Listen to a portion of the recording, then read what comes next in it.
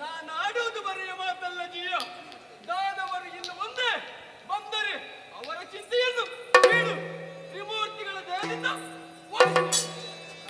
ಉತ್ತಮನು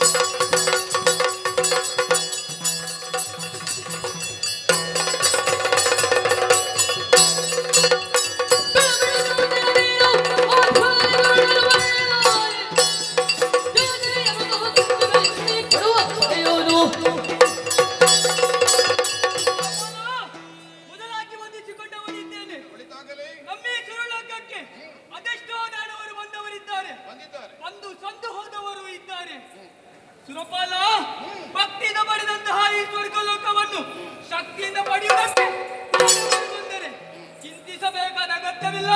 ನಾನಿದ್ದೇನೆ ಚಿಂತೆ. ಪುಡವೀಶ ಕೇಳುವರ ನುಡಿಗೆ ಹಿಕ್ಕುತ್ತ ಪುಡವೀಶ ಕೇಳವರ ನುಡಿಗೆ ಹಿಕ್ಕುತ್ತ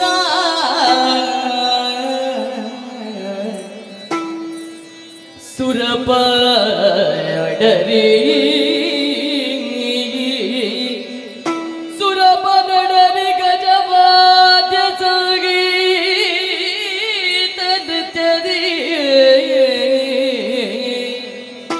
ಸುರರ ಗಡನ ಸಗಿತಾನಂದದ್ಯೋ ವನ ವಿಹಾರಕ್ಕೆ ಗರ್ವದ್ಯೂ ತೆರಳಲಿದ್ದ ಸುರರ ಗಣನ ಸಹಿತ ನೃತ್ಯಜೋ ವನ ವಿಹಾರಕ್ಕೆ ಗರ್ವಜೋ ತೆರಳಲಿದ್ದ ಸುರಪ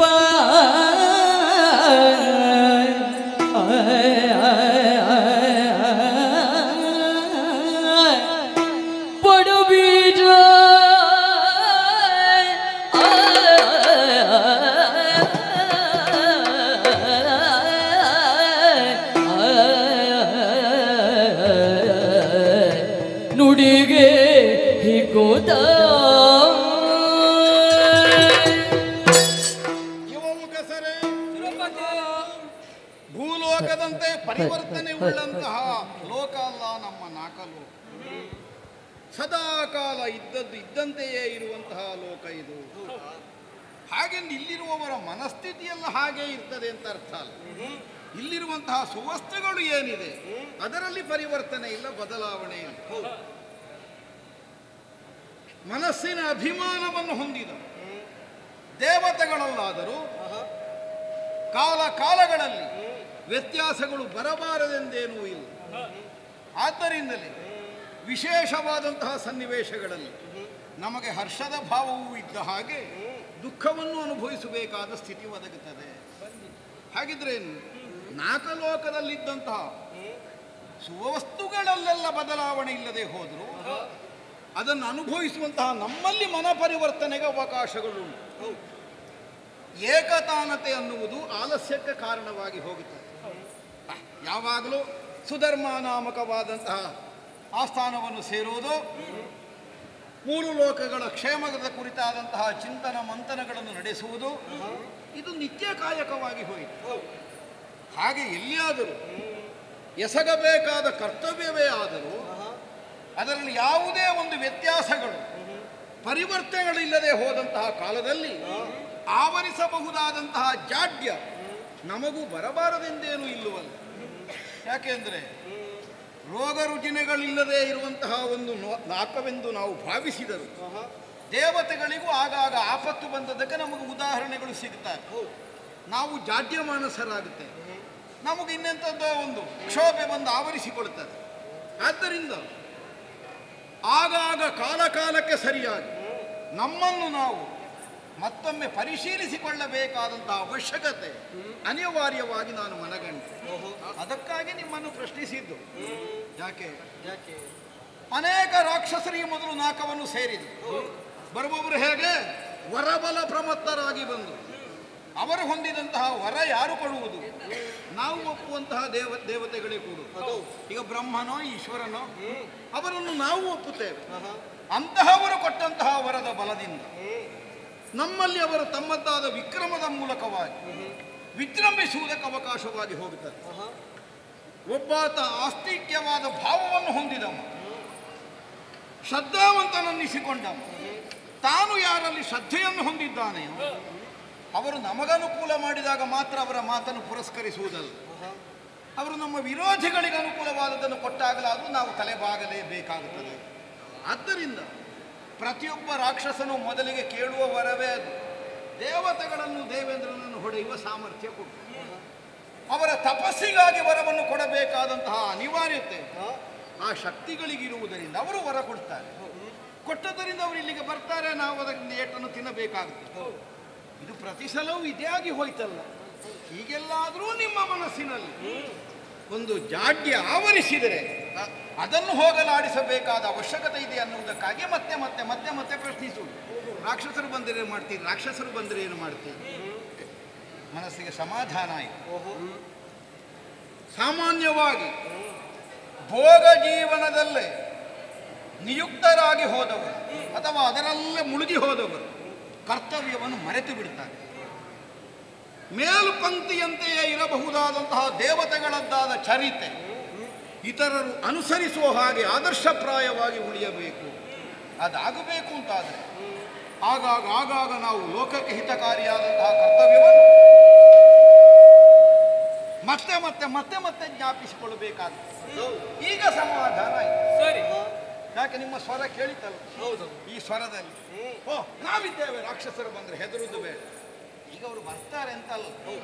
ಹಾಗೆಂದು ಕೇವಲ ರಾಕ್ಷಸರು ಬಂದಾಗ ನಾವೇನು ಮಾಡುವುದು ಇಷ್ಟನ್ನು ಯೋಚಿಸುವುದಕ್ಕೆ ಮಾತ್ರ ದೇವತೆಗಳಿರುವುದಲ್ಲ. ಸಹಜವಾಗಿಯೇ ಭೋಗ ಭೂಮಿಯಲ್ಲಿರುವ ನಾವು ನಮಗೆ ಬೇಕಾದಂತಹ ಭೋಗಾನುಭವಗಳನ್ನು ಹೊಂದಲೇಬೇಕಾಗುತ್ತದೆ. ಅದಕ್ಕೆ ಬೇಕಾದಂತಹ ವ್ಯವಸ್ಥೆ ಈ ದೇವಲೋಕದಲ್ಲಿದೆ ಅಲ್ವ? ನನಗೊಂದು ಮನಸ್ಸಿಗೊಂದು ತೀರ್ಮಾನ ಬಂದಿದೆ. ಹೇಗೆ? ಸದಾ ಕಾಲ ಈ ಆಸ್ಥಾನದಲ್ಲಿ ಸಿಂಹಾಸನಾರೂಢನಾಗಿ ಕುಳಿತುಕೊಳ್ಳುವುದು ಮಾತ್ರ ಅಲ್ಲ, ಒಂದು ಉತ್ಸವದೋಪಾದಿ ವಿಹಾರವನ್ನು ಕೈಗೊಳ್ಳಬೇಕು. ವಿಹಾರ ಅಂದರೆ ಬೇರೆ ಲೋಕದಲ್ಲಿ ಅಲ್ಲ, ಇದೇ ಲೋಕದಲ್ಲೇ ಬೇರೆ ಬೇರೆ ವಾಹನಗಳುಂಟು. ಅಲ್ಲ, ಅದರಲ್ಲಿ ಅತ್ಯುತ್ಕೃಷ್ಟವಾದ ಚೌದಂತಿ ಎನ್ನುವಂತಹ ಖ್ಯಾತಿಯನ್ನು ಗಳಿಸಿದ ಐರಾವತ. ಆ ಐರಾವತವನ್ನೇರಿ ನೀವು ನಿಮ್ಮ ನಿಮ್ಮ ವಾಹನಗಳನ್ನು ನಡೆರಿ, ನಮ್ಮವರನ್ನೆಲ್ಲ ಸೇರಿಸಿಕೊಂಡು ಒಂದು ವೈಭವದ ವಿಹಾರವನ್ನು ನಮ್ಮ ನಂದನದಲ್ಲಿ ಈ ದೇವಲೋಕದಲ್ಲಿ ಮಾಡಬೇಕು ಅಂತ ನಾನು ಯೋಚಿಸಿದ್ದೇನೆ. ಹೇಗೆ ಹೇಳಿದ ಮೇಲೆ ಮುಗಿಯಿತು, ಹೌದಾ? ಹಾಗಿದ್ರೆ ಅದಕ್ಕೆ ಬೇಕಾದ ಸಿದ್ಧತೆ, ಅಪ್ಸರೆ ಇರಬೇಕು, ಅವರ ನಾಟ್ಯ ಬೇಕು, ಆಮೇಲೆ ಚಿತ್ರಸೇನನ ಗಾಯನ ಬೇಕು, ಅದಕ್ಕೆ ಬೇಕಾದಂತಹ ಮೇಳ ಸಮ್ಮೇಳವಾಗಬೇಕು. ಮತ್ತೆ ಏನುಂಟು ವಿಶೇಷವಾದದ್ದಲ್ಲ ದೇವಲೋಕದಲ್ಲಿ, ಅದೆಲ್ಲವನ್ನು ಬಳಸಿಕೊಂಡು ಒಂದು ವೈಭವದ ವಿಹಾರ ಯಾತ್ರೆ, ವಿಜಯೋತ್ಸವದ ಹಾಗೆ. ಹೇಗೆ ಸಿದ್ಧರಾಗಿ ಹೋಗೋಣ ಮುಂದೆ.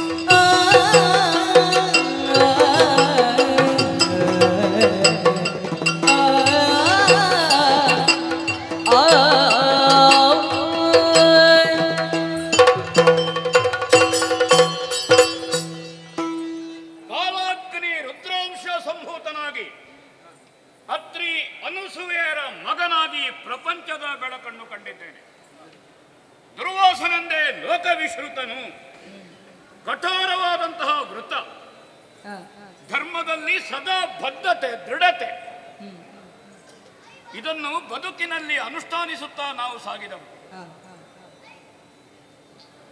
ಓಷನೀಚನಾದಂತಹ ಚಂದ್ರ, ತ್ರಿಗುಣಗಳ ತ್ರಿಕೂಟವಾಗಿರುವಂತಹ ದತ್ತಾತ್ರೇಯ, ಇವನು ನನಗಂತೂ ಸಹೋದರ ಸ್ಥಾನದಲ್ಲಿ ಮಾಂಸಾಕ್ಷಿಯಿಂದ ಪ್ರಪಂಚದ ವಿಷಯ ಭೋಗಗಳಲ್ಲಿ ನಾವು ಆಸಕ್ತರಲ್ಲ, ಅಂತರ್ಮುಖಿಗಳಾಗಿದ್ದುಕೊಂಡು ಕೇವಲ ಒಳದೃಷ್ಟಿಯಿಂದ ಪ್ರಪಂಚದ ದರ್ಶನ, ಇದು ನಮಗೆ ಪ್ರೇರಣೆ ಮತ್ತು ನಾವು ಆಸಕ್ತಿ. ಧರ್ಮ ಏನು? ಸದಾ ವ್ಯಾಖ್ಯಾನವನ್ನು ಉಪನ್ಯಾಸವನ್ನು ಮಾಡುವುದು ಧರ್ಮ ಅಲ್ಲ, ಧರ್ಮ ಧಾರಣೆಗಿದ್ದದ್ದು ಮತ್ತು ಅನುಷ್ಠಾನಕ್ಕಿದ್ದದ್ದು. ಧರ್ಮದ ಕ್ರಿಯಾ ಸ್ವರೂಪ ಏನು? ಅದು ದಾನ.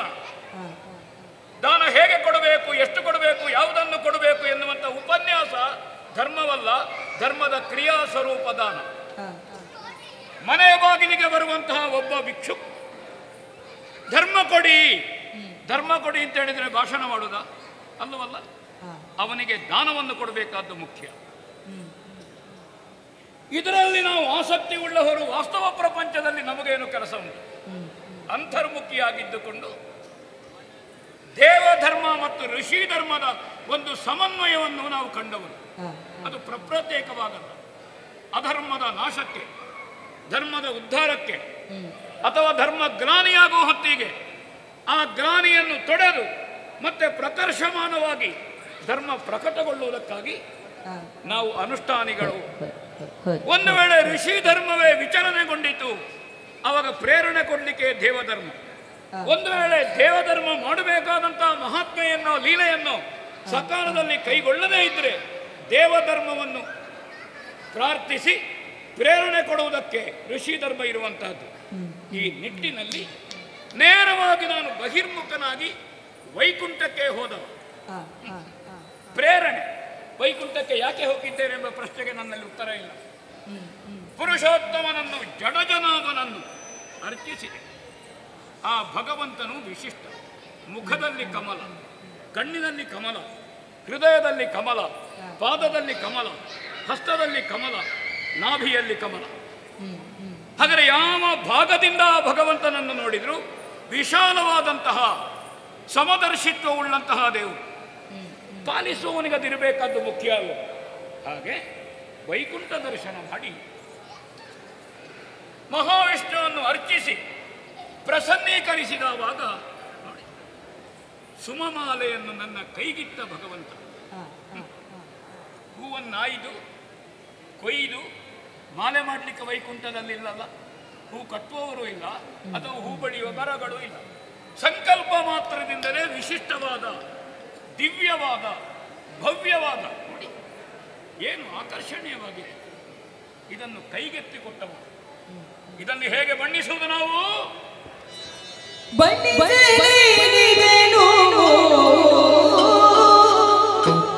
ನೋಡಿ, ಉತ್ತಮ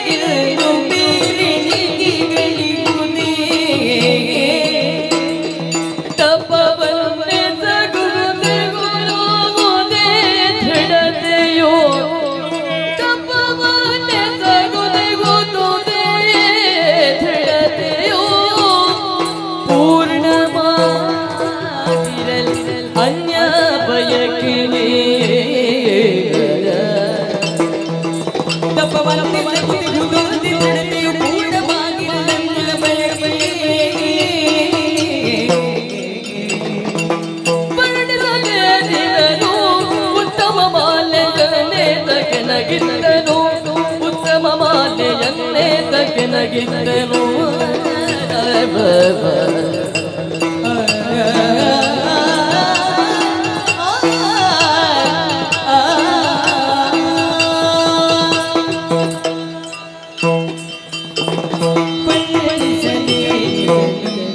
ಬಣ್ಣಿಸಲೇನಿದನು. ಎಷ್ಟು ಸುಂದರವಾಗಿ ಆಯಿತು ಪೋಣಿಸಿದ ಹಾಗೆ.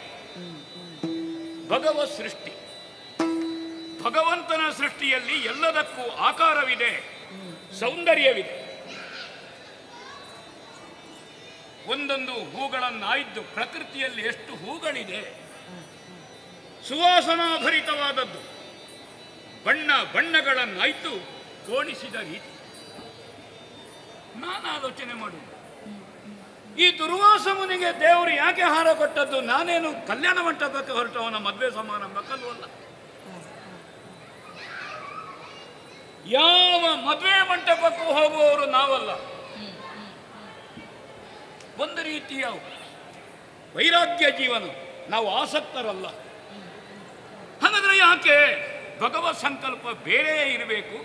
ನನ್ನಿಂದ ಏನನ್ನೋ ಲೋಕ ಕಲ್ಯಾಣಕ್ಕಾಗಿ ಒಂದು ಕಾರ್ಯವನ್ನು ದೇವರು ಸಂಕಲ್ಪ ಮಾಡಿದ್ದೇನೆ ಅಂತ ಹೇಳಿದರೆ ಅದರ ಹೊಣೆ ನಮ್ಮ ಹೆಗಲಿಗೆ. ಏನು ಮಾಡುವುದು? ಈ ಮಾಲೆಯಿಂದ ಲೋಕ ಕಲ್ಯಾಣವಾಗಬೇಕು. ಯಾವ ಹಾರದಿಂದಲೂ ಲೋಕದಲ್ಲಿ ಅಶಾಂತಿ ಅಲ್ಲವಲ್ಲ, ಶಾಂತಿಯ ನಿರ್ಮಾಣ ಆಗಬೇಕಾದ್ದು ಮುಖ್ಯ. ನನಗಂತೂ ಅಲ್ಲ, ನಾವಂತೂ ಅಂತರ್ಮಿಕಗಳಾಗಿ ತಪಸ್ಸಿನಲ್ಲೇ ತೊಡಗಿಕೊಳ್ಳುವುದು. ಇದನ್ನು ಹಿಡ್ಕೊಂಡು ತಪಸ್ಸು ಮಾಡಲಿಕ್ಕೆ ಉಪಾಯ ಇಲ್ಲ. ಹಾಗೆ ಅಂತ ಇದನ್ನು ಎಲ್ಲಿಯೋ ಬಿಟ್ಟು ಹೋಗುವುದಲ್ಲ. ದೇವರ ಪ್ರಸಾದ ಅರ್ಹತೆ ಉಳ್ಳವನಿಗೆ ಕೊಡಬೇಕಾದ್ದು ಮುಖ್ಯ. ಮಾಲೆಯಲ್ಲಿ ವಿಶಿಷ್ಟತೆಯೂ ಇದೆ. ಯಾರು ಧರಿಸ್ತಾನೆ ಅವನಿಂದ ಲೋಕ ಕಲ್ಯಾಣವೂ ಹೌದು, ಯೋಗ ಭಾಗ್ಯಗಳು ಅವನನ್ನು ಕೂಡಿಕೊಳ್ಳುವುದು ಹೌದು, ಅಥವಾ ಇರುವಂತಹದ್ದು ಸ್ಥಿರವಾಗುವುದು ಹೌದು. ಒಳ್ಳೆ ಪಕ್ಕ ನೆನಪಾದದ್ದು ನನಗೆ ಅತ್ಯಂತ ಎತ್ತರದ ಲೋಕ. ಭೂಲೋಕ, ಭುವರ್ಲೋಕ, ಸ್ವರ್ಲೋಕ, ಮಹಾಲೋಕ, ಜನಲೋಕ, ತಪೋಲೋಕ, ಸತ್ಯಲೋಕ. ಸತ್ಯ ಅತ್ಯಂತ ಎತ್ತರದಲ್ಲಿದೆ. ಅಲ್ಲಿರುವಂತಹದ್ದು ಸೃಷ್ಟಿಕರ್ತನಾದಂತಹ ಬ್ರಹ್ಮ. ಬ್ರಹ್ಮದೇವರಿಗೆ ಕೊಟ್ಟರೆ, ಸೃಷ್ಟಿಕರ್ತನಿಗೆ ಕೊಟ್ಟರೆ, ಸೃಷ್ಟಿಯಲ್ಲಿರುವ ಎಲ್ಲ ವರ್ಗಕ್ಕೆ ಅಂಡಜವೋ, ಪಿಂಡಜವೋ, ಸ್ವೇದಜವೋ, ಉದ್ದಿಜವೋ, ಏಕಕೋಶದಿಂದ ಅನಂತ ಕೋಶದವರೆಗೆ ಇದು ವಿನಿಯೋಗವಾದೀತು.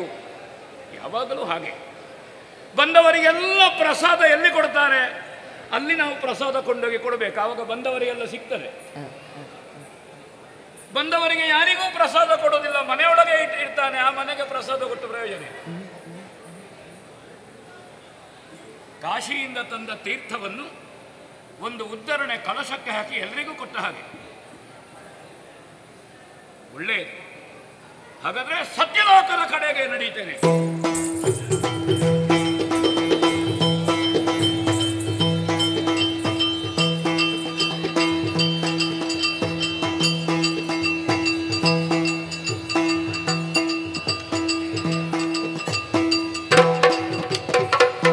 ಹಿತವಿದು ತ್ರೈಮೂರ್ತಿಗಳ ಮತದಲ್ಲಿ ಶತಮಖವಾಡುತ್ತಲಿಹನು.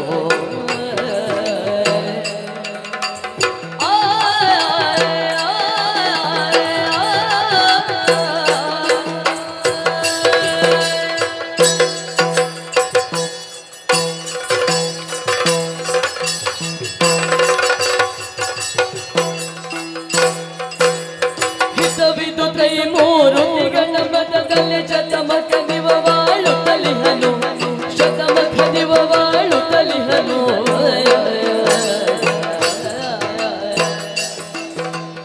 ಅತುಳ ಭಾಗ್ಯವಿದೆ ಜಯವಾಗಲಿ ಮನ ಮುನಿ ಬನ್ನಿ ಸ್ವರ್ಗೈದಿದನು.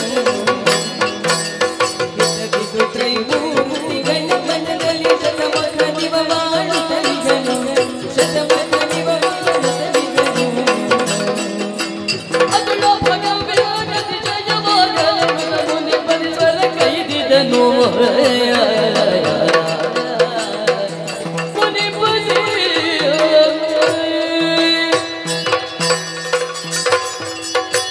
ಸತ್ಯಲೋಕವನ್ನು ತೆರಳಿ ಸೃಷ್ಟಿಕರ್ತನಾದಂತಹ ಬ್ರಹ್ಮನನ್ನು ಸ್ತುತಿಸಿದೆ.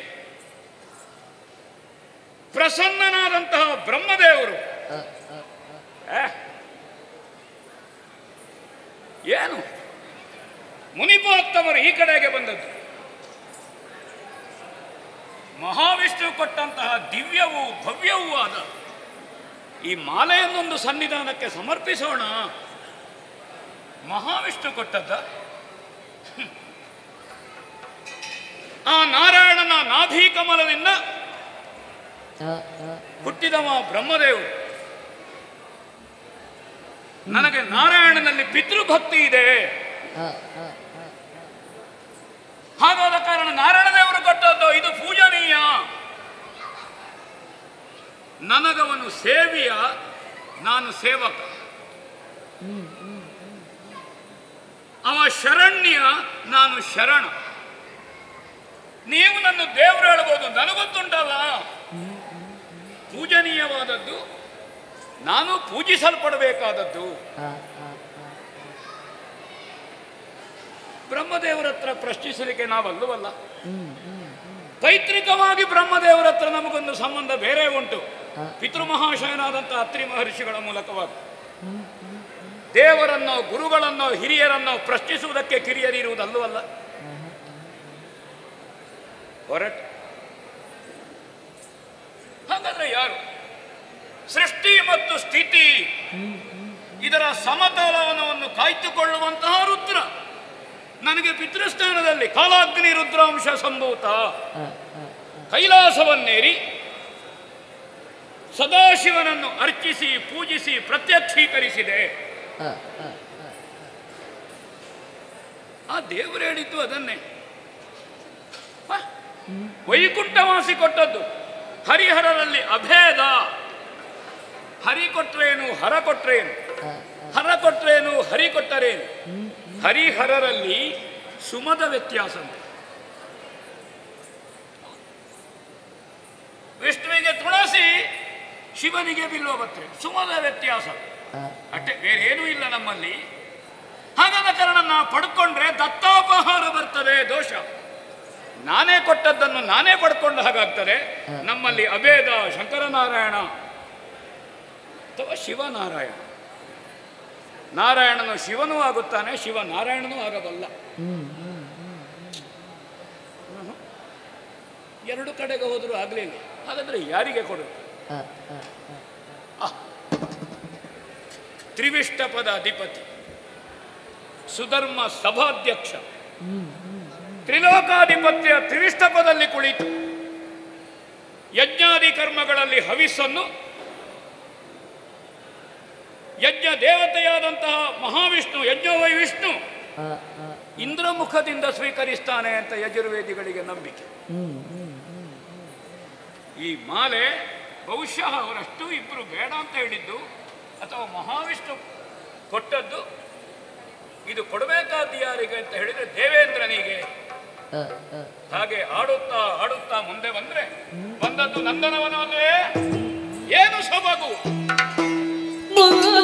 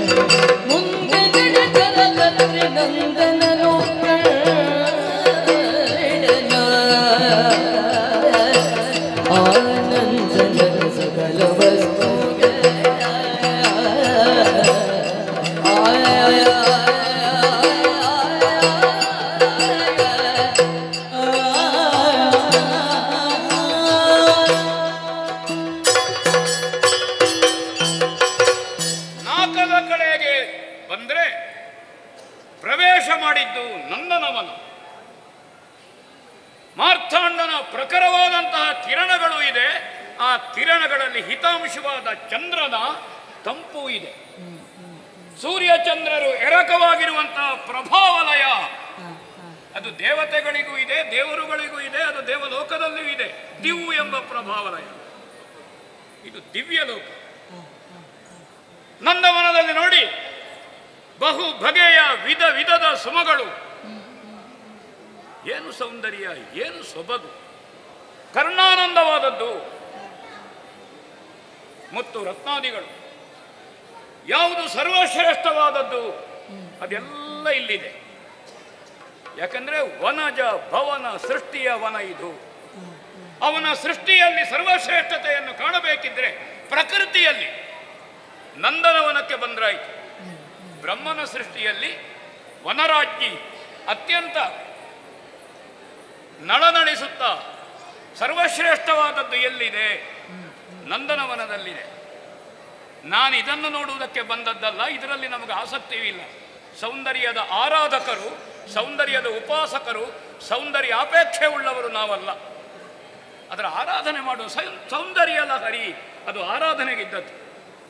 ದೇವಲೋಕದಲ್ಲಿರುವಂತಹ ಸುವಸ್ತುಗಳು ಅದು ಅನುಭವಿಸುವುದಕ್ಕಿದ್ದದ್ದಲ್ಲ, ಆಳುವುದಕ್ಕಿದ್ದದ್ದು.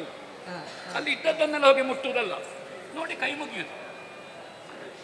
ಇದು ಆ ಕಾರಣದಿಂದ ನಂದನವನ ನಾಕದ ಕಡೆಗೆ ನೋಡಿ ಮಂಗಳವಾದ್ಯ ಬೇರಿ ನಗಾರಿಗಳು ಮೊಳಗುತ್ತಿರುವುದು ಕೇಳುತ್ತಾ ಉಂಟು. ಬಹುಶಃ ಇಂದ್ರನ ಅಂತ ಗೊತ್ತಿಲ್ಲ, ಆ ಕಡೆಗೆ ನಡೆಯುತ್ತೆ.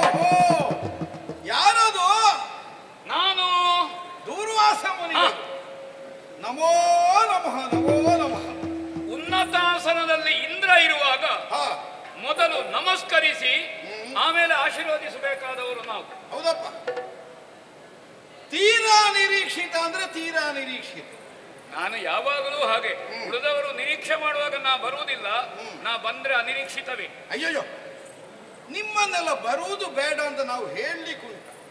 ಬೇಡ ಅಂತ ಹೇಳಿದಲ್ಲಿಗೆ ನಾವು ಮೊದಲು ಬರುವುದು. ಆದ್ದರಿಂದಲೇ ನಾವು ಹೇಳುವುದು. ಯಾಕೆಂದ್ರೆ ನಮಗೆ ಬೇಕಾದವರು ನೀವು ಹಾಗಾದ ಕಾರಣ. ಯಾಕಂದ್ರೆ ಪ್ರಪಂಚದಲ್ಲಿ ಯಾವ ಅಪೇಕ್ಷೆಯನ್ನು ಇರಿಸಿಕೊಳ್ಳದೆ ಬದುಕುತ್ತಿರುವಂತಹ ಮಂದಿಗಳಲ್ಲಿ ಅಗ್ರಗಣ್ಯರು ನೀವು. ಲೋಕಹಿತ ಮಮ ಕರಣೀಯಂ. ಒಂದು ದೃಷ್ಟಿಯಿಂದ ನೋಡಿದ್ರೆ ಒಂದು ದೇಹಾಭಿಮಾನವೇ ಇಲ್ಲದೆ ಇದ್ದ ವ್ಯಕ್ತಿತ್ವ, ಇದ್ದು ಇಲ್ಲದಂತೆ ಬದುಕು. ದುರ್ವಾಸರು. ನಾನು ಅದಕ್ಕೆ ದೂರವೇ ನಿಂತದ್ದು. ಅಲ್ಲ ಹಾಗಲ್ಲ, ದೂರದಲ್ಲಿ ವಾಸಿಸುವವರು ಅನ್ನುವ ಅರ್ಥದಿಂದಲೂ ದೂರ್ವಾಸರು ಮಾತ್ರ ಅಲ್ಲ, ದುರ್ವವನ್ನೇ ಆಹಾರವನ್ನಾಗಿ ಸ್ವೀಕರಿಸಿ ಬಹಳ ಕಾಲ ಬದುಕಿದವರು, ಗರಿಕ ಹುಲ್ಲನ್ನೇ ತಿಂದು ಬದುಕಿದವರಂತೆ, ಆದ್ದರಿಂದಲೂ ದೂರ್ವಾಸರು. ಹುಲ್ಲು ತಿನ್ನುವ ಪ್ರಾಣಿಗಳು ನಾವು. ಅಲ್ಲ, ಇನ್ನೊಂದು ದೃಷ್ಟಿಯಿಂದ ಎಲ್ಲರೂ ಆ ಅರ್ಥದಲ್ಲಿ ಹುಲ್ಲು ತಿನ್ನುವವರೇ. ಒಂದು ವಾಕ್ಯ ಇಲ್ವೋ, ಹುಟ್ಟಿಸಿದ ದೇವ ಹುಲ್ಲು ಮೇಯಿಸದೆ ಇರುವುದಿಲ್ಲ. ಹಾಗಿದ್ರೆ ಅರ್ಥ ಏನು? ಹುಲ್ಲು ಅನ್ನುವುದು ಕೇವಲ ತೃಣ ಅನ್ನುವ ಭಾವದಿಂದ ಅಲ್ಲ, ಅನ್ನ ಅನ್ನುವ ಅರ್ಥದಿಂದ. ಯಾವುದು ಹುಲ್ಲು ತಿಂತದ ಅದು ಹಾಲು ಕೊಡುತ್ತದೆ, ಯಾವುದು ಅನ್ನ ತಿಂತದ ಅದು ಹೇಸಿಗೆ ಕೊಡುತ್ತದೆ. ಅಲ್ಲ, ಇರಬಹುದು, ಇದು ನಮಗೆ ತಿಂದೇ ಗೊತ್ತಿಲ್ಲ. ನಿಮಗೆ ಗೊತ್ತಿಲ್ಲ, ನೀವು ಗ್ರಾಣದಿಂದಲೇ ಪ್ರಪಂಚವನ್ನು. ಹೌದು, ನಾವು ಸಾರ ಮಾತ್ರ ತಗೊಂಡೆ. ದುರ್ವಾಸರು ಅಂತ ಮತ್ತೊಂದು ಹೆಸರು ನಿಮಗೆ ಬಂದದ್ದು ನೀವು ಧರಿಸುವಂತಹ ಬಟ್ಟೆಯ ಕಾರಣದಿಂದ. ಅಂದ್ರೆ ಬಟ್ಟೆಯ ಕುರಿತೆಲ್ಲ ಬಹಳ ದೊಡ್ಡ ಆಸಕ್ತಿ ಇದ್ದವರಲ್ಲ. ಮೈಯ ಬಟ್ಟೆ ಮುಖ್ಯ ಅಲ್ಲ, ಹಾಗೆಂತ ಮಾನ ಮುಚ್ಚಿಕೊಳ್ಳುವುದಕ್ಕೆ ಬೇಕು. ಬದುಕಿನ ಬಟ್ಟೆ ಬೇರೆಯವರಿಗೆ ಬಟ್ಟೆಯಾಗಿರ್ಬೇಕು. ಹೌದೌದು, ಬದುಕಿನ ಬಟ್ಟೆಯೇ ಮುಖ್ಯ, ಮೈಯ ಬಟ್ಟೆ ಮುಖ್ಯ ಅಲ್ಲ ಅಂತ. ಮೈಯ ಬಟ್ಟೆ ಸ್ವಲ್ಪ ಹರಿದ್ರೂ ನಾನು ಆಲೋಚನೆ ಮಾಡುವುದಿಲ್ಲ. ಯಾರು ಮೈ ನೋಡುವ ಉತ್ಸಾಹದಲ್ಲಿ ಇದ್ದವರು ನೋಡ್ತಾರೆ, ಆದ್ರೆ ಬದುಕಿನ ಬಟ್ಟೆ ಹರಿದ್ರೆ ಹರಿದಾಡಬೇಕಾಗ್ತದೆ. ಭೂಲೋಕದಲ್ಲಿರುವಂತಹ ಋಷಿ ಮಹರ್ಷಿಗಳೆಲ್ಲರೂ ಕಾಮಾದಿ ಭಾವಗಳನ್ನು ಪೂರ್ಣವಾಗಿ ತ್ಯಜಿಸಿದವರು ಅಂತ ಅರ್ಥ ಏನು ಅಲ್ಲ. ಅಲ್ಲ, ನಾವೀಗ ಕೆಲವರದ್ದೆಲ್ಲ ಪರೀಕ್ಷೆ ಮಾಡುವ ಕ್ರಮ ಉಂಟು, ಒಂದೊಂದು ಮುಂದಕ್ಕೆ ಬಿಟ್ಟು ಬಿಡುವುದು. ಆ ಕಾಲದಲ್ಲಿ ಅವರ ಕೈಕಾಲು ಬಿಡುವುದೇ. ಅದು ದೇವೇಂದ್ರನ ಮಹಾತ್ಮೆಯ ಲೀಲೆಯು, ದೇವವರ್ಗಕ್ಕಿದ್ದದ್ದು. ಆದರೆ ಯಾವ ಕಾರಣದಿಂದಲೂ ದುರ್ವಾಸರು ಯಾವುದೇ ಭೋಗದ ಕುರಿತಾಗಿ, ಕಾಮನೆಯ ಕುರಿತಾಗಿ ಆಸಕ್ತಿಯನ್ನು ತಳೆದವರಲ್ಲ. ಕಾಮನನ್ನು ಸುಟ್ಟು ಬೊಟ್ಟಿಟ್ಟುಕೊಂಡವನ ಅಂಶದಿಂದ ಹುಟ್ಟಿದ್ದೇನೆ. ಅಲ್ವೋ ಅಂತ ದೂರ್ವಾಸರು ದೇವಲೋಕಕ್ಕೆ ಅಪೂರ್ವವಾಗಿ ಆಗಮಿಸಿದ್ದೀರಿ. ನೀವು ಆಗಾಗ ಬರುವವರಲ್ಲ. ನಿಮ್ಮನ್ನು ನೋಡುವಾಗ ನನಗೊಂದು ಸಲ ಆಶ್ಚರ್ಯ ಆಗಿದೆ. ಅಪೂರ್ವವಾಗಿ ನೀವು ಬರುವಾಗ ನಾನು ನಿಮ್ಮನ್ನೊಂದು ಎದುರಿಗೊಂಡು ಸತ್ಕಾರ ಮಾಡುವುದಕ್ಕೆ ಸರಿಯಾದ ಅನುಕೂಲ ಇಲ್ಲದೆ ಹೋಯ್ತು. ನಾನು ಅದರಲ್ಲಿ ದೊಡ್ಡ ನಿರೀಕ್ಷೆ ಉಳ್ಳವನಲ್ಲ. ಅಲ್ಲ, ನಿಮಗೆ ನಿರೀಕ್ಷೆ ಉಂಟು ಅಂತಲ್ಲ, ಆದ್ರೂ ಅಪೂರ್ವವಾಗಿ ಬಂದಿರುವಾಗ ನಾನೀಗ ಆ ಸ್ಥಿತಿಯಲ್ಲಿಲ್ಲ ನೋಡಿ. ಬಹಳ ಎತ್ತರದಲ್ಲಿದ್ದಿ ಇಂದ್ರ. ಅಲ್ಲ, ಬಹಳ ಎತ್ತರದಲ್ಲಿದ್ದಿ. ಅಲ್ಲ, ಎರಡು ದೃಷ್ಟಿಯಿಂದ ಎತ್ತರದಲ್ಲಿ ಇರಬೇಕಾದ್ದೇ ನೀನು. ಈಗಲೂ ಎತ್ತರದಲ್ಲಿದ್ದೇನೆ, ಅಲ್ಲದಿದ್ರು ಯಾವಾಗಲೂ ಎತ್ತರದಲ್ಲಿ ಇರುವವನು. ದೇವೇಂದ್ರ ಅಂದ್ರೆ ಹಾಗಲ್ವ, ಮೂರು ಲೋಕಗಳ ಒಡೆಯ. ಆದ್ರೆ ಒಂದು ನ್ಯಾಯ ಇದೆ. ಈಗ ಮನೆಗೆ ಒಬ್ಬ ಆತ ಗೃಹಸ್ಥನೋ ಅತಿಥಿಯಾಗಿ ಬಂದ್ರೆ ಅವನನ್ನು ಸತ್ಕರಿಸಬೇಕಾದ ಕ್ರಮ ಹೇಗೆ? ಅದೇ ಗೃಹಸ್ಥ ದಾರಿ ಮಧ್ಯದಲ್ಲಿ ಹೋಗುವಾಗ ಅತಿಥಿ ಬಂದ್ರೆ ಸತ್ಕರಿಸಬೇಕಾದ ಬಗೆ ಹೇಗೆ? ಅಲ್ಲಿ ಮಣೆ ಹಾಕ್ಲಿಕ್ಕೂ ಆಗುದಿಲ್ಲ, ಕಾಲು ತೊಳಿಲಿಕ್ಕೂ ಆಗುದಿಲ್ಲ. ಉಚಿತವಾದ ಮಾತುಗಳು. ಓಹ್, ನಿಮ್ಮ ಆಗಮನ ನಮ್ಮ ಮನಸ್ಸಿಗೆ ಬಹಳ ಸಂತೋಷ ಕೊಟ್ಟಿದೆ. ಇದು ನೀವು ಬಹಳ ಹೊತ್ತು ನಿಲ್ಲುವವರಲ್ಲ ಅಂತ ಕಾಣ್ತದೆ. ಅಲ್ಲ, ಗೊತ್ತಾಯ್ತು, ನನಗೆ ಅರ್ಥ ಆಯ್ತು. ಹೆಚ್ಚು ಹೊತ್ತು ನಿಲ್ಲಬಾರದು, ಪ್ರಸಂಗ ತುಂಬಾ ಉಂಟು ಮುಂದೆ. ಅದೇ ನಾವೊಂದು ಕಾರ್ಯಕ್ಕೆ ಹೊರಟಿದ್ದೇವೆ, ಒಂದು ಉತ್ಸವ ಇದೆ. ಹೌದೌದು. ಅಲ್ಲ, ದೂರ ಅಂದ್ರೆ ನಿರ್ದಿಷ್ಟವಾಗಿ ಇಂತಲ್ಲಿಗೆ ಹೋಗ್ಬೇಕನ್ನುವ ಗಮನದಿಂದ ಅಲ್ಲ, ಮತ್ತೆ ಕೊನೆಗೂ ಸೇರುವುದು ಹೊರಟಲ್ಲಿಗೆ. ಆದ್ರೂ ಹೋದಷ್ಟು ಹೋಗಲಿ. ಹೀಗೆ ಒಂದು ಸುತ್ತು ನಮ್ಮವರನ್ನೆಲ್ಲ ಸೇರಿಸಿಕೊಂಡು ನಂದನದಲ್ಲಿ ವಿಹಾರ ಮಾಡೋಣ. ಬೇಕಲ್ಲ ವೈಭವಗಳೆಲ್ಲ. ಹೌದೌದು, ಉಂಟಲ್ಲ, ಅನುಭವಿಸುವುದು ಯಾವಾಗ? ಅನೇಕರಲ್ಲಿ ವೈಭವ ಇರ್ತದೆ, ಶ್ರೀಮಂತಿಕೆ ಇರ್ತದೆ, ಅವರು ಕೃಪಣರಾಗಿ ಅನುಭವಿಸುವುದಿಲ್ಲ. ಅನುಭವಿಸುವಾಗ ಹಲ್ಲು ಬಿದ್ದು ಹೋಗ್ತದೆ. ಒಂದು ಸಾರ್ಥಕ್ಯ ಬಂತು ನನಗೆ. ನಮ್ಮ ಒಂದು ಭವ್ಯ ಮೆರವಣಿಗೆಗೆ ಕಳೆ ವೃದ್ಧಿಸುವ ಹಾಗೆ ಏನು ಬೇಡ ಅಂತ ಬಿಟ್ಟು ನೀವು ಬಂದ್ರಲ್ಲ. ಅಲ್ಲ, ಏನು ಬೇಡ ಅಂದ್ರೆ ಭೋಗ ಜೀವನ ಎಲ್ಲ ಬೇಡ, ಭೋಗ ಬೇಡ ಅದು ಬಿಟ್ಟ ನೀವು ಬಂದಿರ. ಹಾಗೆಂತ ಲೋಕದಲ್ಲಿ ಭೋಗ ಬೇಕು. ನಾವು ಭೋಗಿಗಳಲ್ಲ, ನಾವು ಯೋಗಿಗಳು. ಆದ್ರೆ ನಿಮಗೆ ಬೇಕಲ್ಲ. ಆದರೆ ಇವತ್ತು ನಿಮ್ಮ ಮುಖ ನೋಡುವಾಗ ನನಗೆ ಏನೋ ಒಂದು ವ್ಯತ್ಯಾಸ ಕಾಣುತ್ತದೆ. ಏನು? ಯಾಕಂದ್ರೆ ಎಂದಿನ ಹಾಗಲ್ಲ, ಮುಖದಲ್ಲಿ ಒಂದು ಪರಿಪೂರ್ಣವಾದಂತಹ ಕಳೆ ಕಾಣಿಸ್ತಾ ಉಂಟು. ದೇವಲೋಕಕ್ಕೆ ಚಿತ್ತೈಸಿದ್ದೀರಿ, ಉದ್ದೇಶ ಇಲ್ಲದೆ ತಾವು ಬರುವವರಲ್ಲ. ಅಲ್ಲ, ಸಾಮಾನ್ಯವಾಗಿ ಹೇಗೆ ಕೇಳಿದ್ರೆ ಕಾಲೆಳೆದಲ್ಲಿಗೆ ಹೋಗುವವರು ದುರ್ವಾಸರು ಅಂದ್ರೆ ಕ್ರಮ ಹಾಗೆ. ಈಗ ಇಲ್ಲಿಗಾಂತಲೇ ಹೊರಟು ಬಂದವರ, ಬೇರೆಲ್ಲಿಗಾದ್ರೂ ಹೋಗುವವರು ಈ ದಾರಿಯಲ್ಲಿ ಬಂದವರು, ಅಥವಾ ಬೇರೆಲ್ಲಿಂದಾದ್ರೂ ಹೋದವರು ಇತ್ತ ಕಡೆಗೆ ಬಂದವರು, ಅಲ್ಲ ಇನ್ನು ಮುಂದೆ ಎಲ್ಲಿಗಾದ್ರೂ ಹೋಗ್ಲಿಕ್ಕೆ ಇಲ್ಲಿಗೆ ಬಂದವರು. ಅನ್ನುವುದನ್ನೆಲ್ಲ ತಿಳಿದುಕೊಳ್ಳೋಣ ಅಂತ ಉದ್ದೇಶ. ಬೇಗ ಹೇಳಿ ನಮ್ಮ ಅಲ್ಲ ಮೆರವಣಿಗೆ. ಹೋಗ್ಲಿಕ್ಕುಂಟು, ಆದ್ರೆ ಇಲ್ಲಿ ಒಂದು ತಂಗುದಾಣ, ಒಂದು ನಿಲ್ದಾಣ, ನಿನ್ನನ್ನು ಉದ್ದೇಶಿಸಿಯೇ ನಾವು ಬಂದದ್ದು.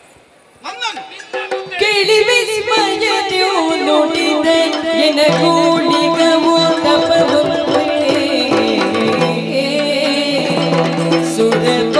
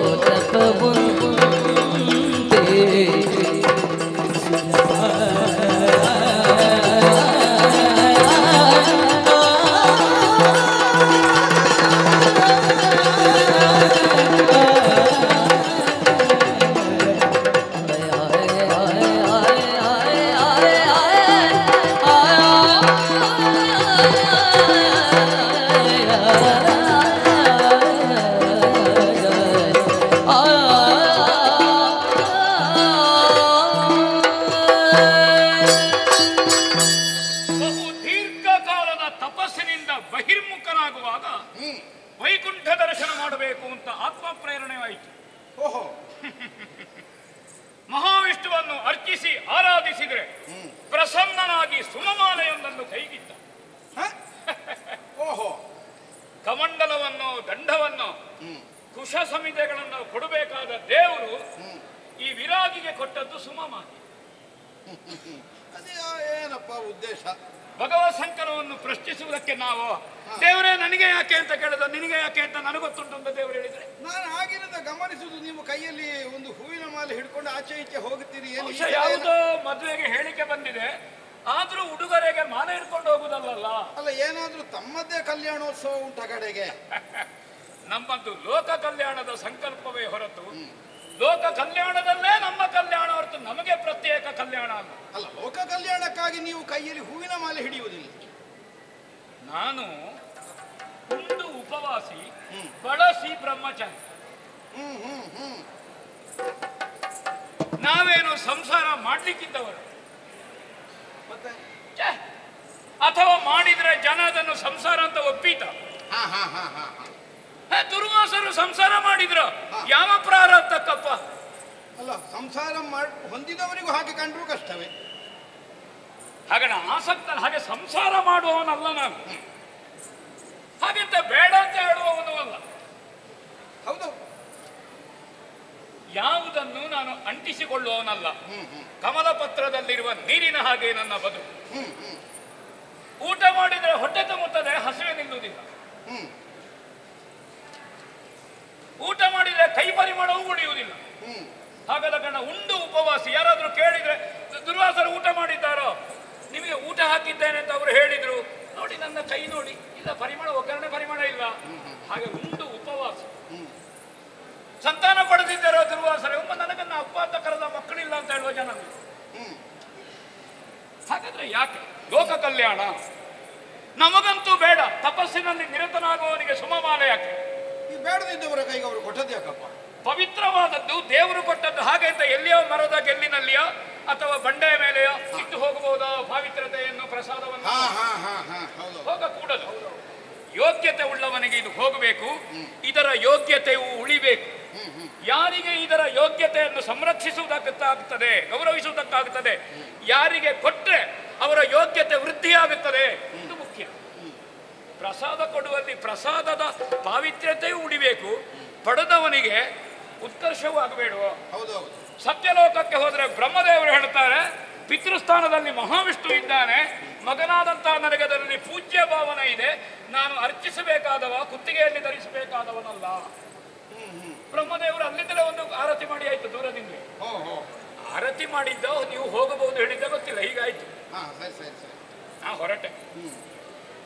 ನಮಗೆ ಅತ್ಯಂತ ಹತ್ತಿರದ ಮನೆ ಕೈಲಾಸ, ರುದ್ರಾಂಶ ಸಂಭೂತ, ನಿನಗೆ ಗೊತ್ತುಂಟು. ಅಪ್ಪನ ಮನೆಗೆ ಹೋದೆ. ಅಪ್ಪಯ್ಯ ನೋಡಿ ಮಹಾವಿಷ್ಣು ಕೊಟ್ಟದ್ದು, ಎಂತ ಹೇಳುತ್ತಿ ಮಗ, ದತ್ತಾಪಹಾರ ಅಲ್ವಾ, ವಿಷ್ಣು ಬೇರೆಯ ನಾ ಬೇರೆಯ? ಮೂರು ಮೂರ್ತಿಗಳು ನಮ್ಮ ಅಮ್ಮನಲ್ಲಿ ಮೂರು ಮಕ್ಕಳನ್ನು ಒಟ್ಟಿಗೆ ಪಡೆದದ್ದು. ಯಾರು ಮೊದಲು ಯಾರು ಮತ್ತೆ ಅಂತ ಮುಖ್ಯ ಅಲ್ಲ, ಅದು ತ್ರಿಗುಣಗಳ ತ್ರಿಕೂಟವೂ ಹೌದು. ನಮ್ಮಲ್ಲಿ ಒಬ್ಬ ಮೂರು ಗುಣ ಉಳ್ಳವೋ, ಹಾಗಾದ್ರೆ ಒಬ್ಬನಲ್ಲೇ ಮೂರು ಗುಣಗಳಿದೆ, ಅದು ಮೂರಾಗಿ ಕಾಣ್ತದೆ. ಏಕಂ ಸತ್ ವಿಪ್ರಾಹ ಬಹುದಾವದಂತೆ. ಹೌದಪ್ಪ, ಯಾರಿಗೆ ಕೊಡಬೇಕು ಅಂತ ನಿನಗೆ ಮನಸ್ಸಿಗೆ ಕಾಣ್ತದೆಯೋ ಅಂತಹ ಯೋಗ್ಯತಾವಂತನಿಗೆ ವಿಷ್ಣು ಕೊಟ್ಟದ್ದು. ಬ್ರಹ್ಮದೇವರು ತಿರಸ್ಕರಿಸಿದ್ರು, ಗೌರವದಿಂದ ಕಂಡ್ರು.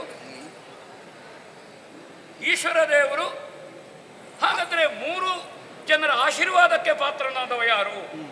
ಮೂರು ಜನವನ್ನು ನಿತ್ಯ ಅದ್ವೈತ ಭಾವದಿಂದ ಪೂಜೆ ಮಾಡುವವ ಯಾರು? ಆವಾಗ ನನಗೆ ನೆನಪಾದದ್ದು ನಾಕ. ಮತ್ತೆ ಸ್ವರ್ಗ ನೆನಪಾದದ್ದಲ್ವ ಇಂದ್ರ? ಹೌದಾ? ಮತ್ತೆ ಮೂರು ಮೂರ್ತಿಗಳು ಯಾರ ನೆತ್ತಿಯಲ್ಲಿ ಒಟ್ಟಿಗೆ ಕೈ ಇಟ್ಟಿದ್ದಾರೆ, ಯಾರಿಗೆ ಕೊಡುವುದರಿಂದ ಇದರ ಮೂಲಕವಾಗಿ ಲೋಕ ಕಲ್ಯಾಣವಾದೀತು. ಈ ಯೋಗ್ಯತೆ ಯೋಗ, ಯಾರ ಅಧಿಕಾರ ಜಗತ್ವ್ಯಾಪಿಯಾಗಿ ಸ್ಥಿರವಾಗ್ತದೆ, ಯಾರ ಸಂಪತ್ತು, ಒಂದು ಅಧಿಕಾರದ ಯೋಗ ಸಂಪತ್ತಿನ ಭಾಗ್ಯ ಇರುವುದು ಇಂದ್ರನಿಗೆ. ಇದನ್ನು ಪಡ್ಕೊಂಡ್ರೆ ಏನಾದ್ರು ಗೊತ್ತದ, ಇಷ್ಟಾರ್ಥ ಸಿದ್ಧಿಯಾಗುತ್ತದೆ. ಇಷ್ಟಾರ್ಥ ಕೈಗೂಡಿ ಸೌಭಾಗ್ಯದಿಂದ ಸಂತುಷ್ಟಿಗೊಳ್ಳುವ ಬಗೆಗೆ, ಇಷ್ಟಾರ್ಥ ಕೈಗೂಡಿ ಸೌಭಾಗ್ಯದಿಂದ ಸಂತುಷ್ಟಿಗೊಳ್ಳುವ ಬಗೆಗೆ ಕರುಣಿಸುವೆ ಕಂಠರದಿ ತೊಟ್ಟು, ಸಂತುಷ್ಟಿಗೊಳ್ಳುವ ಬಗೆಗೆ ಕರುಣಿಸುವೆ ಕಂಠರದಿ ತೊಟ್ಟು, ಸುಖದ್ಯೂ ಬಾಳುವುದು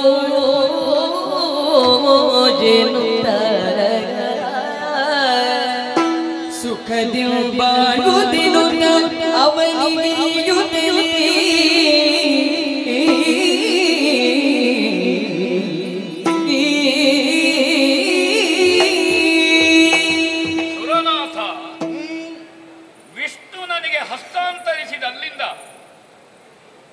ನಾನು ರುದ್ರಾಕ್ಷಿಯ ತುಳಸಿ ಮಣಿಗಿಂತ ಹೆಚ್ಚು ಅಲ್ಲಿಂದ ಇಲ್ಲಿಯವರೆಗೆ ಇದನ್ನು ಹಿಡ್ಕೊಂಡೇ ಜಪ ಮಾಡಿ.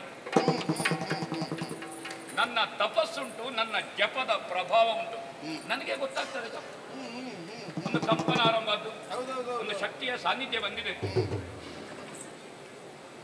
ಇಂದರಿಂದಲೇ ಲೋಕ ಕಲ್ಯಾಣ, ಮೂರು ಮೂರ್ತಿಗಳ ಬಯಕೆ ಏನು ಸುಲಭದಲ್ಲಿ ಬಂದದ್ದಲ್ಲ. ಶತಮಖ 100 ಅಶ್ವಮೇಧದಷ್ಟೇ ಪುಣ್ಯದ ತಪಸ್ಸಿದೆ, ಅಷ್ಟೇ ಪುಣ್ಯದ ದಾನಾದಿ ಕರ್ಮಗಳಿದೆ. ಈ ಕಾರಣಕ್ಕೆ ಒಲಿದು ಬರುವಂತಹದ್ದಿದು. ಇದನ್ನು ಕುತ್ತಿಗೆಯಲ್ಲಿ ಧರಿಸಿದರೆ ಇಷ್ಟಾರ್ಥ ಸಿದ್ಧಿಯಾಗ್ತದೆ. ಅಥವಾ ಇಷ್ಟಾರ್ಥ ಸಿದ್ಧಿಯಾದದ್ದು ಅದು ಶಾಶ್ವತವಾಗಿ ಭದ್ರವಾದಂತಹ ಅನುಭವಕ್ಕೆ ಬರ್ತದೆ. ಅಧಿಕಾರದ ವಿಚಲನೆ ಇಲ್ಲ, ಅಥವಾ ಸಂಪತ್ತು ಕರಗಿ ಹೋಗ್ತದೋ ಮುಗಿದು ಹೋಗುತ್ತದೆ ಎಂಬ ಭಯ ಇಲ್ಲ. ಸೇರಬೇಕಾದ್ದೆಲ್ಲವೂ ಸಮ ಪ್ರಮಾಣದಲ್ಲಿ ಸೇರುವ ಯೋಗವುಂಟು, ಆ ಸೇರಿದ್ದನ್ನು ಅನುಭವಿಸುವ ಭಾಗ್ಯವೂ ಇದೆ. ಯಾಕೆ ನಾನು ಇದನ್ನು ಹಿಡ್ಕೊಂಡು ಎಂತ ಮಾಡುವುದು ಹೇಳುವುದು? ತಪಸ್ಸು ಮಾಡಲಿಕ್ಕೆ ಉಪಾಯ ಇಲ್ಲ ಇದನ್ನು ಹಿಡ್ಕೊಂಡು. ಹಾಗಾದ್ರೆ ಇಂತಹ ಉತ್ತಮೋತ್ತಮವಾದಂತಹ ವಸ್ತುಗಳು ದೇವ ಸನ್ನಿಧಾನಕ್ಕಿದ್ದದ್ದು. ಇದು ದೇವಸ್ಸು, ಕಂಡವರಿಗೆ ಕೊಡುವುದಲ್ಲ.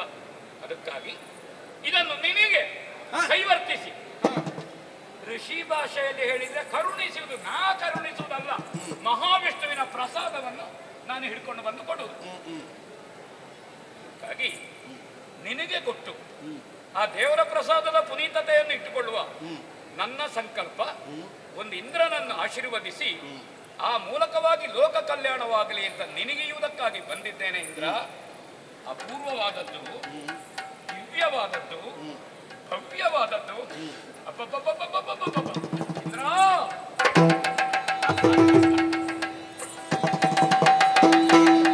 ಸೃಷ್ಟಿ ಮೂರ ಕೊಡೆಯ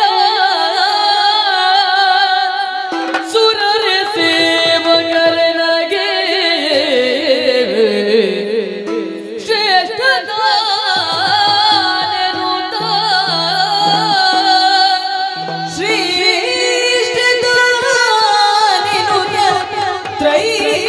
ತ್ರೈಮೂರ್ತಿಗಳು ಮುದದುಡಿ ಪಂಡ ದುಡಿದನವೆಂದ ಮೇಲೆ ತ್ರೈಮೂರ್ತಿಗಳು ಮುದದುಡಿ ಪಂಡ ದುಡೆತನವಿದ್ದ ಮೇಲೆ ಅಪ್ಪುತ್ತರುಳೇ ನೆನುತ ಗರ್ವದೊಳು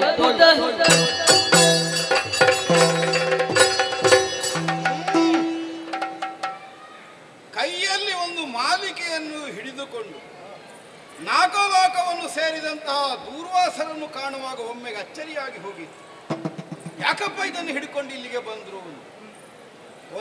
ಕೊನೆಗೂ ಸುತ್ತು ಬಳಸಿ ಮಾತಾಡಿ ನನ್ನ ಕೊರಳಲ್ಲಿ ಧರಿಸುವುದಕ್ಕೆ ಈ ಮಾಲಿಕೆ ಎನ್ನುವಂತಹ ನಿರ್ಣಯವನ್ನು ಹೇಳಿ ಯಾವಾಗ ಇದನ್ನು ನನ್ನತ್ತಕ್ಕೆ ಒದಗಿಸಿದ್ರು ಆಗ ನನಗೆ ಅರ್ಥ ಆಯಿತು. ಲೋಕದಲ್ಲಿ ದೊಡ್ಡವರು ಅಂತ ಅನ್ನಿಸಿಕೊಂಡ್ರೆ ಆಗಾಗ ಬರುವ ಸಮಸ್ಯೆ ಇದೆ. ಎಲ್ಲರೂ ದೊಡ್ಡವರಾಗಲಿಕ್ಕೆ ದಾರಿ ಹುಡುಕುವುದಾಗೆ ಗೊತ್ತುಂಟು. ಯಾರು ಲೋಕದಲ್ಲಿ ಮಾನನೀಯರು, ಮನ್ನಣೆ ಉಳ್ಳವರು ಅಂತವರಿಗೆ ನಾವು ಒಂದು ಸನ್ಮಾನ ಮಾಡಿಬಿಡುವ. ಹೌದು, ಸನ್ಮಾನಕ್ಕೆ ಕೊಡ್ಲಿಕ್ಕೆ ಅಂತದ್ದು ಇಲ್ಲ. ಯಾರ್ಯಾರೋ ಕೊಟ್ಟದ್ದನ್ನು ಮನೆಯಲ್ಲಿ ತಂದಿದ್ದನ್ನು ತಂದು ಕೊಡುವುದು. ಯಾಕೆಂದ್ರೆ ಅವರಿಗೊಂದು ವೇದಿಕೆ ಬೇಕು. ಹೇಗೆ ದೇವೇಂದ್ರನನ್ನು ನಾವು ಗೌರವಿಸಿದ್ದೇವೆ, ಅವರಿಗೆ ಕಾಣಿಸಿಕೊಳ್ಳಿಕ್ಕೆ, ಇಲ್ಲಿದ್ರೆ ಅವರ ಮುಖ ಪರಿಚಯವೇ ಪ್ರಪಂಚಕ್ಕಾಗುವುದಿಲ್ಲ. ಅಂಥದ್ದಕ್ಕೆ ಬೇಕಾಗಿ ಶ್ರದ್ಧಾವಂತನನ್ನಿಸಿಕೊಂಡವನನ್ನು ತಮಗೆ ಬೇಕಾದ ಹಾಗೆ ತಮ್ಮ ಲಾಭಕ್ಕಾಗಿ ಬಳಸಿಕೊಳ್ಳುವುದಕ್ಕೆ ಬುದ್ಧಿವಂತರು ಬಹಳ ಮಂದಿಗಳಿದ್ದಾರೆ ಲೋಕದಲ್ಲಿ. ಹೇಗೆ ಒಬ್ಬ ಶ್ರದ್ಧಾವಂತ ಅಂತ ಗೊತ್ತಾದ್ರೆ ಸಾಕು, ಅವನ ಹಣ್ಣೆ ನೋಡುವುದು, ತಿಲಕ ಉಂಟು, ಶ್ರದ್ಧೆ ಉಂಟು ಅಂತ ಇಕೊಳ್ಳಿ. ನಾವು ಆ ಕ್ಷೇತ್ರಕ್ಕೆ ಹೋಗಿದ್ದೇವೆ, ಅಲ್ಲಿಂದ ತಕೊಂಡು ಬಂದದ್ದು ಹಿಡ್ಕೊಳ್ಳಿ. ಇಕೊಳ್ಳಿ, ನಾವು ಈ ಕ್ಷೇತ್ರಕ್ಕೆ ಹೋಗಿದ್ದೇವೆ, ಏನು ಬೇಕು ಅಂತಾದ್ರೆ ನಮಗೆ ಹೋಗ್ಲಿಕ್ಕೆ ಆಗುದಿಲ್ವ? ವೈಕುಂಠ ನಮಗೆ ನೆರೆಮನೆ ಅಲ್ಲ, ಹೇಳಿದ್ ನಾನು. ಆಗಾಗ ಹೋಗ್ತೇವೆ ಅಂತಲ್ಲ, ಕೈಲಾಸ ಪ್ರದೋಷ ಕಾಲದಲ್ಲೆಲ್ಲ ನಾವು ಸೇರಬಹುದಾದ ಜಾಗ. ಮತ್ತೆ ಸತ್ಯಲೋಕ ಅನ್ನುವುದು ನಾವು ಯಾವಾಗಲೂ ಹೋಗಿ ಬರುವಂತಹ ತಾಣ. ಈಗ ಅಲ್ಲಿಂದ ಒದಗಿದಂತಹ ಯಾವುದೇ ಒಂದು ವಿಶೇಷವಾದದ್ದು ಅದು ಇನ್ನೊಬ್ಬರ ಮೂಲಕವಾಗಿ ನಮಗೆ ಬರಬೇಕು. ಮೂರು ಮೂರ್ತಿಗಳಿಂದ ಏನು ಸಿಗಬೇಕು ಅದನ್ನು ನಮ್ಮ ಸಾಧನೆಯಿಂದ ನಾವು ಈಗಾಗಲೇ ಪಡೆದಾಗಿದೆ. ತ್ರಿವಿಷ್ಟಪ ಇದು ಸಾಮಾನ್ಯವಾದದ್ದಲ್ವಲ್ಲ. ಸಕಲ ಸುಖೋಪಭೋಗಗಳಿಗೆ ಆಗರವಾದ ನಾಲ್ಕರ ಅಧಿಕಾರ, ಒಂದು ಮನ್ವಂತರದ ಕಾಲ ಸ್ಥಿರವಾಗಿ ನಾವು ಹೊಂದಿದವರು. ಯಾವುದು ಭೋಗ ಭೂಮಿಯೋ, ಯಾವುದು ಪ್ರಪಂಚದಲ್ಲಿ ಸಮಸ್ತರು ಬಯಸಬಹುದಾದಂತಹ ಒಂದು ಭೋಗ ಭಾಗ್ಯಗಳ ಆಗರವೋ ಅದರ ಒಡೆತನವನ್ನೇ ನಾವು ಹೊಂದಿದ್ದೇವೆ. ಕೇವಲ ದೇವೇಂದ್ರನಾದ ನನ್ನ ಹಿರಿಮೆಯನ್ನು ಗುರುತಿಸುವುದಕ್ಕೆ ನನ್ನನ್ನೇ ಗಮನಿಸಬೇಕು ಅಂತ ಇಲ್ಲ, ನನ್ನೊಟ್ಟಿಗಿರುವ ನಿಮ್ಮನ್ನು ನೋಡಿದರೂ ಸಾಕಾಗುವುದಿಲ್ಲ. ಒಬ್ಬೊಬ್ಬರು ಒಂದು ಸ್ಥಾನ ಮಾನ ಅರ್ಹತೆಯನ್ನು ಹೊಂದಿದವರೇ ಇರುವುದು. ನಿಮ್ಮನ್ನೂ ಭೂಲೋಕದ ಮಂದಿಗಳು ಪೂಜಿಸುವುದಿಲ್ವ? ನೀವು ಅವರಿಗೆ ಅನುಗ್ರಹ ಮಾಡುವುದಿಲ್ವ? ಸ್ವೇಚ್ಛಾಗಮನ, ಹವಿರ್ಭೋಜನ, ವರಪ್ರದಾನ ಇಂತಹ ವಿಶೇಷವಾದ ಅರ್ಹತೆಗಳನ್ನೆಲ್ಲ ಹೊಂದಿದ ನಮಗೆ ಈಗ ಇನ್ನೊಬ್ಬರಿಂದ ಪಡೆದಾಗಬೇಕಾದದ್ದೇನು? ಕೊಡುವಾಗಲೇ ಬೇಡ ಅಂತ ತಿರಸ್ಕಾರ ಮಾಡ್ತೀವಿ. ಕೆಲವು ಸಲ ಏನಾಗ್ತದೆ, ಯಾಕೋ ಲೋಕದಲ್ಲಿ ಗುರುತಿಸಲ್ಪಡಬಹುದಾದ ಒಂದು ವ್ಯಕ್ತಿತ್ವ ಅಂತ ಆದರೆ ಅವರನ್ನು ಹೇಗಪ್ಪ ಸಾರ್ವಜನಿಕವಾಗಿ ನಾವೊಂದು ಅಪಮಾನ ಮಾಡಿದೆ, ನೀವು ಕೊಟ್ಟದ್ದು ಬೇಡ ಅಂತ. ಅದಕ್ಕೆ ಬೇಕಾಗಿ ಮಾತ್ರ ತೆಕ್ಕೊಂಡದ್ದು. ಈಗ ಕೊಡುವಾಗಲೇ ಅವರಿದರ ಹಿನ್ನೆಲೆಯ ನಾಡಿದ್ದೇನು, ಇದು ಹಸಿದವನ ಹೊಟ್ಟೆ ತುಂಬಿಸ್ತದೆ, ಬೇಕಾದಂತಹ ಸೌಭಾಗ್ಯಗಳನ್ನು ಕೊಡ್ತದೆ. ಕೊರತೆ ಇದ್ದವನಿಗಲ್ವ? ಈಗಾಗಲೇ ನಮ್ಮಲ್ಲಿ ಉಂಟು ಎಷ್ಟು.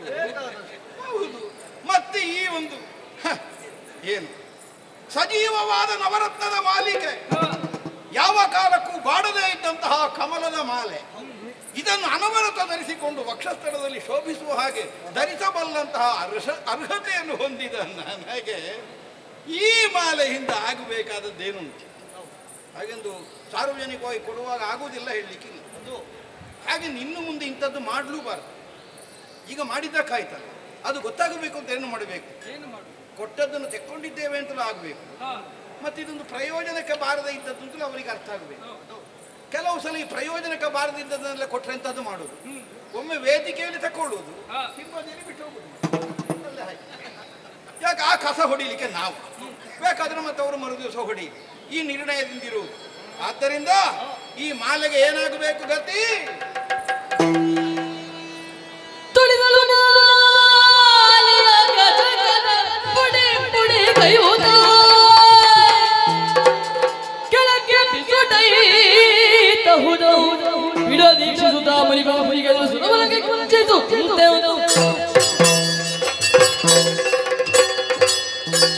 ದೇವೇಂದ್ರನ ಯೋಗ್ಯತೆ ಏನು ಅನ್ನುವುದು ಲೋಕದಲ್ಲಿ ಎಲ್ಲರಿಗೂ ಅರಿವಾಗಬೇಕೆಂದಾದರೆ ದೂರ್ವಾಸರು ಕೊಟ್ಟಂತಹ ಈ ಮಾಲಿಕೆಯ ಗತಿ ಏನು ಅನ್ನುವುದು ಪ್ರಪಂಚ ಕಾಣುವ ಹಾಗಾಗಬೇಕು. ಅದಾಗಬೇಕು ಅಂತ ಆದ್ರೆ ಇದಕ್ಕೆ ಎಲ್ಲಿ ಸ್ಥಾನ? ಇದು ನಮ್ಮ ಕೊರಳಿಗೆ ಅಲಂಕರಿಸುವುದಕ್ಕಿದ್ದದ್ದಲ್ಲ, ನಾವು ಏರುವುದರ ಕೊರಳಲ್ಲಿರಬೇಕಾದದ್ದು. ಐರಾವತದ ಕುಂಭಸ್ಥಳಕ್ಕೆ ಹಾಗೆ ಬಿಡ್ತೇನೆ.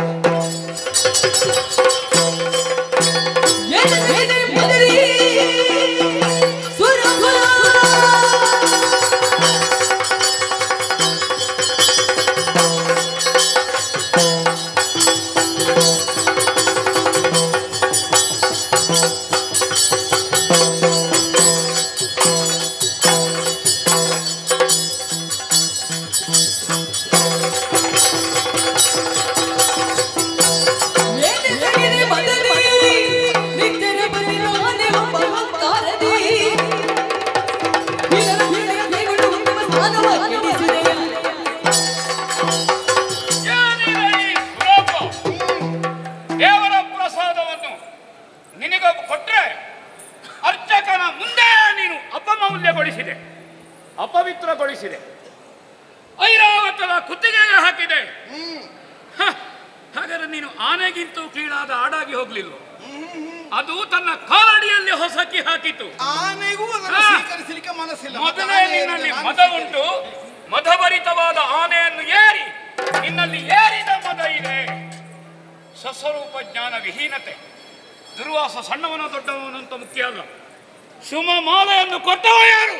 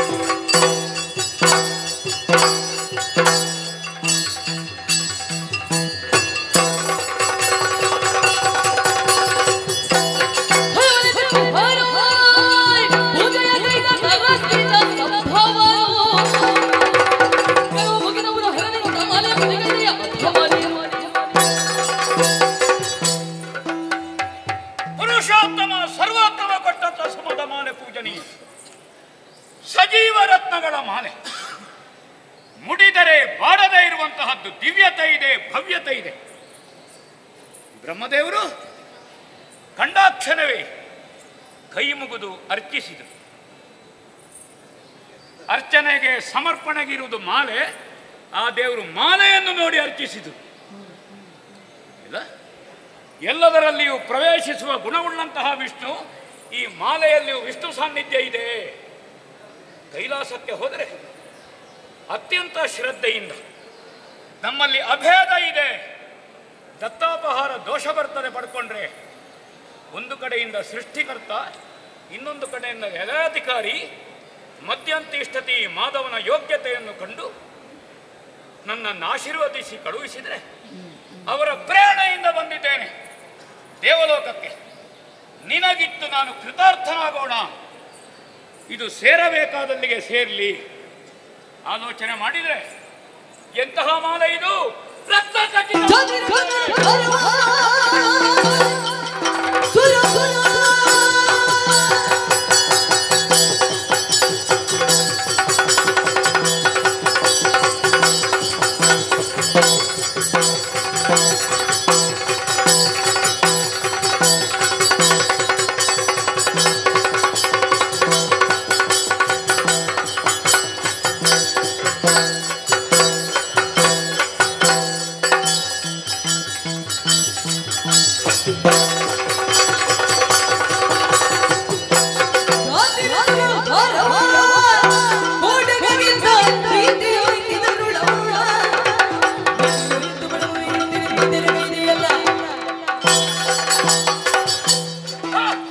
ಸುವರ್ಣ ಕಾಂತಿಯುಳ್ಳಂತಹ ರಕ್ತದ ಮಾಲೆ. ಹೌದು, ಮರ್ಕಟಕ್ಕೆ ರಕ್ತದ ಯೋಗ್ಯತೆ ಏನುಂಟು? ಕೋಡಗನ ಕೈಗಿತ್ತ ಅನುಭವ ನನಗಾಯಿತು. ಅಹಂಕಾರದ ಮದ, ಅಧಿಕಾರದ ಮದ, ಸ್ವೇಚ್ಛಾಗಮನ, ವರಪ್ರದಾನ, ಮಾಯೆ ಎಲ್ಲವನ್ನು ಮೀರಿ ನಿಂತಿದ್ದೇನೆ. ತ್ರಿವಷ್ಟಪ, ಅಧಿಕಾರ, ಸುಧರ್ಮಾಸನ ನಿನಗೂ ಅಮಲಾಗಿ ಬಂತು. ಕೊಡುದು ಈ ಶಿಕ್ಷೆ ಲೋಕಕ್ಕೆ ಶಿಕ್ಷಣವಾಗಬೇಕು. ಇಂದ್ರ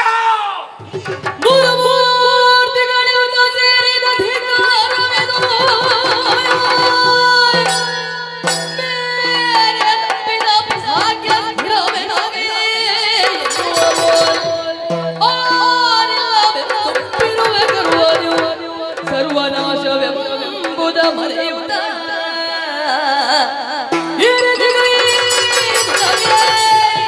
ಸಕಲ ಸಂಪದವೆಲ್ಲ ವಾರಿಧಿಯ ಪಾಲಾಗಿ ನಾಗ ಪದವಿಯ ಮುಂದೆ ಕೂರಲಿರಲಿ. ಕೆಲಕಾಲ ದಾರಿದ್ರ್ಯವನ್ನು ಭರಿಸುವೆಂದು ಶೋಪಿಸಿ ನಡೆದ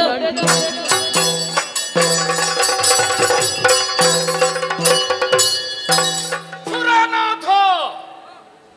ಓಹೋ, ಸರ್ವ ಸಂಪತ್ತು, ಸರ್ವ ಭಾಗ್ಯಗಳಿಗೆ ನೆಲವೀಡು, ಅತ್ಯುನ್ನತ ಪತನ ಹೇತು ಗೊತ್ತಾಗಬೇಕು ನಿನಗೆ. ಸರ್ವ ಸಂಪತ್ತು ಸಮುದ್ರ ಪಾಲಾಗಿ ಹೋಗಲಿ. ನಿನ್ನ ತ್ರಿವಿಷ್ಟಪದ ಅಧಿಕಾರ ಆ ಪದವಿಯಿಂದ ಪಥಭ್ರಷ್ಟನಾಗಿ ಹೋಗು. ಕೆಲಗಾಲ ಕಷ್ಟವನ್ನನುಭವಿಸಿ ದಾರಿದ್ರ್ಯ ಸ್ಥಿತಿ ನಿನಗೆ ಬರಲಿ. ದರಿದ್ರರಾದ, ಬರ್ಬರರಾದ ಯಾರು ಅಸುರರಿದ್ದಾರೆ ಕೆಲ ಕಾಲ ಸ್ವರ್ಗವನ್ನು ನಿಯಂತ್ರಿಸಲಿ. ಸರ್ವಸ್ವವನ್ನು ಕಳ್ಕೊಂಡು ದೀನನಾಗಿ ಕಣ್ಣೀರಿಳಿಸುತ್ತಾ ಕಾಡಾಡಿಯಾಗಿ ನಲೆಯುವುದನ್ನು ಕಣ್ಣು ಮುಚ್ಚಿ ಕುಳಿತ ನನ್ನ ವಿವೇಕಕ್ಕೆ ಗೊತ್ತಾಗಬೇಕು. ಇದು ದುರ್ವಾಸ ಮುನಿಯ ಶಾಪ. ಪ್ರಣವೋಧನು ಶರೋಖ್ಯಾತ್ಮ ಬ್ರಹ್ಮತಮ್ಮ ಲಕ್ಷ್ಮಣ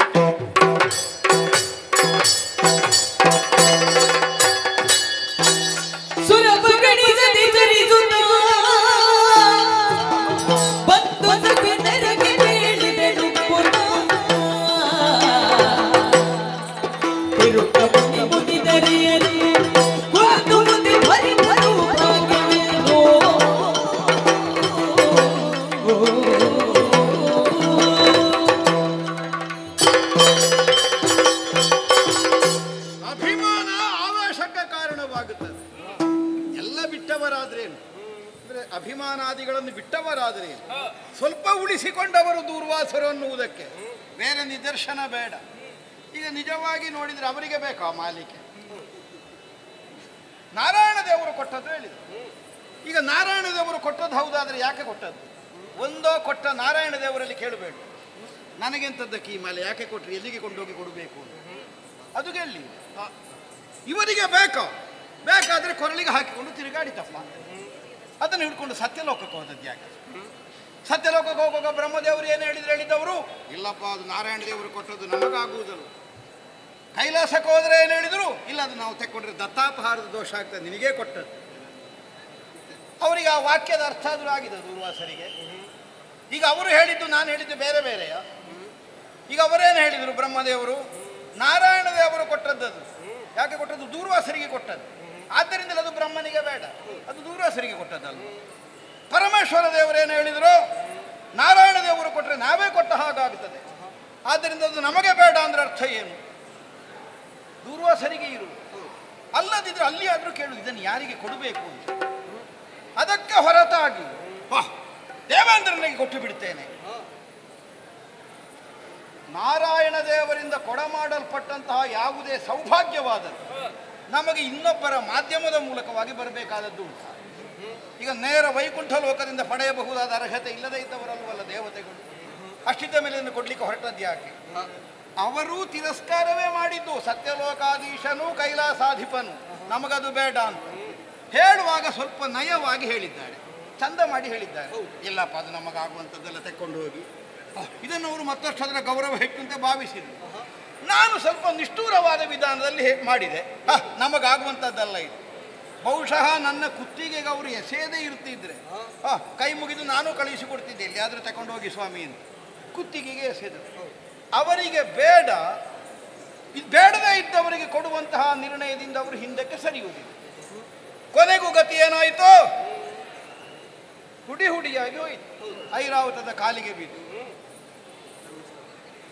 ಮಹಾವಿಷ್ಣುವಿನಿಂದ ಕೊಡಮಾಡಲ್ಪಟ್ಟ ಒಂದು ಮಾಲೆಯ ದಿವ್ಯತೆ ಉಳಿಯಬೇಕಾದದ್ದು ಹೌದಾದರೆ ಅದು ಐರಾವತದ ಕಾಲಿನಿಂದ ಹುಡಿ ಹುಡಿಯಾಗುವುದೇ. ಅದರಿಂದಲೇ ಅದರ ಅರ್ಥ ಆಗಬೇಡ, ಇದಕ್ಕೆಲ್ಲ ದೊಡ್ಡ ತಲೆ ಬಿಸಿ ಮಾಡಲಿಕ್ಕಿಲ್ಲ ಅಂತ. ಎಂತಂತ ಶಾಪ ಕೊಟ್ಟರು. ಯಾಕೆ ಶಾಪ ಕೊಟ್ಟರು? ನಾನು ಕೊಟ್ಟ ಮಾಲಿಕೆಯನ್ನು ಹೀಗೆ ಮಾಡಿದನಲ್ಲ ಅನ್ನೋ ಅಭಿಮಾನ ಕಾರಣವಾಗಿ ಬಂದಂತಹ ಶಾಪವಾಕ್ಯ ಅದು. ಇದನ್ನೆಲ್ಲ ನಾವು ಲೆಕ್ಕಕ್ಕೆ ತೆಗೆದುಕೊಂಡ್ರೆ ನಾಗಲೋಕದಲ್ಲಿ ಅಧಿಕಾರಗಳಿರುವುದುಂಟು. ಎಂಥದ್ದು ಪರಿಣಾಮ ಆಗುವುದು? ಇಲ್ಲಿ ಏನು ಇರುವುದು ಕಡಿಮೆಯ, ಈಗ ಸ್ವಲ್ಪ ಕಡಿಮೆ ಆದರೂ ಮತ್ತಷ್ಟು ಉಂಟಲ್ಲ. ಆದ್ದರಿಂದ ಯೋಚಿಸಬೇಕಾದದ್ದಿಲ್ಲ ಯಾವ ಕಾಲಕ್ಕೂ.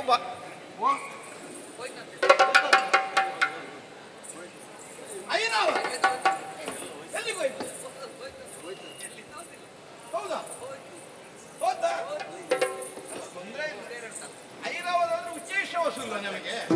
ಇನ್ನು ವಿಕ್ರಯಿಸುವಿನಲ್ಲಿ ಮೆರವಣಿಗೆ ಮಾಡಿದ್ರೆ ಆಯ್ತು. ಹೋಯ್ತಂತೆ, ಮತ್ತೊಂದು ಹೋಯ್ತಂತೆ, ಅದು ಹೋಯ್ತಾ? ಅಲ್ಲ, ನಾವು ಸ್ವೇಚ್ಛಾಗಾಮಿಗಳು, ವಾಹನದ ಮೇಲೆಯೇ ಹೋಗಬೇಕಾದ ಅನಿವಾರ್ಯತೆ ಇದ್ದವರಲ್ಲ. ಸಂಕಲ್ಪ ಶುದ್ಧತೆಯಿಂದ ಎಲ್ಲಿಗೆ ಬೇಕಾದರೂ ಹೋಗಬಲ್ಲಂತಹ ಸಾಮರ್ಥ್ಯವನ್ನು ಹೊಂದಿದವರು ಅಲ್ವಾ? ಇನ್ನು ಮನಸ್ಸಂಕಲ್ಪದಿಂದ ಬೇಕಾದಲ್ಲಿಗೆ ಹೋಗುವುದು. ಹೋಗುವಾಗ ರಂಭಾದಿ ನಾರಿಯರ ನರ್ತನ ಹೊಂದಿರಲಿ, ವೈಭೋಗಿ ರಂಭಾದಿ ನಾರಿಯರು ಬೇಗ ಬೇಗ ಹೋಗುವವರೇ ಆದ್ರು. ಎಲ್ಲ ಹೋಗು ಸುವಸ್ತುಗಳೆಲ್ಲ ಹೋದದ್ದೇ. ಇಲ್ಲಿ ಯಾರನ್ನು ನೋಡುವುದು ನಾವು?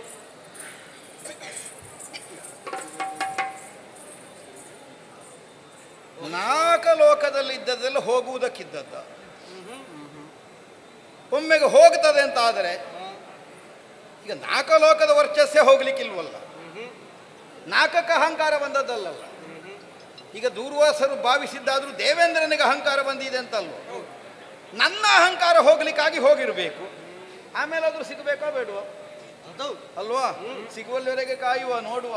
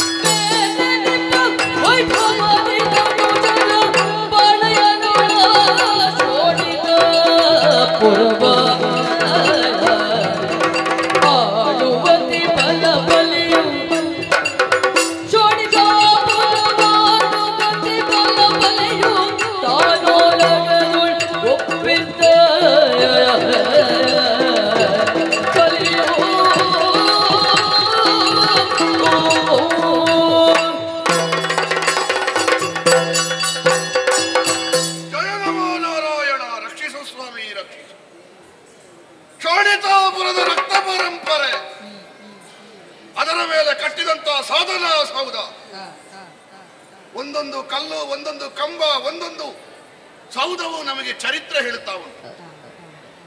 ಒಬ್ಬೊಬ್ಬರು ಮಾಡಿದ ಸಾಧನೆ ಅಭೇದ್ಯವಾದದ್ದು, ಅಸಾಧ್ಯವಾದದ್ದು. ಮೇಲಿಲ್ಲ, ಕೆಳಗಿಲ್ಲ, ಹೊರಗಿಲ್ಲ, ಒಳಗಿಲ್ಲ, ರಾತ್ರಿ ಇಲ್ಲ, ಹಗಲಿಲ್ಲ. ಆಯುಧದಿಂದ ಇಲ್ಲ, ಕೈಯಿಂದ ಇಲ್ಲ, ಮನುಷ್ಯರಿಂದ ಇಲ್ಲ, ಪ್ರಾಣಿಯಿಂದ ಇಲ್ಲ. ಏನು ವರ? ಹಿರಣ್ಯ ಕಶ್ಯಪ ನಮ್ಮ ಪ್ರಪಿತಾಮಹರು ಸಾಯುವುದೇ ಇಲ್ಲ ಎನ್ನುವ ಭಾವ ಇತ್ತು.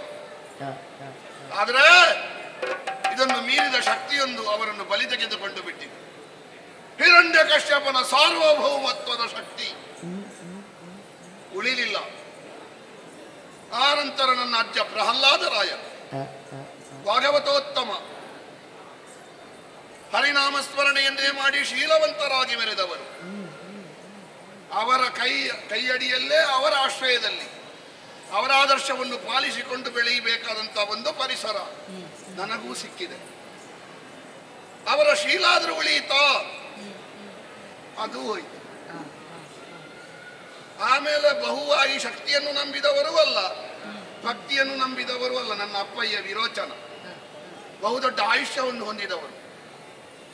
ಆಯುಷ್ಯ ಉಳಿಯಿತಾ? ಅದು ಹೋಯಿತು. ಹಾಗಾಗಿ ನಾವೊಂದು ಸಂಕಲ್ಪ ಮಾಡಿದ್ದೇವೆ. ಹಿರಣ್ಯ ಕಶ್ಯಪನ ಶಕ್ತಿ, ಪ್ರಹ್ಲಾದನ ಭಕ್ತಿ, ವಿರೋಚನನ ಆಯುಷ್ಯ ಮೂರು ಒಟ್ಟಿಗೆ ಸೇರಿದ ಮುಪ್ಪಿರಿಗೊಂಡ ಬಲಿರಾಯ. ನಮ್ಮ ಹುಟ್ಟು ಹೆಸರು ಬಲಿ ಎನ್ನುವುದಾಗಿ ಅಲ್ಲ, ಇಂದ್ರಸೇನ ಎನ್ನುವುದಾಗಿ. ನಮ್ಮ ಬಲಾಧಿಕ್ಯವನ್ನು ನೋಡಿಯೇ ನಮಗೆ ಸಿಕ್ಕಿದ ಹೆಸರಿದು. ನಾವು ಎಷ್ಟು ಮೇಲೆ ನಿಂತರೂ ನಮಗೆ ಸರಿ ನೆನಪುಂಟು. ನಮ್ಮ ಕೆಳಗೆ ನಮ್ಮ ಹಿರಿಯರ ತಳಹದಿ ಉಂಟು. ಅವರೊಬ್ಬೊಬ್ಬರ ಶಕ್ತಿ, ಭಕ್ತಿ, ತ್ಯಾಗ ಈ ತಳಹದಿಯ ಮೇಲೆ ನಿಂತು ಇಲ್ಲಿಯವರೆಗೆ ಇದ್ದಂತಹ ರಾಕ್ಷಸ ಕುಲಕ್ಕೆ ಅಂಟಿದ್ದಂತಹ ಕಲೆ, ದೇವ ವಿರೋಧ ಮಾಡದೇ ಇದ್ರೆ ಬದುಕಲಿಕ್ಕೆ ಆಗುವುದಿಲ್ಲ ಎನ್ನುವುದಾಗಿ ಏನು ಅಪವಾದ ಇತ್ತು, ಅದನ್ನು ತೊಡೆದು ಹಾಕಬೇಕು ಅಂತ ಅಜ್ಜನ ನಿರ್ದೇಶನದಂತೆ ಇಲ್ಲಿಯವರೆಗೆ ಬದುಕಿದ್ದೆ. ಆದ್ರೆ ದೇವ ವಿರೋಧವನ್ನು ಬಿಟ್ಟು ಬದುಕಲಿಕ್ಕೆ ಆಗುವುದಿಲ್ಲ ಅಂತ ಸೂಚಿಸಿದ್ಯಾರು?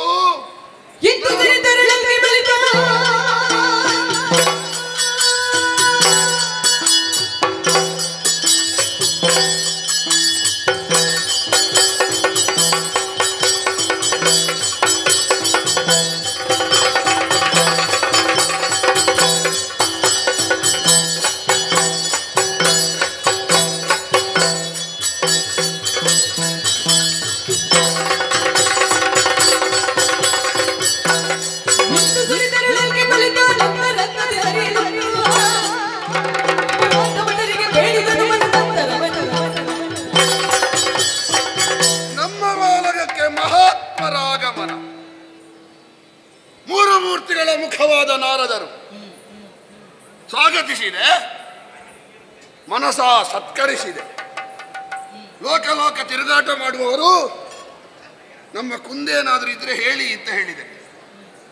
ಹೇಳಿದ್ರಲ್ಲ, ಕುಂದು ನಿನ್ನಲ್ಲಿರುವುದು ಏನು ಅಂತ ಕೇಳಿದ್ರೆ, ಇಲ್ಲಿಯವರೆಗೆ ಇಂದ್ರನನ್ನು ಸುಮ್ಮನೆ ಬಿಟ್ಟದ್ದೇ ನಿನ್ನ ಕುಂದು ಅಂತ. ಅವನನ್ನು ಸುಮ್ಮನೆ ಬಿಡಬಾರ್ದಿತ್ತು. ಯಾಕೆ? ಅವನಿಗೆ ಸಿಕ್ಕಿದ್ದು ತಲೆಗೆ ಹತ್ತಿದೆ, ಅದನ್ನು ಉಳಿಸಿಕೊಳ್ಳುವ ಯೋಗ್ಯತೆ ಇಲ್ಲ. ಆ ಯೋಗ್ಯತೆ ಇಲ್ಲದವನಲ್ಲಿ ಉಳಿಯಬಾರ್ದು. ಮೇಲಿದ್ದಾನ ಕೆಳಗಿದ್ದಾನೆ ಎನ್ನುವುದರಿಂದ ಯೋಗ್ಯತೆ ನಿರ್ಣಯ ಆಗುವುದಲ್ಲ. ಯಾವನಿಗೆ ಜ್ಞಾನದ ಬಗ್ಗೆ ಅಹಂಕಾರ ಇರ್ತದೋ ಅವ ಎಷ್ಟು ಮೇಲಿದ್ರೂ ಕೆಳಗೆ, ಯಾವನಿಗೆ ಅಹಂಕಾರದ ಬಗ್ಗೆ ಜ್ಞಾನ ಇರ್ತದೋ ಅವ ಎಷ್ಟು ಕೆಳಗಿದ್ರೂ ಮೇಲೆ. ಅವನಿಗೆ ಸಿಕ್ಕಿದ್ದರ ಬಗ್ಗೆ ಅಹಂಕಾರ ಉಂಟು, ಆ ತಲೆಗೆ ಏರಿದ್ದನ್ನು ಇಳಿಸಬೇಕು ಅಂತ ನಾರದರು ಹೇಳಿದ ಮೇಲೆ ಇನ್ನು ಅಜ್ಜ ಹೇಳಿದ್ದಾರೆ ಅಂತ ಸುಮ್ಮನಿರುವುದಲ್ಲ. ನಾನು ಹೇಳಿದೆ, ಅಜ್ಜ ಹೇಳಿದ್ದಾರೆ ದೇವಮುನಿಗಳೇ, ಹೋಗುವುದು ಹೇಗೆ ಸರಿಯಾಗ್ತದೆ? ನಮಗೆ ಪೂಜ್ಯ ಸ್ಥಾನ ಅಲ್ವಾ? ಪೂಜ್ಯ ಸ್ಥಾನ ಹೌದು, ದೇವಸ್ಥಾನ ಪೂಜ್ಯ ಹೌದು. ದೇವಸ್ಥಾನವನ್ನು ಯಾವಾಗಲೂ ಕೊಳಚೆ ಮಾಡುವವರಿದ್ರು ಅವರಿಗೆ ಹೊಡಿಬೇಡ ಅಂತ ಹೇಳಿದ್ರು. ದೇವಲೋಕ ಪೂಜ್ಯವೇ, ಆದರೆ ಇದೊಂದು ಕೊಳಚೆ ಸೇರಿಕೊಂಡಿದೆ, ಅದನ್ನು ಕೆಳಗೆ ಹಾಕು ಅಂತ ಹೇಳಿದ್ದಾರೆ. ಹಾಗಾಗಿ ಇನ್ನೂ ಯೋಚನೆ ಮಾಡಲಿಕ್ಕಿಲ್ಲ. ಇನ್ನು ಏನಾದರೂ ನಾವು ಮಾಡಿದ್ದು ತಪ್ಪು ಅಂತಾದರೆ ಒಂದು ಸಮಾಧಾನ ಉಂಟು, ನಮಗೆ ಬರುವ ಪಾಪದಲ್ಲಿ ಅರ್ಧ ನಾರದರಿಗೆ ಉಂಟಲ್ಲ, ಪೂರ್ತಿ ನಮಗೆ ಅಲ್ಲಲ್ಲ. ಹಾಗಾಗಿ ನಾರದರ ಮುಖದಂತೆ ಬಲಿ ಹೊರಡುವುದು. ನಾನು ಒಬ್ಬನೇ ಹೊರಡುದ? ನಮ್ಮಲ್ಲಿ ಇದ್ದಾರೆ ಎಷ್ಟು ಜನ ಗೊತ್ತುಂಟ? ನನಗೆ ಪೂರ್ತಿ ಲೆಕ್ಕ ಇಲ್ಲ ಬರಲಿ.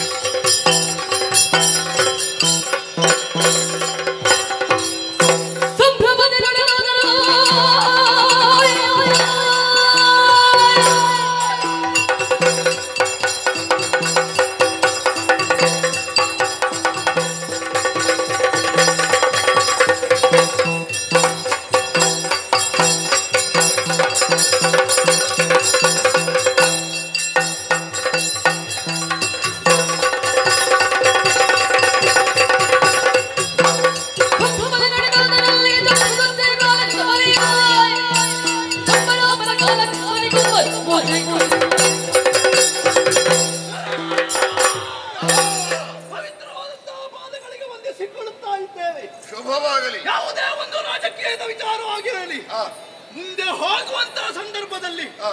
ನಮ್ಮನ್ನು ಬರಮಾಡಿಕೊಂಡು ಹಾ. ಆ ನಂತರ ಮುಂದೆ ಯೋಚಿಸಿ ಹೋಗುವವರು ನೀವು. ಅದಾಗೆ ಪ್ರಭಾ, ಈ ಸಂದರ್ಭದಲ್ಲಿ ಅವಸರದ ಸಭಾ ಪ್ರವೇಶ ಮಾಡಿದ್ದೇವೆ. ನಮ್ಮಿಂದ ಏನಾಗ್ಬೇಕು ಅನುಮತಿ ಕೊಡಿ, ಮಾಡಿ ಬರಿಸ್ತೇವೆ.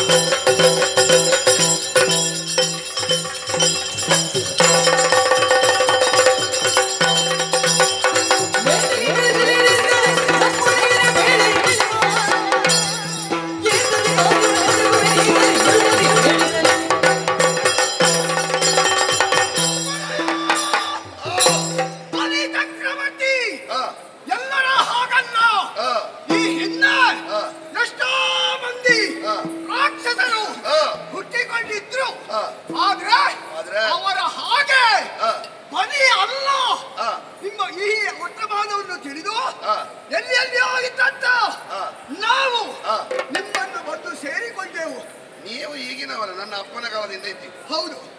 ಹಾಗಾಗಿ ಮೂರು ಲೋಕದಲ್ಲಿಯೂ ಬಲಿ ಚಕ್ರವರ್ತಿ ಏನು, ಅವರ ಪರಾಕ್ರಮ ಏನು ಎಲ್ಲರೂ ತಿಳಿದ ವಿಚಾರವೇ ಹೌದು. ಸರಿ. ಆದ್ರೆ ಇಷ್ಟರ ತನಕ ನಮ್ಮನ್ನೆಲ್ಲರನ್ನು ಬಳಿಗೆ ಕರೆದು ಮಾತಾಡಿಸಿದವರು ನೀವಲ್ಲ. ಇಂದು ಕರೆಯಿದ್ದೀರಾ, ಏನಾಗ್ಬೇಕು ಹೇಳಿ.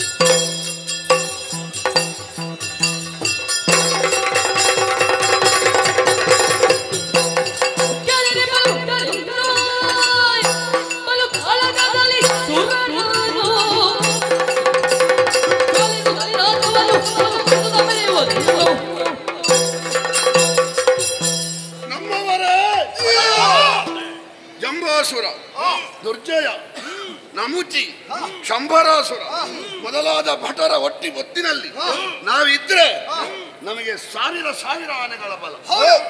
ಎಷ್ಟು ಸಲ ನೀವು ಕೇಳಿದ್ದೀರಿ.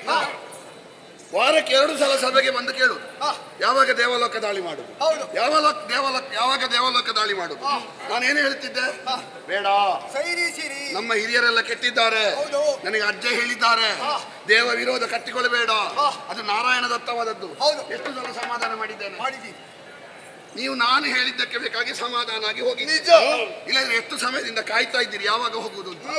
ಈಗ ಕಾಣ್ತದೆ ನೀವು ಹೇಳಿದ್ದು ಸರಿ ಉಂಟು. ಅವನಿಗೆ ಹೊಡಿಬೇಕು, ಅವನಿಗೆ. ಯಾರಿಗೆ? ಇಂದ್ರನಿಗೆ. ಹೇಳಿದಾಗ ಕೋಪ ಬರ್ತದಲ್ವಾ? ಬರ್ತದೆ. ನನಗೆ ಆ ಕೋಪ ಇರಲಿಲ್ಲ, ಆದ್ರೆ ಈಗ ಬಂದಿದೆ. ಯಾಕೆ? ದೇವಕಲ್ಪದ ಅಧಿಪತಿಯಾದಂತಹ ದೇವತೆಗಳ ಒಡೆಯನಾಗಿದ್ದುಕೊಂಡು ಯಾರು ದೇವಲೋಕಕ್ಕೆ ತೇಜಸ್ಸನ್ನು ಚೇತನವನ್ನು ಕೊಡ್ತಾರೋ ಅಂತ ಯಜ್ಞಯಾಗಾದಿಗಳನ್ನು ಮಾಡುವಂತಹ ಋಷಿ ಮುನಿಗಳನ್ನೇ ಅವಗಣಿಸಿ ನಡೆಯುತ್ತಾನೆ ಎಂದಿದ್ರೆ ಅವನಿಗೆ ಆ ಪದವಿ ಬೇಕಾ? ಕಾಮ್ಯ ಕರ್ಮ ಮಾಡಿದ ಅವನಿಗಿಂತ ನಿಷ್ಕಾಮ ಕರ್ಮ ಮಾಡುವ ಋಷಿಗಳು ಹೆಚ್ಚಿನವರು ಎನ್ನುವಂತ ಪ್ರಜ್ಞೆ ಇಲ್ಲದ ಆ ದೇವಲೋಕದ ಪೀಠ ಅಲ್ಲ. ಈಗ ಹಾಗೇನಾದ್ರೂ ಪ್ರಕರಣ ಆಯ್ತಾ ಅಲ್ಲಿ? ಹೌದಲ್ಲ. ಏನಾಯ್ತು? ದುರ್ವಾಸರನ್ನು ಅವಗಣಿಸಿ ಅವರು ಕೊಟ್ಟ ಮಾಲೆಯನ್ನು ಅವನಿಗೆ ಬುದ್ಧಿ ಇಲ್ಲ ಅಂತ ಹೇಳಿದ್ರೆ ಅವನಿಗೆ ದೊಡ್ಡ ಶಬ್ದ ಆದೀತು. ಅವನಿಗೆ ಸ್ವಯ ಇಲ್ಲ, ಮತ್ತೆ ಅವ ಏರುವುದಕ್ಕೆ ಎಷ್ಟು ಸ್ವಯ ಇದ್ದಿತ್ತು ಅದರ ಮೇಲೆ ಹಾಕಿದಂತೆ, ಐರಾವತನ ಮೇಲೆ. ಹೌದು, ಕೆಳಗೆ ಬಿತ್ತಂತೆ. ಅದಕ್ಕೆ ಬುದ್ಧಿ ಉಂಟಾ? ಕೆಳಗೆ ಹಾಕಿ ತತ್ತೆ ಊಟಿ ಮಾಡಿತಂತೆ. ಹೌದು, ಅಷ್ಟು ಗೊತ್ತುಂಟು ಅದಕ್ಕೂ ಸಹ. ನಾರದರು ಒಂದು ವಿಷಯ ಹೇಳಿದ್ರು, ಆಮೇಲೆ ಒಂದು ವಾಕ್ಯ ಸೇರಿಸಿ ಹೇಳಿದ್ದಾರೆ. ಏನಂತೆ? ನಿನ್ನ ದೇವಲೋಕದ ಪೀಠ ಚ್ಯುತವಾಗಿ ಹೋಗ್ಲಿ, ಯಾರ್ಯಾರೋ ಊರ್ನವರು ಬಂದು ಚ್ಯುತ ಮಾಡುವುದಕ್ಕಿಂತ ನಾವು ಹೇಗೂ ಸಂಬಂಧಿಕರಲ್ಲ, ಊರ್ನವರು ಹೊಡೆಯುವುದಕ್ಕಿಂತ ನಾವೇ ಹೊಡೆಯುವ ಹಾಗೆ ನಿರ್ಣಯ ಮಾಡಿದ್ದೇನೆ. ಅವನನ್ನು ಸರಿ ಮಾಡಬೇಕಾದ್ರೆ ನಾವೇ ಹೊಡಿಬೇಕು.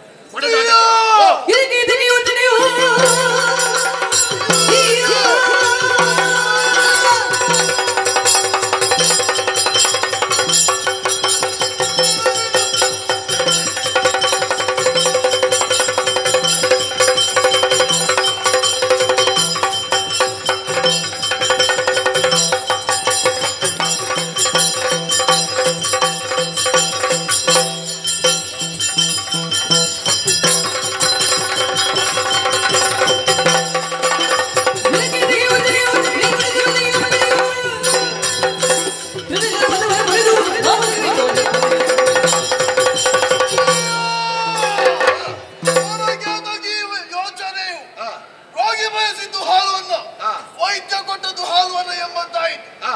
ಆಗ ಅವಲೋಕಕ್ಕೆ ದಾಳಿ ಮಾಡಬೇಕು, ಅವರನ್ನು ಪದಭ್ರಷ್ಟರನ್ನಾಗಿಸಿ ಮಾಡಬೇಕು ಎಂಬ ಹಾಗೆ ಯಾವಾಗಲಿಂದ ಹಪಹಪಿಸ್ತಾ ಇದ್ದೇವೆ. ಈಗ ಒಳ್ಳೆ ಅವಕಾಶ ಸಿದ್ಧಿಸಿದೆ. ನಮಗೂ ಹಿಂದೆ ಹೋದ ರಾಕ್ಷಸರಿಗೂ ವ್ಯತ್ಯಾಸ ಇದೆ. ಏನದು? ದೇವೇಂದ್ರ ಪೀಠದಲ್ಲಿ ಸ್ಥಿರವಾಗಿದ್ದಾಗ ಇವರು ಹೋದವರು ಅಧರ್ಮಿಗಳು ಎನಿಸಿಕೊಂಡಿದ್ದಾರೆ. ಆದ್ರೆ ಈಗ ಹಾಗಲ್ಲ, ಅಲ್ಲಿ ಕುಳಿತ ದೇವೇಂದ್ರನೇ ಅಧರ್ಮಿಯಾಗಿದ್ದಾರೆ. ನಾವು ಹೋಗಿ ನಮ್ಮ ಧರ್ಮವನ್ನು ಸ್ಥಾಪಿಸುವ. ಅಲ್ಲಿ ಮಾತ್ರ ಏನು ಇಲ್ಲ.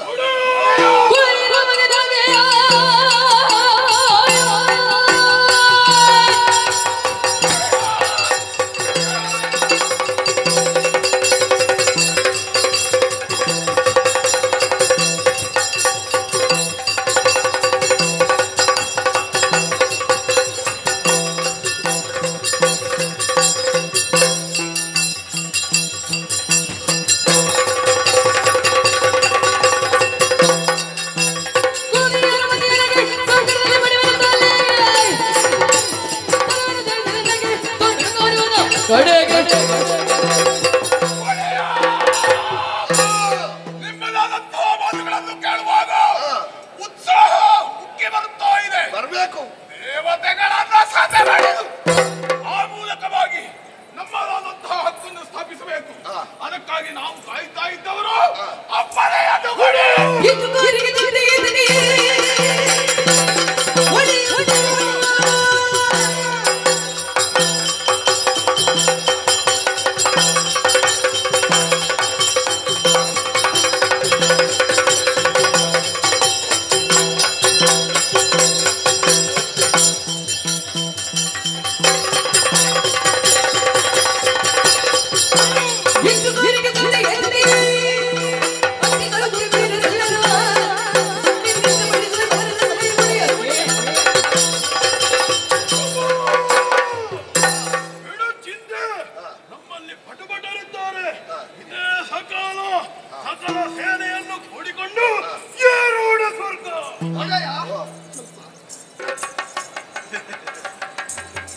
ಸ್ವರ್ಗಲೋಕಕ್ಕೆಲ್ಲ ಹೋಗುದು. ಅಲ್ಲಿಯ ಸುವಸ್ತುಗಳು ಯಾವುದೂ ಇಲ್ವಲ್ಲ ಈಗ? ಇಲ್ಲ. ಹಾಗಾದ್ರೆ ನಾನು ಬರುವುದಿಲ್ಲ, ನೀವೇ ಹೋಗಿ. ಸುವಸ್ತು ಇದ್ರೆ ಏನು ಮಾಡ್ತೀನಿ ನೀನು? ಅದು ನನಗೆ ಬೇಕು. ಇಲ್ಲದಿದ್ರೆ ಸ್ಥಳಕ್ಕೆ ಹೋಗುವುದು ಯಾಕೆ ಕಣ್ಮಕ್ಕ? ನೀನು ಏನು ಸಿಗದಿದ್ರೆ ಸೇವೆಗೆ ಅಂತ ಬರುವ ಕ್ರಮವೇ ಇಲ್ಲ. ನನ್ನದು ಏನಿದ್ರು ಸೇವೆ ಇಲ್ಲ. ನಮಗೆ ಪ್ರಯೋಜನ ಆಗುದಿದ್ರೆ ಮಾತ್ರ ನಾವು ಹೋಗುದು. ನಾನು ಬದುಕುದೇ ಆಗಲಿ. ಯಾವಾಗಲೂ ವೇತನಕ್ಕೆ ಯಾವಾಗ ಹೋಗ್ಬೇಕು ಗೊತ್ತುಂಟ? ಯಾವಾಗ? ಪ್ರಾಯ ಗಟ್ಟಿ ಇರುವಾಗ. ಹೌದು. 60 ಕಳೆದ ಮೇಲೆ ಸ್ವಲ್ಪ ಸೇವೆ ಮಾಡಬೇಕು. ಅದು ಮರ್ತೋಗ್ತದೆ. ಅವನ ಮಾತಿಗೆ ಸ್ವಲ್ಪ ನನ್ನದು ಆಕ್ಷೇಪ ಉಂಟು. ಏನು? ಯಾವ ಕಡೆಗಾದ್ರೂ ಹೋಗುವುದಾದ್ರೆ ಅಲ್ಲಿ ಎಷ್ಟು ಸಿಗುತ್ತದೆ, ಎಷ್ಟು ಕೊಡ್ತಾರೆ ಅಂತ ನೋಡುವುದಲ್ಲ. ಅಲ್ಲಿ ಹೋದಲ್ಲಿ ನಮಗೆ ಏನು ಸಿಗುತ್ತದೆ? ಅಲ್ಲಿ ನಮಗೊಂದು ಮರ್ಯಾದೆ ಸಿಗುವುದಿಲ್ವಾ? ಇಲ್ಲಿವರೆಗೆ ಹೋದವರು ಬರೇ ಪೀಠವನ್ನು ಆಶ್ರಯಿಸಿಕೊಂಡು ಹೋಗಿದ್ದಾರೆ. ಅಲ್ಲಿರುವಂತಹ ಸುವಸ್ತುಗಳು ಯಾರಿಗೆ ಬೇಕು? ನಮ್ಮ ಈ ಪ್ರದೇಶದಲ್ಲಿ ಏನದಕ್ಕೆ ಕಡಿಮೆ ಉಂಟು? ನಿನಗೆ ನಿರೀಕ್ಷೆ ಇಲ್ಲ ಅಲ್ಲ? ಇನ್ನು ಹಿಂದೆ ಸಿಕ್ಕಿದ ಹಾಗೆ ಬಂಗಾರದ ಪದಕ್ಕೆಲ್ಲ ಸಿಗುದಿಲ್ಲ. ಅಲ್ಲಿ ಎಂತದ್ದು ಇಲ್ಲ, ಅಲ್ಲಿ ಪೀಠ ಮಾತ್ರ ಇರುವುದು. ಆ ನಿರೀಕ್ಷೆ ಎಲ್ಲ ಇಟ್ಟುಕೊಳ್ಬೇಡ. ಹಾಗಾದ್ರೆ ನಮಗೆ ಇಂದಿನಿಂದ ಮೊದಲುಗೊಂಡು ಮೊದಲಾದಂತ ವಿಚಾರದ ಬಗ್ಗೆ ನೀನು ಆಲೋಚನೆ ಮಾಡುವುದೇ ಬೇಡ. ಅದು ಎಲ್ಲಿ ಸಿಕ್ಕಿದ್ದು ಅಲ್ಲಿಯೇ ಸಿಗ್ತದೆ. ಅಲ್ಲೆಲ್ಲ ಸಿಗ್ಲಿಕ್ಕಿಲ್ಲ, ಅದೆಲ್ಲ ಇಲ್ಲಿ ಸಿಗುದು. ಅಲ್ಲಿ ಎಲ್ಲ ಕಳ್ಕೊಂಡಿದ್ದಾನೆ. ಅದಾದ್ರೂ ಪೀಠ ಆದ್ರೂ ಉಳಿಬೇಕಾದ್ರೆ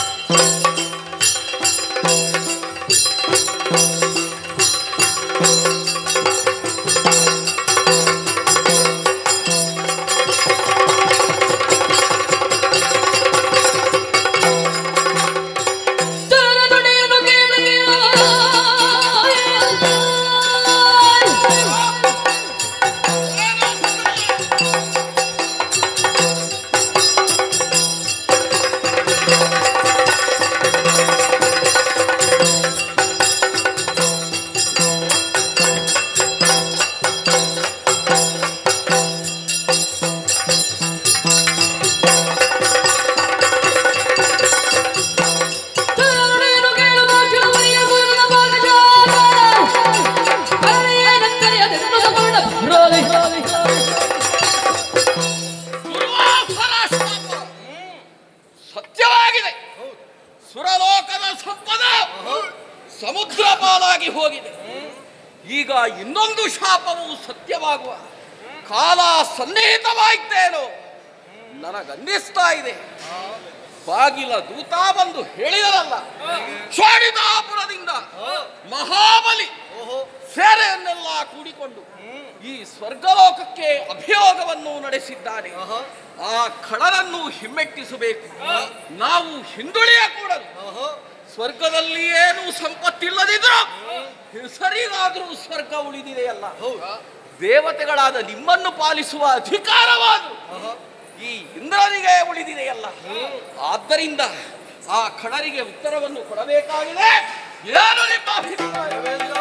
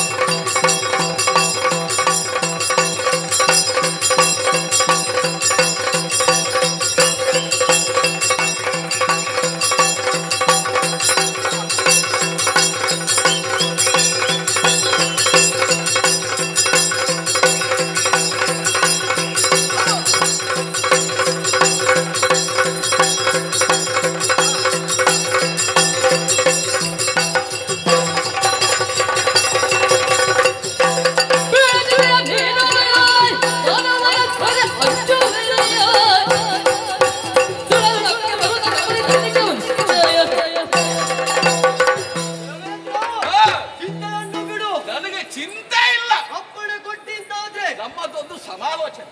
ಅವರನ್ನು ನಾನು ನೋಡಿಕೊಳ್ತೇನೆ. ಒಳ್ಳೆಯದು.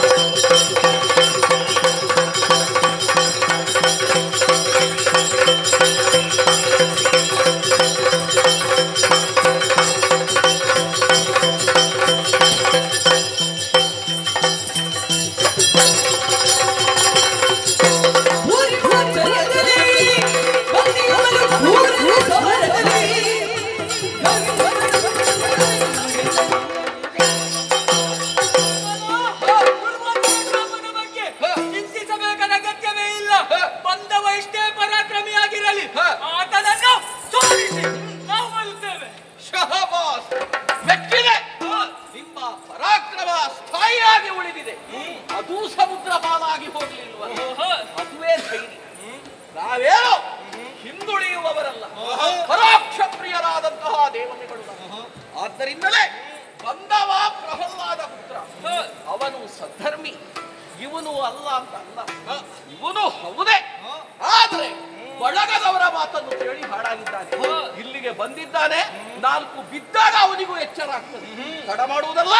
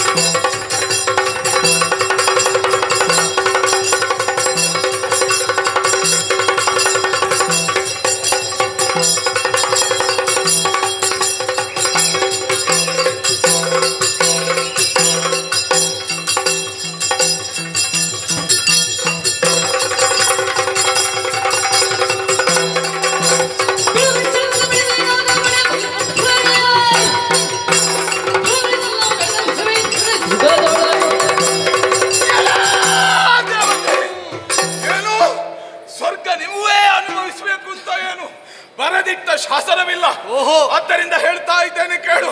ಸ್ವರ್ಗವನ್ನು ಬಿಟ್ಟುಕೊಳ್ಳಿ, ಇಲ್ಲವಾದರೆ ನಿನ್ನ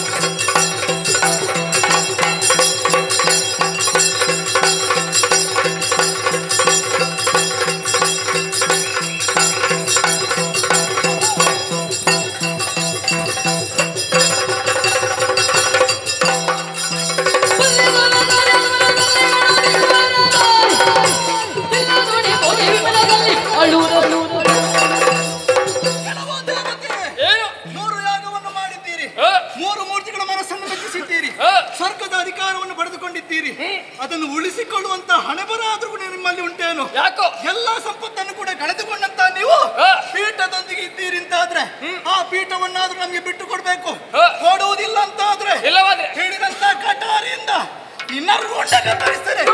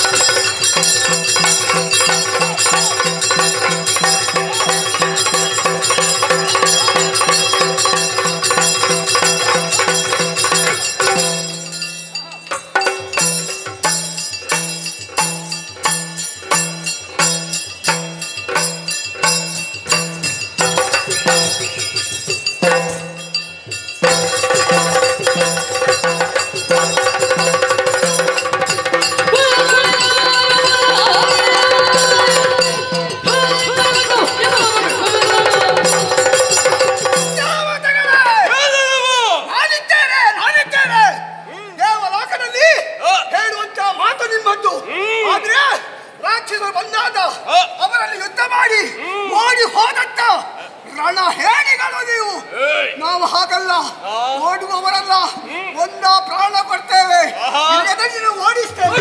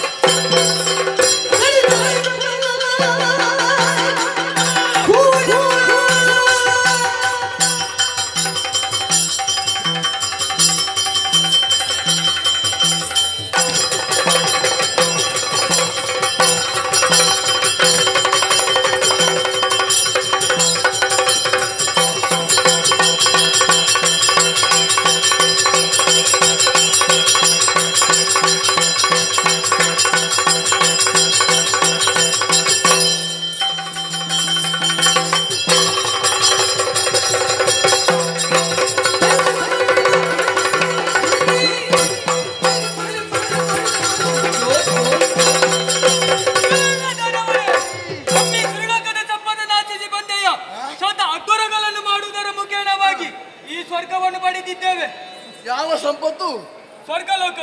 ಸ್ವರ್ಗಲೋಕದಲ್ಲಿ ಈಗ ಸಂಪತ್ತು ಉಂಟೇನು? ಸಂಪತ್ತಿಲ್ಲದಿದ್ರೆ ಮತ್ತೆ ನೀವು ಯಾಕೆ ಬಂದ? ಪಾಪಿ ಮಕ್ಕಳು ಎಲ್ಲವನ್ನೂ ಕಂಡುಕೊಂಡಿದ್ದೀರಾ?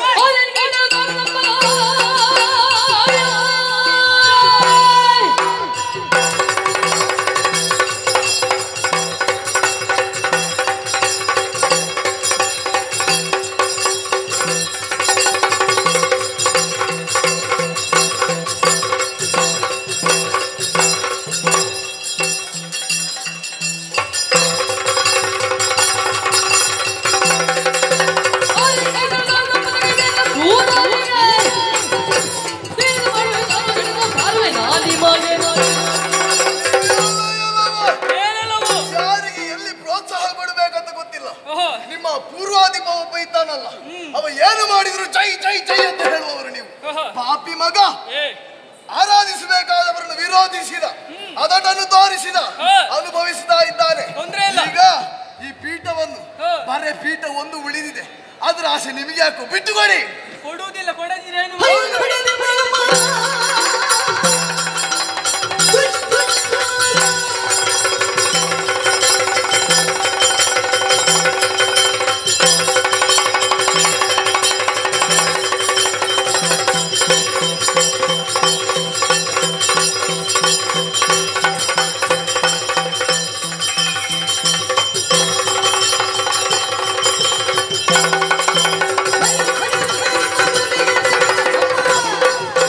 Hey!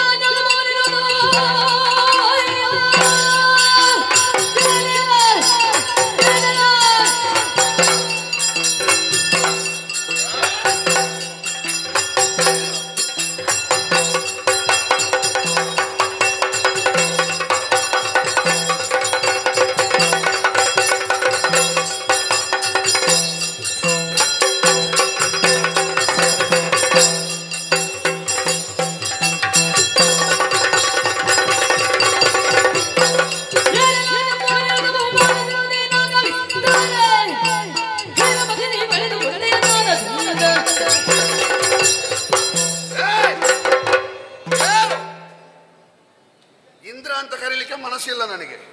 ಯಾಕೆ? ಪುರಂದರ ಈಗ ಪದವಿ ಇಲ್ಲಲ್ಲ ನಿನ್ನದು.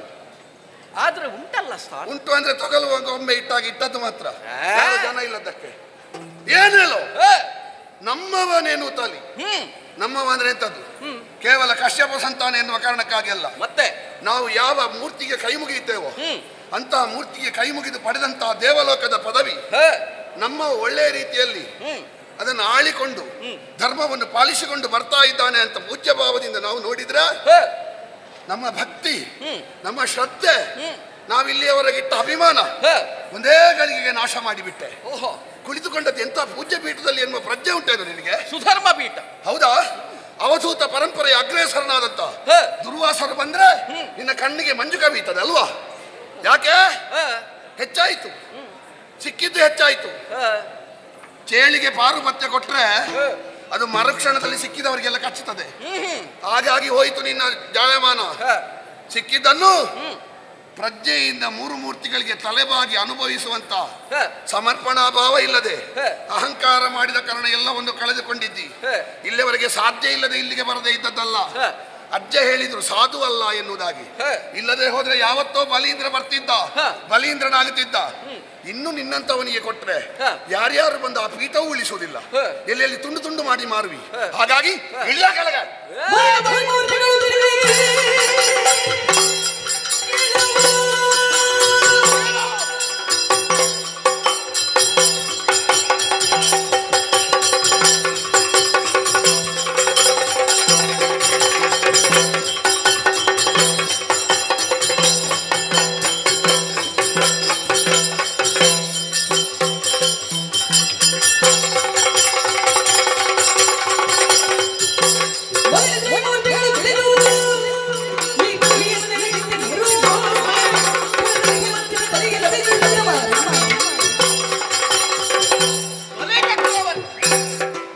ಶೈಲಿ ಎಲ್ಲ ಗೋವಿಂದನದ್ದೇ ಅಲ್ವಾ? ಹೌದಪ್ಪ, ಆರಾಧಕರೌದು. ಅವ ಕೊಟ್ಟದನ್ನು ಉಳಿಸಿಕೊಳ್ಬೇಡುವ, ಎಲ್ಲ ಕಳ್ಕೊಂಡಿದ್ದೆ ಅಲ್ವಾ? ಈಗ ದುರ್ವಾಸರ ಶಾಪವೇ ಕಾರಣವಾಗಿ ಸುರ ಸಂಪದವೆಲ್ಲ ಸಮುದ್ರ ಪಾಲಾಗಿ ಹೌದು ವೈಭವದ ಮೆರವಣಿಗೆಯಲ್ಲಿ ನಂದನವನದೆಡೆಗೆ ನಾನು ಸಾಗುತ್ತಿದ್ದೆ. ಸರಿ, ಆ ಕಾಲಕ್ಕೆ ಆ ಮುನಿಗಳ ಆಗಮನ ಮಧ್ಯಪಥದಲ್ಲಿ ಆಯಿತು. ಒಂದು ಸುರಮಾಲಿಕೆಯನ್ನು ಕೊಟ್ಟು ಸಕಲ ಇಷ್ಟಾರ್ಥ ಸಾಧಕವಾದಂತಹ ಮಾಲಿಕೆ ನನ್ನ ಮನಸ್ಸಿಗಾಯಿತು. ಮೂರು ಮೂರ್ತಿಗಳ ಅನುಗ್ರಹ ವಿಶೇಷ ಇರುವಾಗ ಎಲ್ಲವನ್ನೂ ಪಡೆದ ಬಳಿಕ ಆ ಮಾಲಿಕೆಯಿಂದ ನನಗಾಗಬೇಕಾದುದೇನು? ನಿನಗೆ ಯಾವುದರಲ್ಲಿ ಹೊಡಿಬೇಕು ಅಂತ ಗೊತ್ತಾಗುದಿಲ್ಲ ನನಗೆ. ಈಗ ಹೊಟ್ಟೆ ತುಂಬ ಊಟ ಮಾಡ್ತೇವೆ ನಾವು. ಯಾವನೋ ಪಂಚಕಜ್ಜಾಯ ಕೊಡ್ತಾನೆ, ನನಗೆ ಹೊಟ್ಟೆ ತುಂಬ ಊಟ ಮಾಡಿದೆ ಅಂತ ಪಂಚಕಜ್ಜಾಯ ತಗೊಳ್ಲಿಕ್ಕಿಲ್ವಾ? ಪಂಚಕಜ್ಜಾಯ ಶ್ರದ್ಧೆಯಿಂದ ತಗೊಳ್ಳೋದು. ಮೂರು ಮೂರ್ತಿಗಳ ಅನುಗ್ರಹ ಮಾಡಿದ್ರು ಅವರು ಪ್ರಸಾದ ಅಂತ ಕೊಟ್ಟದನ್ನು ಸ್ವೀಕರಿಸಬೇಡುವ? ಈಗ ಆ ಮಾಲಿಕೆಯನ್ನು ಸ್ವೀಕರಿಸಲಿಲ್ಲ ಅಂತ ಹೇಳಿದ್ಯಾ? ಸ್ವೀಕರಿಸಿ ಏನು ಮಾಡಿದ್ದಿ? ಸ್ವೀಕರಿಸಿದ್ದೆ. ನನ್ನನ್ನು ಬಹಳ ಹೊತ್ತಿನಿಂದ ಹೊತ್ತು ಸಾಗುತ್ತಿದ್ದಂತಹ 1000 ಸೊಂಡಿಲುಗಳುಳ್ಳಂತಹ ಆನೆಗೆ ನೋಡು, ನಿನಗೆ ಔಪಚಾರಿಕ ಪ್ರಜ್ಞೆ ಇಲ್ಲ ಅಂತ ಹೇಳುದು ಅದಕ್ಕೆ. ಯಾಕೆ? ಈಗ ಯಾವನೋ ಒಬ್ಬ ಮದುವೆಗೆ ಬರ್ತಾನೆ, ಮದುವೆಗೆ ಬರುವಾಗ ಒಂದು ಅಭಿಮಾನದಿಂದ ಒಂದು ಸೀರೆಯನ್ನು ಕೊಡುಗೆಯಾಗಿ ಕೊಡ್ತಾನೆ. ಸೀರೆ ಬಹಳ ಒಳ್ಳೆದಿರುವುದಿಲ್ಲ, ವಿಷಯ ಬೇರೆ. ಆದ್ರೂ ಮದುಮಗಳು ಅವಳ ಎದುರಿಗೆ ಕೆಲಸದವಳಿಗೆ ಕೊಡುವುದಿದ್ರು ಮನೆಗೆ ಹೋದ ಮೇಲೆ ಕೊಡಬೇಡ. ನೀನು ದುರ್ವಾಸರ ಎದುರಿಗೆ ಐರಾವತಕ್ಕೆ ಹಾಕಲ್ಲ, ನಿನಗೆ ತಲಸರಿ ಉಂಟ? ನಿನಗೆ ಕೊಡುವಲ್ಲಿಯವರೆಗೆ ಕೊಡುವವರ ಹೊಣೆ, ತೆಕೊಂಡ ಮೇಲೆ ಮತ್ತೆ ಅವರು ಏನು ಮಾಡ್ತಾರೋ ಕೊಟ್ಟವರಿಗೆ ಸಂಬಂಧ. ಅದಕ್ಕೆ ಏನು ಮಾಡ್ತಾರೋ ಸಂಬಂಧ ಇಲ್ಲ ಎನ್ನುವುದಕ್ಕೆ ಅವರು ಮಾಡಿದ್ದಷ್ಟು. ಈಗ ನಾನು ಆನೆಗೆ ಹಾಕಿದೆ, ಅದು ಅದರ ಚೇಷ್ಟೆಯನ್ನು ಮಾಡಿತ್ತು.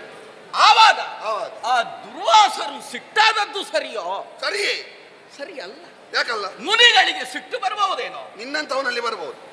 ಯಾವನಿಗೆ ನಿಯಂತ್ರಣ ಉಂಟೋ ಅವ ಯಾವಾಗಲೂ ಸಿಟ್ಟುಕೊಳ್ಳಬಹುದು. ಯಾರಿಗೆ ಮತ್ತೆ ಸಿಟ್ಟೇ ಬರುವುದಿಲ್ಲ ಅಂತ ಯಾರ ಬಗ್ಗೆ ಅದು ಪ್ರಚಾರ ಆದ್ರೆ ಅವನನ್ನು ದುರುಪಯೋಗ ಪಡಿಸಿಕೊಳ್ಳುವುದು ಹೆಚ್ಚು. ಅವರು ಸ್ವಲ್ಪ ಮಾತಾಡುವಾಗಲೇ ಸ್ವಲ್ಪ ಬೇಡದು ಮಾತಾಡ್ತಾರಂತಾದ್ರೆ ಅವರನ್ನು ಸುಧಾರಿಸ್ತಾರೆ. ಈಗ ಅವರಲ್ಲಿ ಬೇಡ ಅಂತ ಹೇಳ್ತಾರೆ. ಅವರಿಗೆ ಸಿಟ್ಟು ಬಂದ ಪರಿಣಾಮ ಶಾಪ ಕೊಟ್ಟು ಸರಿ. ಈಗ ಅವರಿಗೆ ಬರಬಾರದಿತ್ತು, ಅದನ್ನು ನಿಗ್ರಹಿಸಬೇಕಾಗಿತ್ತು. ದೇವೇಂದ್ರ ಏನೋ ಮಾಡಿಬಿಟ್ಟು ನನ್ನ ಕರ್ತವ್ಯ ನಾನು ಮಾಡಿ ಮುಗಿಸಿದ್ದೆ. ಯಾವನೋ ಒಬ್ಬ ಅಸಾಕ್ಷರ ಆದ್ರೆ ಸರಿ, ವಿದ್ಯೆ ಇಲ್ಲದವ ಆದ್ರೆ ಸರಿ, ಬೃಹಸ್ಪತಿಯ ಶಿಷ್ಯ ನೀನು ಬಿಡು. ನೀನೊಂದು ನಿನ್ನ ಗುರುಗಳ ಮರ್ಯಾದೆ ಆದ್ರೂ ಉಳಿಸಬೇಡುವ? ಅವರ ಶಿಷ್ಯನಾಗಿ ವೃದ್ಧಶ್ರವನಾಗಿ ಮೂರು ಲೋಕದ ಪೀಠದ ಅಧಿಕಾರಿಯಾಗಿ ನೀನು ಹಾಗೆ ಮಾಡುವಾಗ ಬರದೇ ಇರುವ ಸಿಟ್ಟು ಮತ್ತೆ ದುರ್ವಾಸರಿಗೆ ಯಾವುದಕ್ಕಿರುವುದು? ಮತ್ತೆ ಮೂರು ಮೂರ್ತಿಗಳ ಅನುಗ್ರಹ ವಿಶೇಷದಿಂದ ನಾನೇನನ್ನು ಸಂಪಾದಿಸಿರುವೆನು ಅದನ್ನು ಉಳಿಸಿಕೊಳ್ಳುವುದಕ್ಕಾಗಿ ನಾನು ಪ್ರಯತ್ನ ಪಟ್ಟವನೇ. ಈಗ ಉಳಿಸಿದ ಅದರಲ್ಲಿ ಏನೂ ಮಾತಿಲ್ಲ.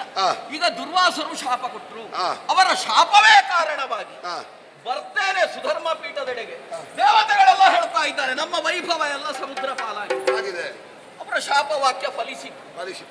ಇನ್ನೊಂದು ಶಾಪ ಕೊಟ್ಟಿದ್ರು. ಏನು? ಯಾರೋ ಕ್ರೂರಿಗಳು ಭೂಲೋಕದಿಂದ ಅದೆಲ್ಲ ಬೇಡ, ಕ್ರೂರಿ ಅಂತ ಬೇಡ. ನೀನು ಅಲ್ಲಿ ನೀನು ಬಂದವರ ಮೇಲೆ ಅಪವಾದ ಹಾಕೋದು ಬೇಡ. ಈಗ ನೋಡು, ಯಾರೇ ಆಗಿರಲಿ ಸ್ವರ್ಗಲೋಕಕ್ಕೆ ಬರ್ತಾರೆ ಅಂತ ಆದ್ರೆ ಅವರಲ್ಲಿ ಪುಣ್ಯಕರ್ಮ ಸಂಚಯ ಆಗಿರಬೇಕು. ನಾನು ಹೇಳ್ತೇನೆ, ನಿನ್ನಲ್ಲಿ ಪುಣ್ಯಕರ್ಮ ಉಂಟು, ಆದ್ರೆ ಬಂದ ದಾರಿ ಸರಿ ಇಲ್ಲ. ಹೌದಾ? ನೀನು ಹೇಳ್ಬೇಕು. ಯಾಕಂದ್ರೆ ಯಾಕೆ ಗೊತ್ತ, ನೀನು ಪ್ರಹ್ಲಾದನ ಪರಮ ಸದ್ಧರ್ಮಿಯ, ಪರಮ ವೈಷ್ಣವ, ಭಾಗವತೋತ್ತಮ, ಎಷ್ಟು ಹೊಗಳಿದ್ರು ಸಾಕಾಗ. ಅವನ ಮಗನಾಗಿ ನೀನು ಇಲ್ಲಿಗೆ ಬಂದಂತಹ ರೀತಿ ಇದೆಯಲ್ಲ, ಬಹುಶಃ ನಿನ್ನ ಬಡಗದವರೆಲ್ಲ ನಿನಗೆ ದುರ್ಬೋಧನೆ ಮಾಡಿ. ನೀನು ನನ್ನನ್ನು ಮಾತಾಡಿಸಬೇಡ ಸುಮ್ಮನೆ. ಏನು? ಪ್ರಹ್ಲಾದನ ಬಗ್ಗೆ ಬಹಳ ಅಭಿಮಾನ ಉಂಟಾ ನಿನಗೆ? ಉಂಟಪ್ಪ. ನಿನಗೆ ಶೀಲಾಪಹಾರ ಮಾಡುವಾಗ ಅಭಿಮಾನ ಸತ್ತಿತ್ತ ನಿನ್ನದು? ನೋಡು, ಗಿತ್ತಿಗರ್ಭ ಛೇದನ ಮಾಡುವಾಗ ನಿನಗೆ ಗೊತ್ತಿರಲಿಲ್ವ? ದೊಡ್ಡ ದೇವತೆಗಳು ಮಾಡುವ ಕಾರ್ಯವೆಲ್ಲವೂ ಲೋಕದ ಒಳಿತಿಗಾಗಿ. ಹೌದಾ?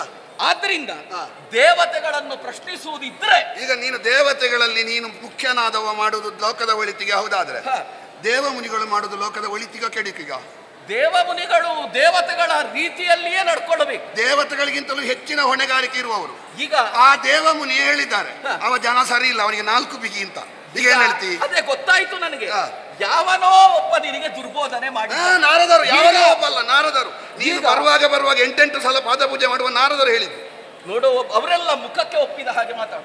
ನಿನ್ನಲ್ಲಿ ಬಂದು ಹಾಗೆ ಹೇಳ್ತಾರೆ, ನನ್ನಲ್ಲಿ ಬಂದು ಓ ದೇವೇಂದ್ರ, ರಾಕ್ಷಸರು ಹಾಗೆ, ಅವರು ಮದ್ಯಪಾನ. ರಾಕ್ಷಸರ ವಿಷಯ ಬಿಡು, ಬಲಿ ಸರಿ ಇಲ್ಲ ಅಂತ ಹೇಳಿದಾರ? ನನ್ನಲ್ಲಿಗೆ ಬರಲಿಲ್ಲ. ನನ್ನಲ್ಲಿಗೆ ಬಂದಿದೆ, ಬರಲಿಲ್ಲ. ಇಲ್ಲಿಯವರೆಗೆ ದೇವಲೋಕಕ್ಕೆ ಬಂದು ರಾಕ್ಷಸರು ಸರಿ ಇಲ್ಲ ಅಂತ ಹೇಳ್ತಾ ಇದ್ದದ್ದು. ಈಗ ನನ್ನಲ್ಲಿಗೆ ಬಂದು ದೇವೇಂದ್ರ ಸರಿ ಇಲ್ಲ ಅಂತ ಹೇಳಿದವರು. ಹೌದು. ಈಗ ಬರ್ತಿದ್ರೆ ನಾನು ಅದಕ್ಕೆ ಏನು ಅಂತ ಯೋಚನೆ ಮಾಡ್ತಿದ್ದೆ. ಮೂರು ಮೂರ್ತಿಗಳಿಗಿಂತ ಹಿರಿದಾದವರು ಲೋಕದಲ್ಲಿ ಇಲ್ಲ ಎಂಬ ನೆಲೆಯಿಂದಲೇ ನಾನು ಮೂರು ಮೂರ್ತಿಗಳ ಬಗ್ಗೆ ಗೌರವ ಉಂಟಾ? ಈಗ ಸಮುದ್ರ ಪಾಲಾದ ಸೌಭಾಗ್ಯ ಹೋಗಿ ಎಷ್ಟು ಸಮಯ ಆಯ್ತು? ಬಹಳ ಕಾಲ ಆಯ್ತು. ಯಾಕೆ ಮೂರು ಮೂರ್ತಿಗಳಲ್ಲಿ ಹೋಗ್ಲಿಲ್ಲ ನೀನು? ಇಲ್ಲ, ಸ್ವರ್ಗಲೋಕದಲ್ಲಿ ನಾನು ಇದ್ದೇನಲ್ಲ. ಹಾಗಾದ್ರೆ ಅರ್ಥ ಎಂತದ್ದು? ನಿನಗೆ ಇನ್ನೂ ಅವರ ನೆನಪಾಗ್ಲಿಲ್ಲ ಅಂತ ಅರ್ಥ. ನೀನು ಅಲ್ಲಿಗೆ ಹೋಗ್ಬೇಕು ಅಂತ ಇಲ್ಲ. ಸ್ವಾಮಿ, ನೀವು ಕೊಟ್ಟದ್ದು ಹೋಗಿದೆ ಅಂತ ಒಂದು ಸಲ ಮನಪೂರ್ವಕವಾಗಿ ಪ್ರಾರ್ಥನೆ ಮಾಡ್ತಿದ್ರು, ಮೂರು ಮೂರ್ತಿಗಳ ನೆನಪಿರುವ ದೇವೇಂದ್ರ ಅಂತ ಒಪ್ಪಿಕೊಳ್ತಿದ್ದೆ.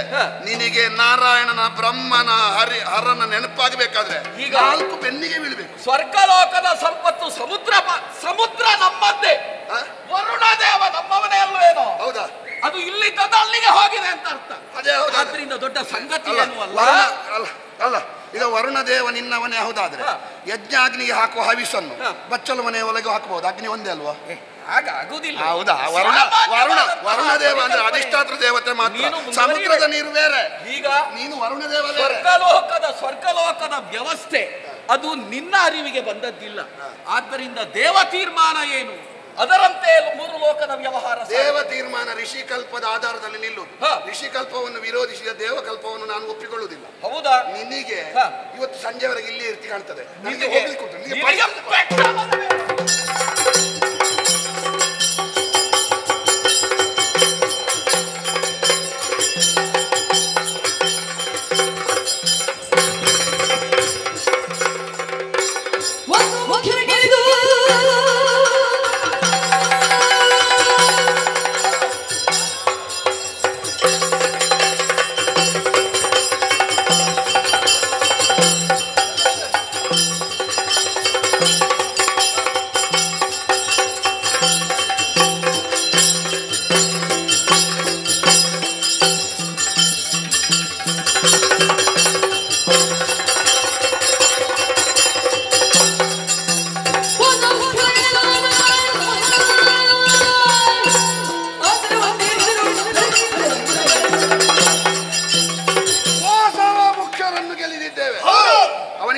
ಅಂತ ಹೆಸರಾದಿಕೆ ಅಂತೆ. 100 ಸವ ಮಾಡಿದವ, ಯಜ್ಞ ಮಾಡಿದವ, ಅದನ್ನು ಉಳಿಸಿಕೊಳ್ಳುವುದಕ್ಕಾಗದ ಅನರ್ಹ ಅಯೋಗ್ಯ ಸಿಕ್ಕಿದೆ ನಮಗೆ. ಏನಾದ್ರೂ ಉಳಿದಿದ? ಏನು ಇಲ್ಲ, ಇಲ್ಲಿ ಬರೀ ಒಂದು ಪೀಠ ಉಂಟಷ್ಟೇ. ಎಲ್ಲವನ್ನ ಎದೆಗೆಟ್ಟುಕೊಂಡು ಬಿಟ್ಟ. ಆದ್ರೂ ಸ್ವರ್ಗ ಸಿಕ್ಕಿದೆ ಅಲ್ವಾ, ಅಷ್ಟು ಸಾಕು. ಅಷ್ಟು ಸಾಕು. ಯಾಕೆ? ನಮಗೆ ಎಷ್ಟು ಸಿಕ್ಕಿದೆ ಎನ್ನುವುದಕ್ಕಿಂತಲೂ ಅವ ಇಲ್ಲಿ ಇಲ್ಲಲ್ಲ, ಅವನನ್ನು ಓಡಿಸಿದೇವಲ್ವಾ. ನಮ್ಮ ಆಸೆ ಅಷ್ಟೇ. ನಾವು ದೇವ ವಿರೋಧ ಮಾಡಿದ್ದಲ್ಲ. ನಮಗಿಲ್ಲ ಇದ್ರು ತೊಂದರೆ ಇಲ್ಲ, ಅವನಿಗೆ ಸಿಗಬಾರ್ದು. ಒಡೆಯ ಎಲ್ಲ ಕಡೆಯಲ್ಲಿ ಅಲ್ಲ, ಕೆಟ್ಟವರಿಗೆ ಸಿಗಬಾರ್ದು. ಮತ್ತೊಂದುಂಟು, ಏನು? ಅವ ದೇವರನ್ನು ಪೂಜಿಸಿದಾಗ ರಾಕ್ಷಸರು ಯಾರಾದ್ರೂ ಬಂದು ದಾಳಿ ಇಟ್ಟರೆ ಅವರ ಬಳಿಗೆ ಹೋಗ್ತಾ ಇದ್ದ. ಈಗ ಇವನೇ ಅಧರ್ಮಿಯಾಗಿದ್ದಾನೆ, ಪೀಠ ನಮ್ಮ ಕೈವಶ ಆಗಿದೆ, ಇವ ಎಲ್ಲಿ ಹೋಗ್ತಾನೆ ಅಂತ ಆಗಬೇಕಲ್ಲ. ಅವ ಎಲ್ಲಿ ಬೇಕಾದ್ರೂ ಹೋಗಲಿ. ಯಾಕೆ? ಅವನಿಗೆ ವೈಭವದಿಂದ ತಲೆ ಎತ್ತಲಿಕ್ಕೂ ಗೊತ್ತುಂಟು, ಚಾಪೆ ಅಡಿಗೆ ತೂರಿಕೊಳ್ಳಿಕ್ಕೂ ಗೊತ್ತುಂಟು. ಬೇಕಾದಲ್ಲಿ ಬೇಕಾದಾಗಿರ್ತಾನೆ ಅವ. ಪ್ರಪಂಚದ ಬಹುದೊಡ್ಡ ಧೂರ್ತ ರಾಜಕಾರಣಿ ಯಾರು ಗೊತ್ತುಂಟ? ಅದು ಇಂದ್ರ. ಏನಕ್ಕೇನು ಮಾಡ್ಯಾನ, ಆದ್ರೆ ನಮಗೊಂದು ಸಮಾಧಾನ ಉಂಟು. ನಾವು ತಪ್ಪು ಮಾಡಿದ್ದಲ್ಲ, ಎಲ್ಲಿಯಾದ್ರೂ ನಾವು ಮಾಡಿದ್ದು ತಪ್ಪು ಅಂತ ಯಾರಾದ್ರೂ ಕೇಳಿದ್ರೆ ನಮಗೆ ದೊಡ್ಡ ಜನ ತೋರಿಸಲಿಕ್ಕಿದ್ದಾರೆ. ನಾವು ಹೊಡೆದದ್ದಲ್ಲ, ನಾರದರು ಹೊಡಿಸಿದ್ದು ಅಂತ ಹೇಳು. ಅಷ್ಟೊಂದು ನೀವು ಸಿದ್ಧತೆ ಮಾಡಿ, ಯಾರು ಕೇಳಿದ್ರು ಅದೇ ಹೇಳ್ಬೇಕು.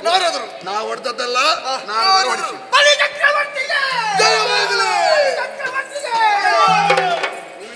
ಆಯಾಸ ಆಗಿದೆ ಅಲ್ವಾ? ಬೆಳಿಗ್ಗೆದುಂಟು, ಮಧ್ಯಾಹ್ನದ್ದು ತಯಾರಾಗಿದೆ, ಎಲ್ಲ ಒಟ್ಟಿಗೆ ತಕೊಂಡು.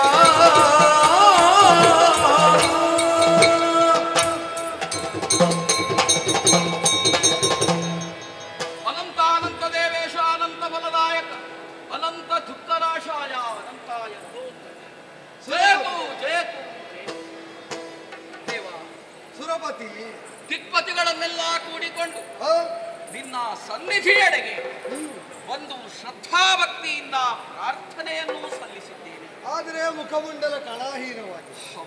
ಏನು ಕಾರಣ? ಚೈತನ್ಯ ನಮ್ಮಲ್ಲಿ ಹುಡುಗಿ ಹೋಗಿದೆ. ಅಂದರೆ ಹೀಗಾಗುವುದಕ್ಕೆ ಬಲವಾದ ಕಾರಣವಿದೆ. ಸ್ವಲ್ಪ ಸ್ವರ್ಗಲೋಕದಲ್ಲಿ ಅವಾಂತರ ನಡೆಯಿತು. ಏನು ಅವಾಂತರ? ದೇವರೇ, ನಿಮ್ಮಲ್ಲಿ ಹೇಳದೆ ಒಂದು ವಿಜೃಂಭಣೆಯ ಉತ್ಸವವನ್ನು ಸ್ವರ್ಗಲೋಕದಲ್ಲಿ ನಡೆಸಿದೆ. ಸುಖ ಸಾಧನವಾದ ಅನೇಕ ಉತ್ಸವಾದಿಗಳು ನಡೆಯುತ್ತದೆ, ಅದರಲ್ಲೇನು ವಿಶೇಷ? ವಿಶೇಷ ಇದ್ದೇ ಇದೆ. ನನಗೊಂದು ಯೋಚನೆ ಆಯಿತು. ಸ್ವರ್ಗಲೋಕದಲ್ಲಿ ಇಷ್ಟು ಸಂಪತ್ತಿದೆ, ಒಮ್ಮೆ ಬಹಿರಂಗವಾಗಿ ಎಲ್ಲರೂ ನೋಡುವ ಹಾಗೆ ಒಂದು ಉತ್ಸವ ಮಾಡಬೇಕು. ಸರಿ, ಅದಕ್ಕಾಗಿ ಎಲ್ಲರೂ ವೈಭವದಿಂದ ನಾನು ಆನೆಯನ್ನೇರಿದ್ದೆ ಸ್ವಾಮಿ. ನಮ್ಮ ದೇವತೆಗಳೆಲ್ಲ ಜಯಘೋಷವನ್ನು ಹಾಕುತ್ತಾ ಅಪ್ಸರಸಿಯರು ನಡು ಪಥದಲ್ಲಿ ನರ್ತಿಸುತ್ತಾ ನಾವು ನಂದನವನದೆಡೆಗೆ ಒಂದು ವಿಹಾರಕ್ಕೆ ಅಂತ ಹೊರಟಿದ್ದೇವೆ. ಆ ಸಂದರ್ಭದಲ್ಲಿ ಅತ್ರಿಪುತ್ರರಾದ ದುರ್ವಾಸನ ಆಗಮನ ಅಲ್ಲಿಗಾಯಿತು. ಅವರೊಂದು ಶುಭಮಾಲಿಕೆಯನ್ನು ನನಗೆ ನೀಡುವುದಕ್ಕೆ ಮುಂದಾದರು. ಕೊಡುವಾಗಲೇ ಹೇಳಿದ್ರು ಸಕಲ ಇಷ್ಟಾರ್ಥ ಸಾಧಕವಾದಂತಹ ಮಾಲೆ ಇದು. ಆವಾಗ ನಾನು ಆನೆಯ ಮೇಲಿದ್ದೆ. ಅವರು ಹೇಳಿದ್ದು ಸ್ಪಷ್ಟ ನನಗೆ ಕೇಳಿಸ್ತಾ ಇರಲಿಲ್ಲ. ಆದರೂ ದೇವತೆಗಳ ಮೂಲಕವಾಗಿ ನಾನು ತಿಳ್ಕೊಂಡು ಆ ಮಾಲಿಕೆ ಅದರ ಕುರಿತಾಗಿ ಸ್ವಲ್ಪ ಯೋಚನೆ ಮಾಡಿದೆ. ಇಷ್ಟಾರ್ಥ ಸಾಧಕ ಯಾವುದೋ ಒಬ್ಬ ಏನು ಗತಿ ಇಲ್ಲದೆ ಇದ್ದವನಿಗೆ ಆ ಮಾಲಿಕೆಯನ್ನು ಹಿಡ್ಕೊಂಡ್ರೆ ಇಷ್ಟಾರ್ಥ ಸಿದ್ಧಿಯಾಗ್ತದೆ. ನನಗೆ ಯಾಕಪ್ಪ ಇಷ್ಟೆಲ್ಲ ಉಂಟು, ಇದೆಲ್ಲ ಹೇಗೆ ಸಿಕ್ಕಿತು? ಮೂರ್ತಿಗಳ ಅನುಗ್ರಹ. ಈ ಅನುಗ್ರಹ ವಿಶೇಷದಿಂದ ಸಂಪಾದಿಸುವುದು ಇಷ್ಟಿರುವಾಗ ಅದರ ಅನಿವಾರ್ಯತೆ ನನಗಿಲ್ಲ ಎನ್ನುವುದನ್ನು ಮನಗಂಡಂತಹ ನಾನು ಏರಿ ಬಂದಂತಹ ಐರಾವತದ ಕೊರಳಿಗೆ ಹಾಕಿದೆ. ಆ ಕ್ಷಣದಲ್ಲಿಯೇ ಆ ಆನೆ ಅದನ್ನು ಪುಡಿಗೈದು ಕೆಳಕ್ಕೆ ಹಾಕಿ ಪರಿಣಾಮವಾಗಿ ಇವರು ಚಂಡಾಮಂಡಲರಾದರು. ಸಿಟ್ಟಿನಿಂದ ಶಾಪವನ್ನೇ ಕೊಟ್ಟು ಬಿಟ್ಟರು. ಸ್ವಾಮಿ, ನಿನಗೆ ಅಹಂಕಾರ, ಈ ಅಹಂಕಾರಕ್ಕೆ ಕಾರಣವಾದದ್ದು ಸುರಲೋಕದ ಸಂಪತ್ತು, ಈ ಸ್ವರ್ಗಲೋಕದ ಸಂಪದವೆಲ್ಲ ಸಮುದ್ರ ಪಾಲಾಗಲಿ ಎನ್ನುವ ಹಾಗೆ ಶಾಪ. ಅಲ್ಲಿಗೆ ಮುಗಿಸ್ಲಿಲ್ಲ ಅವರು. ಅವರ ಸಿಟ್ಟು ಕಡಿಮೆ ಆಗಲಿಲ್ಲ. ಮತ್ತು ಒಂದು ಶಾಪವನ್ನು ಕೊಟ್ಟು, ನಿನಗೆ ಅಧಿಕಾರ ಉಂಟು ಅಂತ ಸ್ವಲ್ಪ ಉಂಟು ತಲೆಯಲ್ಲಿ. ಸುಧರ್ಮ ಪೀಠದಲ್ಲಿ ಕುಳಿತುಕೊಂಡಿದ್ದೀನಿ, ನೀನು ಪೀಠ ಭ್ರಷ್ಟನಾಗಬೇಕು. ಅದಕ್ಕಾಗಿ ಹೌದು, ಭೂಲೋಕದಲ್ಲಿ ಹುಟ್ಟಿಕೊಂಡಂತಹ ಕ್ರೂರರು ಸ್ವರ್ಗಲೋಕವನ್ನು ಏರಿ ನಿನಗೆ ಸರಿಯಾಗಿ ಬಡಿದು ನಿನ್ನನ್ನು ಇಲ್ಲಿಂದ ಅಟ್ಟಲಿ ಅಂತ ಶಾಪವನ್ನು ಕೊಟ್ಟು ಯಾರಾದ್ರೂ ಬಂದ್ರು ಅನುಸರಿಸಿ. ದೇವರೇ, ಸ್ವರ್ಗಲೋಕದ ಸಂಪತ್ತು ಸಮುದ್ರ ಪಾಲಾಗಿದೆ.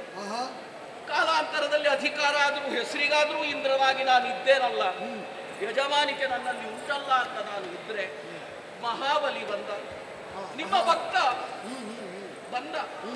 ಬಂದಾಗ ನಾನು ಹೋರಾಟವನ್ನು ಮಾಡಲೇಬೇಕಲ್ಲ. ಒಳ್ಳೆಯ ರೀತಿಯಿಂದ ಬಂದ್ರೆ ನಾನು ಹೋಗಿ ಇದಿರ್ಗೊಡ್ತಿದ್ದೆ. ತಮ್ಮ ಬಂದದ್ದು ಅವನ ಬಳಗದವರ ಮಾತನ್ನು ಕೇಳಿಕೊಂಡು, ಸರಿ, ಒಳ್ಳೆಯವರಾದರೂ ಕೆಟ್ಟವರ ಸಹವಾಸದಲ್ಲಿದ್ದರೆ ಅವರ ಒಳ್ಳೆಯತನಕ್ಕೆ ಮೌಲ್ಯ ದೊರಕುವುದೆಂತೂ ಸಾಧ್ಯ. ಹಾಗೆ ಆಯಿತು. ಬಂದದ್ದೇ ತಡ. ದೇವತೆಗಳ ಜೊತೆಯಲ್ಲಿ ಸಮಾಲೋಚನೆಯನ್ನು ನಡೆಸಿ ಆ ಖಡರೊಡನೆ ಹೋರಾಟವನ್ನು ಮಾಡಿದೆ. ಪರಿಣಾಮವಾಗಿ ದೇವತೆಗಳಾದಂತಹ ನಾವೆಲ್ಲ ಸೋಲನ್ನು ಅನುಭವಿಸಿದ್ದೇವೆ. ಹೆಸರಿಗಾಗಿದ್ದಂತಹ ಸ್ವರ್ಗವೂ ಕೈ ತಪ್ಪಿ ಹೋಗಿದೆ. ಸ್ವಾಮಿ, ನೀವಲ್ಲದೆ ನಮ್ಮನ್ನು ರಕ್ಷಿಸುವುದಕ್ಕೆ ಅನ್ಯರು ಯಾರಿದ್ದಾರೆ? ಜಯತು ಜಯತು. ಯಾಕಪ್ಪ ವ್ಯರ್ಥವಾಗಿ ಗೋಳಿಡ್ತೀರಿ?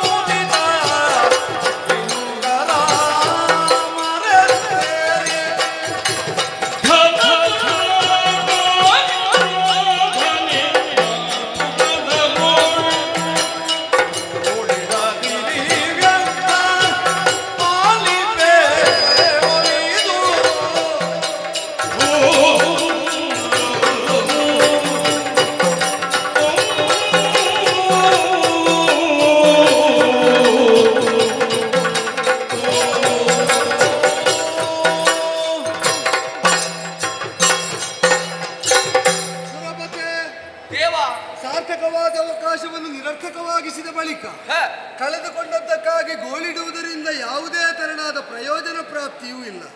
ಇದನ್ನು ನೀನು ಚೆನ್ನಾಗಿ ಬಲ್ಲೆ. ಮುನಿಮನೀಷಿಗಳಾದವರ ಅನುಗ್ರಹ ವಿಶೇಷದಿಂದ ಸುಸ್ಥಿರವಾಗಬೇಕಾದ ಸುರಗದ್ದುಗೆ ಅವರ ಪ್ರತಿಕೂಲವಾದಂತಹ ವಿಕೋಪದಿಂದ ನಷ್ಟವಾದದರಲ್ಲಿ ಆಶ್ಚರ್ಯವಿಲ್ಲ. ಯಾಕೆ ಅಂದರೆ ಅಧೀನರಾದವರ ಅಸಮಾಧಾನಕ್ಕೆ ನಾವು ಕಾರಣರಾದರೆ ಅಧಿಪತಿಗಳಾದದ್ರಿಂದ ಕೆಲವೊಮ್ಮೆ ದಕ್ಕಿಸಿಕೊಳ್ಳಬಹುದು. ಆದರೆ ಅತೀತರಾದವರ ಅಸಮಾಧಾನ ಆದರೆ ಅದರ ವಿಕೋಪಕ್ಕೆ ನಾವು ಈಡಾಗಲೇಬೇಕಾಗ್ತದೆ.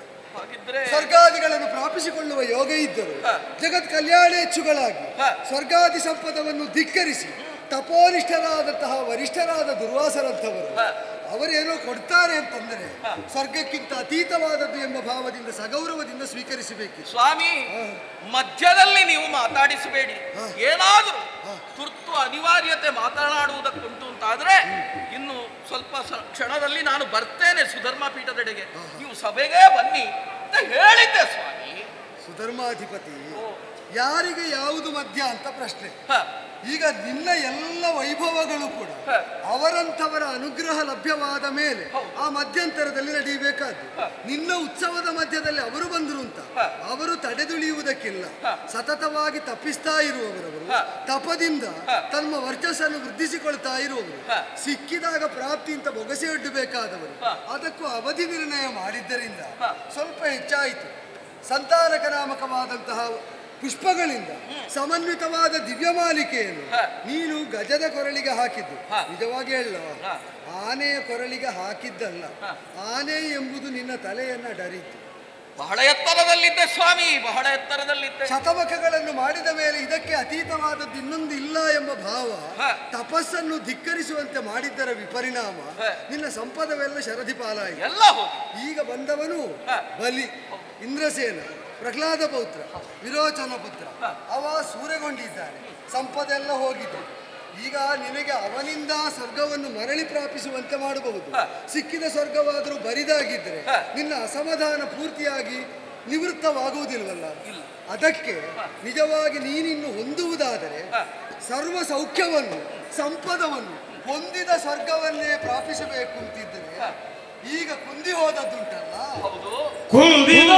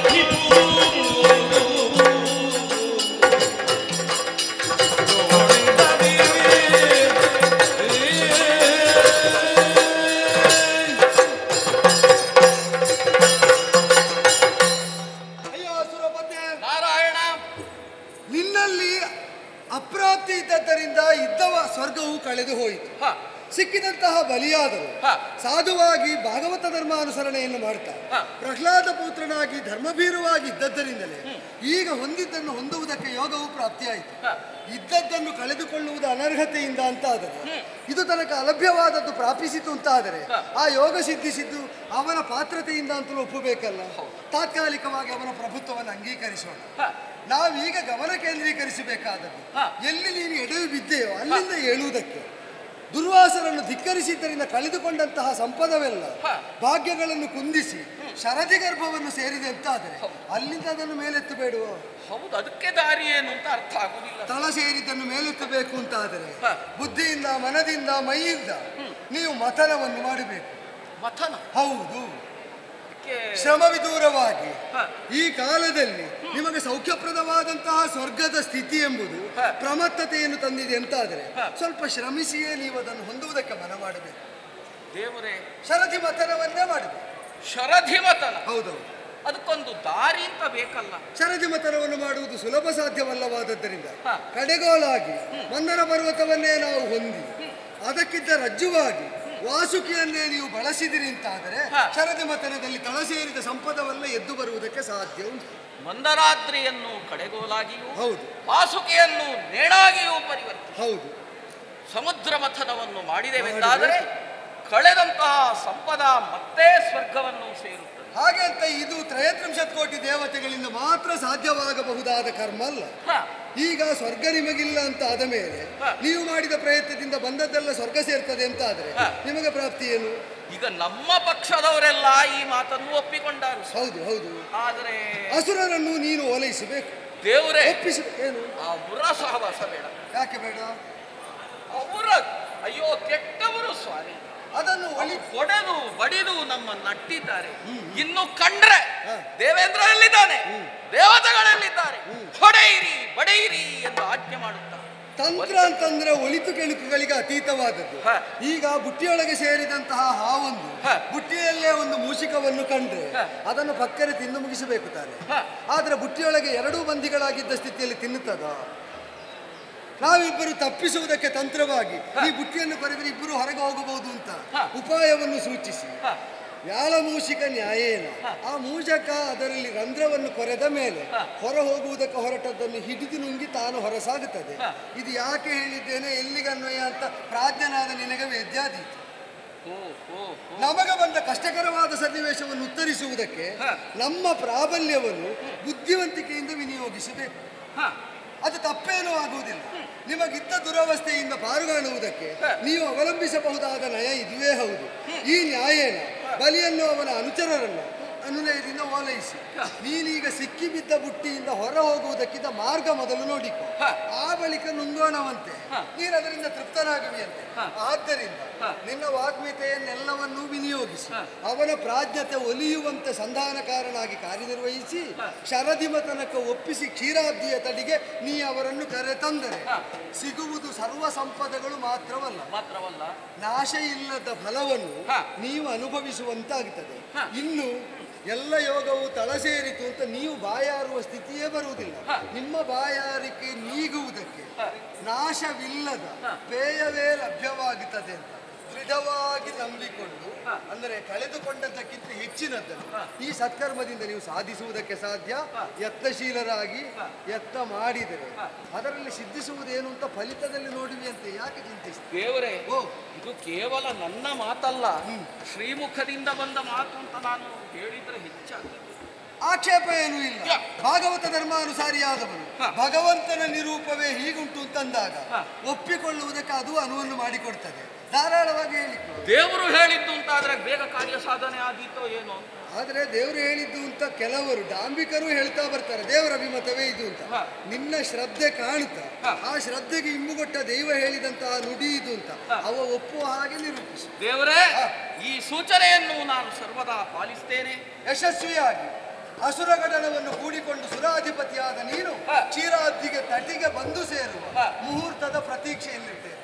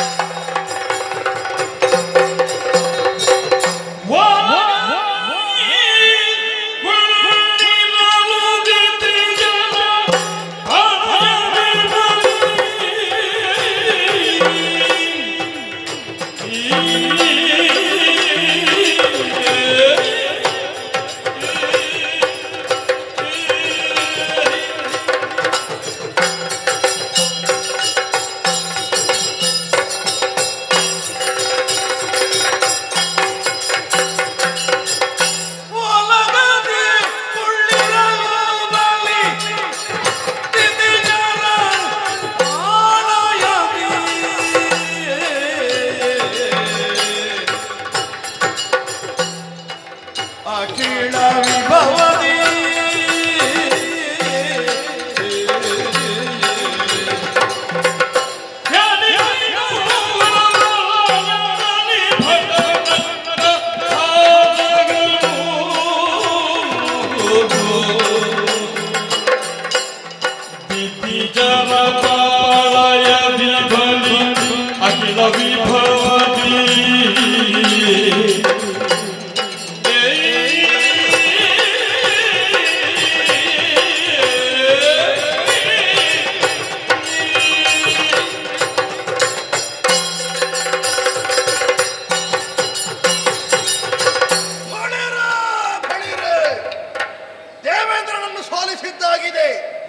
ದಿತಿಕುಲದ ರಾಕ್ಷಸರನ್ನೆಲ್ಲ ಜೊತೆ ಸೇರಿಸಿ ಈ ಸ್ವರ್ಗಲೋಕದ ವೈಭವವನ್ನು ಸೇರಿಕೊಂಡಿದ್ದೇನೆ. ಏನದು ಏನದು ದೂತ ಬಂದಾಡಿದಂತಹ ಮಾತು. ದೇವೇಂದ್ರ ಬಂದಿದ್ದಾನಂತಲ್ಲ, ಯಾಕೆ ಬಂದಿದ್ದಾನೆ ಎಂಬುದಾಗಿ ನೋಡಬೇಕು. ಬರ ಹೇಳಿ ಬರ ಹೇಳಿ.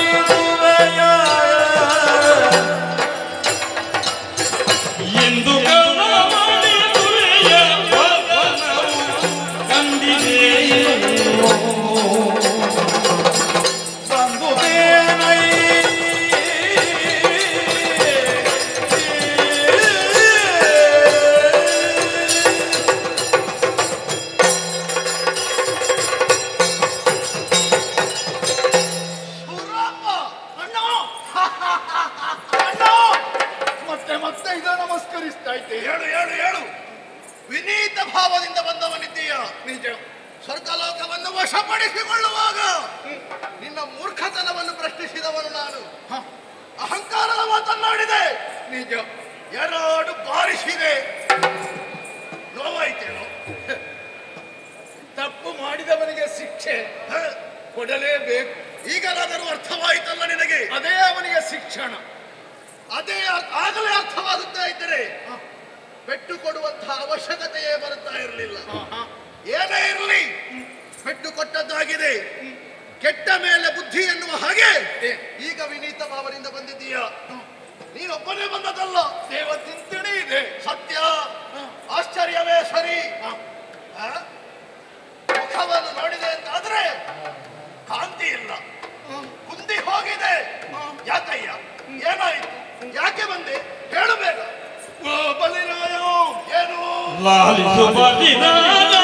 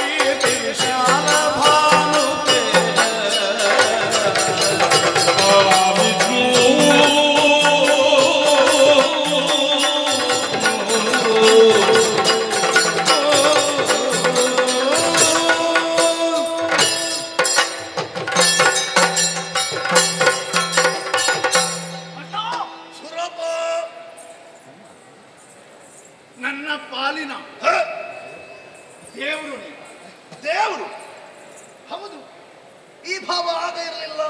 ಹಿರಿಯಣ್ಣನನ್ನು ಅಣ್ಣದೇವ ಅಂತ ಕರೆಯುವುದರಲ್ಲಿ ತಪ್ಪಿಲ್ಲವಲ್ಲ? ತಪ್ಪಿಲ್ಲ ಅಣ್ಣ. ಏನು? ನಿನ್ನ ಕೀರ್ತಿ ಎಲ್ಲೆಡೆಯಲ್ಲಿಯೂ ಒಪ್ಪಿದೆ. ಸತ್ಯ. ಉತ್ತಮ ಪರಂಪರೆ ನಿನಗಿದೆ. ವಿರೋಚನ ಪುತ್ರ. ಹೌದು. ಭಾಗವತೋತ್ತಮನ ಮೊಮ್ಮಗ. ವೈರಾಚನೆ ಎನ್ನುವ ಹಾಗೆ ಪ್ರಸಿದ್ಧಿಯನ್ನು ಪಡೆದವ. ಕೀರ್ತಿ ಎಲ್ಲೆಡೆಯಲ್ಲಿಯೂ ಪಸರಿಸಿದೆ. ಸೂರ್ಯನಂತೆ ನಿನ್ನ ತೇಜಸ್ಸು ಎಲ್ಲ ಕಡೆ ಹರಿದು ಬರ್ತಾರೆ. ಏನು? ಶೋಣಿತದಲ್ಲಿದ್ರು ಭೂಲೋಕದಲ್ಲಿಯೂ ನಿನ್ನ ಅಧಿಪತ್ಯ. ಸತ್ಯ. ಅದರ ಜೊತೆಯಲ್ಲಿ ಸ್ವರ್ಗವನ್ನೂ ಸೇರಿದೆ. ಸ್ವರ್ಗ ಬಿಟ್ಟು ಕೊಡು ಅಂತ ಕೇಳಿದೆ. ಹೌದು. ನಾನು ಮಾತ್ರ ನನ್ನ ಕೂಳತನವನ್ನು ಬಿಟ್ಟಿಲ್ಲ. ಅಹಂಕಾರದಿಂದ ವರ್ತಿಸಿದವನು ನೀನು. ಹೌದಣ್ಣ. ಯಾವನು ಅಹಂಕಾರಿಯೋ ಅವ ಒಂದಲ್ಲ ಒಂದು ದಿನ ಮೇಲಿಂದ ಕೆಳಗಿಳಿದೇ ಇಳಿಯುತ್ತಾನೆ. ನೀನೇ ಸಾಕ್ಷಿ. ಹೌದೇ ಹೌದು. ನಿನ್ನ ನೀತಿಯ ಮಾತ್ರ ನನಗೆ ಪಥ್ಯವಾಗಲಿಲ್ಲ. ಹೌದು. ಯುದ್ಧ ಮಾಡಿದೆ. ಅದರ ಪರಿಣಾಮ ಕೈ ಸೋತೆ. ಹೌದು. ಅದಕ್ಕಿಂತ ಮೊದಲು ಸ್ವರ್ಗದಲ್ಲಿರುವಂತಹ ಸುವಸ್ತುಗಳನ್ನೆಲ್ಲ ಕಳೆದುಕೊಂಡೆ ನಿನ್ನ ದುರ್ಬುದ್ಧಿಯಿಂದಾಗಿ. ಹೌದಣ್ಣ. ಹಿರಿಯರಿಗೆ ಮನ್ನಣೆಯನ್ನು ಕೊಡಬೇಕು, ಋಷಿ ಮುನಿಗಳನ್ನು ಗೌರವದಿಂದ ಕಾಣಬೇಕು, ಹೀಗಿರುವಂತಹ ಬುದ್ಧಿಯು ಅಣ್ಣ ನನ್ನದು ಪರಿಪಕ್ವವಾಗಿ ಇರಲಿಲ್ಲ. ಸತ್ಯ. ಪೂರ್ವಾಸರ ಶಾಪಕ್ಕೆ ಒಳಗಾಗಿ ಅವರ ಕೋಪದಿಂದಾಗಿ ನೋಡಿದೆಯಾ ಸ್ವರ್ಗ ಬರಿದಾಗಿದೆ. ಹೌದು. ಈ ಸ್ಥಿತಿಯಲ್ಲಿ ದೇವಲೋಕವನ್ನು ಕಾಣುವುದಕ್ಕ ದುಸ್ಥಿತಿ ನಮಗೆಲ್ಲ ಬಂದೊದಗಿತ್ತಲ್ಲ. ಪೀಠವಾದರೂ ಉಳಿಯಬೇಕು ಎನ್ನುವಂತಹ ಕಾರಣದಿಂದಾಗಿ ನಿನಗೆ ನೀತಿಯ ಪಾಠವನ್ನು ಮಾಡಿದವನು ನಾನು. ಒಪ್ಪದೇ ಇದ್ದಾಗ 4 ಬಾರಿಸಿದೆ, ಪೀಠವನ್ನು ಉಳಿಸಿಕೊಂಡಿದ್ದೇನೆ. ಅಣ್ಣ, ಏನು? ನನ್ನ ತಪ್ಪಿನ ಅರಿವು ಆಯಿತು. ಮತ್ತೆ ನಾನು ತಪ್ಪನ್ನು ಮಾಡುವುದಿಲ್ಲ ಎನ್ನುವಂತಹ ನಿರ್ಧಾರಕ್ಕೆ ಬಂದಿದ್ದೇನೆ. ಆದರೆ ಒಂದು ಕೋಪದಿಂದ ಬಾವಿಗೆ ಹಾರಿದೆ ಅಂತಾದ್ರೆ ಅದೇ ಕೋಪ ಶಮನವಾದಾಗ ಮೇಲೆ ಎದ್ದು ಬರುವುದಕ್ಕೆ ಸಾಧ್ಯ ಉಂಟೇನೋ? ಮತ್ತೆ ಒಳಗಿಂದ 10 ಸಲ ಕೋಪ ಮಾಡಿಕೊಂಡ್ರು ಮೇಲೆ ಬರುವುದಕ್ಕೆ ಸಾಧ್ಯವೇ ಇಲ್ಲ. ಆಗುವುದಿಲ್ಲ ಅಣ್ಣ. ನಿನ್ನ ದುರ್ಬುದ್ಧಿಯಿಂದಾಗಿ ಸಕಲ ಸುವಸ್ತುಗಳೆಲ್ಲವೂ ಕೂಡ ಕಳೆದುಕೊಂಡಿದ್ದೀಯ. ಹೌದು. ಹಾಗಾದರೆ ಪೀಠವನ್ನು ನಾನು ಉಳಿಸಿಕೊಂಡಿದ್ದೇನೆ. ಸ್ವರ್ಗ ಬರಿದಾಗಿದೆ. ಹೌದು. ಪೀಠ ಇದೆ, ಆದರೆ ಸ್ವರ್ಗ ಎನ್ನುವ ಹೆಸರಿಗೆ ಅರ್ಥ ಅಲ್ಲಿ ಸಕಲ ಸುವಸ್ತುಗಳು ತುಂಬಿರಬೇಕು. ಹೌದು. ಅಣ್ಣ, ಏನು? ಈ ತಪ್ಪನ್ನು ನಾನು ಹೇಗೆ ಸರಿಪಡಿಸಿಕೊಳ್ಳುವುದು ಅಂತ ವೈಕುಂಠಕ್ಕೆ ಹೋದೆ. ವೈಕುಂಠಕ್ಕೆ? ಹೌದು. ನಾರಾಯಣ ದೇವರಲ್ಲಿ. ನಿಜ. ಓಹೋ. ಎಲ್ಲವನ್ನೂ ಶ್ರೀಮನ್ನಾರಾಯಣರಲ್ಲಿ ಹೇಳಿಕೊಂಡೆ. ಆತ ಒಂದು ದಾರಿಯನ್ನು ತೋರಿಕೊಟ್ಟಿದ್ದಾನೆ. ಏನದು? ಸಂಧಿಯ ಸಗಿನಾವು ಒಮ್ಮತದಿರುವುದಿರೆ ಸಂಪದವು, ಒಮ್ಮತದಿರುವುದಿರೆ ಸಂಪದವು.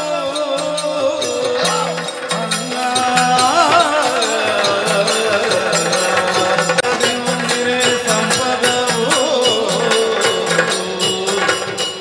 ಲಾಲಿಸು ಬರುವಲ್ಲ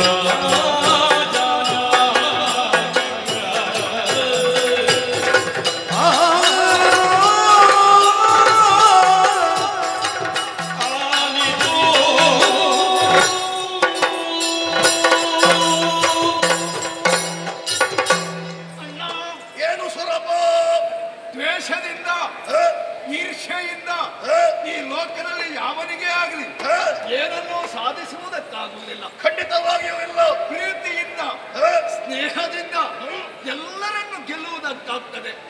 ಎಲ್ಲರ ಮನಸ್ಸನ್ನು ಗೆಲ್ಲಬಹುದು. ಎಂತಹ ಘನ ಕಾರ್ಯವನ್ನಾದರೂ ಮಾಡಿ ಪೂರೈಸಬಹುದು. ಈಗ ಅರ್ಥವಾಯಿತು ಅಣ್ಣ. ಅಕ್ಕ ತಂಗಿಯಂದಿರ ಮಕ್ಕಳು. ಹೌದು. ಅನ್ಯೋನ್ಯತೆಯಿಂದ ಇರಬೇಕು. ಹೌದು. ಆದ ಕಾರಣ ನಾವು ಒಮ್ಮತದಿಂದ ಇರಬೇಕು ಅಂತಿದ್ದರೆ ಬಲಿಯಲ್ಲಿ ನೀನು ಸಂಧಿಯನ್ನು ಮಾಡಿಕೋ. ಬಲಿಯಲ್ಲಿ ಸಂಧಿ? ಹಾ. ಹೇಗೆ? ಯಾವ ರೀತಿಯಲ್ಲಿ? ಆ ದ್ವೇಷವನ್ನು ಮರೆತು ಬಿಡು. ಸ್ವರ್ಗದಲ್ಲಿ ಈಗ ಬಲಿ ಇಂದ್ರನಾಗಿದ್ದಾನೆ. ಸತ್ಯ. ನೀನು ಸ್ವರ್ಗವನ್ನು ಕಳೆದುಕೊಂಡ ನಿರ್ಗತಿಗನಿದ್ದೀಯ. ಸುವಸ್ತುವಿಲ್ಲದಂತಹ ಸ್ವರ್ಗವನ್ನು ಕಾಣಬೇಕು ಅಂತ ಯಾರಿಗಾದ್ರೂ ಆಸೆ ಆಗ್ತದೆ. ಸ್ವರ್ಗಕ್ಕೆ ಬರುವುದೇ ಹಾಗೆ. ಇದು ಸುಖದ ಲೋಕ. ಹೋಗೋ ಭೂಮಿ ಕಾಣಬೇಕು, ಇಲ್ಲೇ ಇರಬೇಕು ಹೀಗೆನ್ನುವಂತ ಆಸೆಯನ್ನು ಇರಿಸಿಕೊಂಡು ಅದೆಷ್ಟೋ ಪುಣ್ಯಜೀವಿಗಳು ಬರ್ತಾರೆ. ಹಾಗಾದ್ರೆ ಈಗ ಯಾರೇ ಬಂದರೂ ಕೂಡ ಇಲ್ಲಿ ನೋಡುವುದಕ್ಕೆ ಏನೂ ಇಲ್ಲವಲ್ಲ. ಅದಕ್ಕಾಗಿ ಅಣ್ಣ ಏನು ಆ ಗೋವಿಂದ ಇದ್ದಾನಲ್ಲ, ಹೌದು, ಒಂದು ಕಾರ್ಯವನ್ನು ಸೂಚಿಸಿದ್ದಾನೆ. ಏನದು?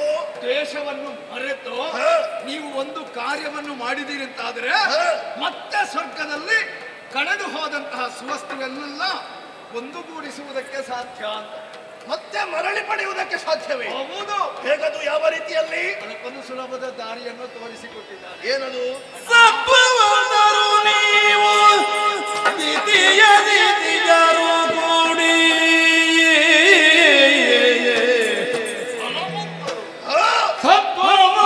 ಸಪ್ಪವಾದರೂ ನೀವು ದ್ವಿತೀಯ ದಿತಿಜರು ಕೂಡಿ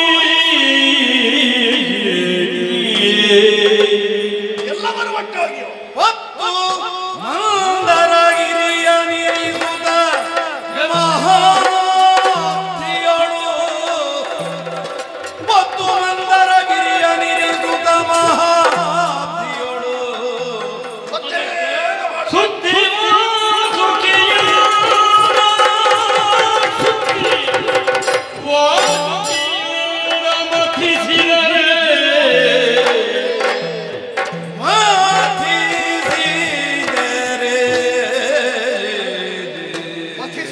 ಸಕಲ ಸದ್ಭಕ್ತು ಹುಟ್ಟುವುದರಳು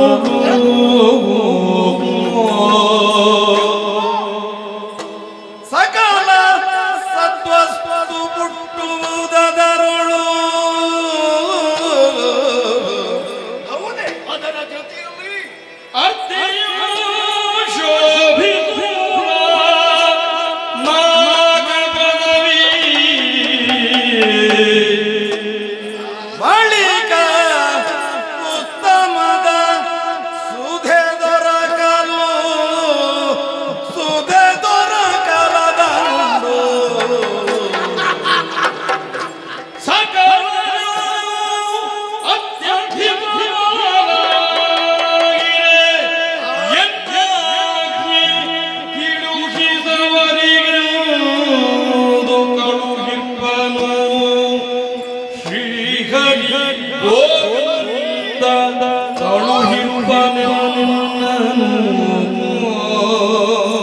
ಗೋವಿಂದನ ಮಾತು.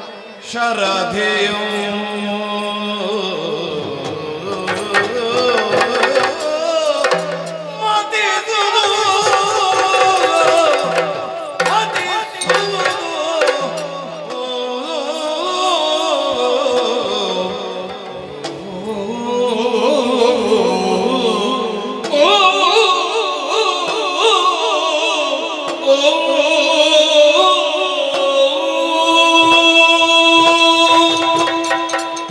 ಅಣ್ಣ ಪುರಂದರ, ಆ ದೇವರು ಹೇಳಿದ ಮಾತೇನು ಗೊತ್ತು? ಏನದು? ಸತ್ವಯುತರು ನೀವು, ಆದರೆ ದುರ್ಬಲರ ಹಾಗೆ ಕೈ ಕಟ್ಟಿ ಕುಳಿತುಕೊಂಡಿದ್ದೀರಲ್ಲ. ಆ ಏನೂ ಆಗದು ಅಂತ ಕೈ ಕಟ್ಟಿ ಕುಳಿತ ವ್ಯಕ್ತಿಯಿಂದ ಈ ಲೋಕದಲ್ಲಿ ಯಾವುದೇ ಒಂದು ಕಾರ್ಯವು ನಡೆಯುವುದಕ್ಕೆ ಸಾಧ್ಯ ಇಲ್ಲ. ಸತತ ಪ್ರಯತ್ನವನ್ನು ಮಾಡಿದ್ರೆ ಮಾತ್ರ ಸಾಧಿಸುವುದಕ್ಕೆ ಸಾಧ್ಯ. ನಾನು ಬಲಯುತನಿದ್ದೇನೆ, ನಾನು ಬುದ್ಧಿವಂತನಿದ್ದೇನೆ, ಖಂಡಿತವಾಗಿಯೂ ಕಾರ್ಯವನ್ನು ಮಾಡಿಯೇ ಮಾಡ್ತೇನೆ ಅಂತ ಕಾರ್ಯರಂಗಕ್ಕೆ ಇಳಿದೆವು ಅಂತಾದ್ರೆ ಯಶಸ್ಸು ಎನ್ನುವುದು ಕಟ್ಟಿಟ್ಟ ಬುದ್ಧಿ. ಅಣ್ಣ ಏನು? ಮಂದರ ಪರ್ವತವನ್ನು ಎತ್ತಿ ತಂದು ಸಮುದ್ರದ ಮಧ್ಯದಲ್ಲಿ ಇಡಬೇಕಂತೆ. ಅದಕ್ಕೆ ವಾಸುಕಿಯನ್ನೇ ಮೇಲಾಗಿ ಸುತ್ತಬೇಕಂತೆ. ವಾಸುಕಿಯನ್ನು? ಹೌದು. ಯಾಕಯ್ಯ? ಆಮೇಲೆ ದೇವತೆಗಳು, ಆಮೇಲೆ ನೀವು ಒಟ್ಟು ಸೇರಿ ಮಥನ ಮಾಡಬೇಕಂತೆ. ಮಥನ ಮಾಡಿದೆವು ಅಂತಾದ್ರೆ ಸಮುದ್ರಕ್ಕೆ ಹೋದಂತಹ ಸಕಲ ಸುವಸ್ತುಗಳು ಮೇಲೆ ಬರುವುದಕ್ಕೆ ಸಾಧ್ಯವಂತೆ. ಓಹೋ ಅಣ್ಣ ಏನು? ಇಲ್ಲಿ ಬಾ.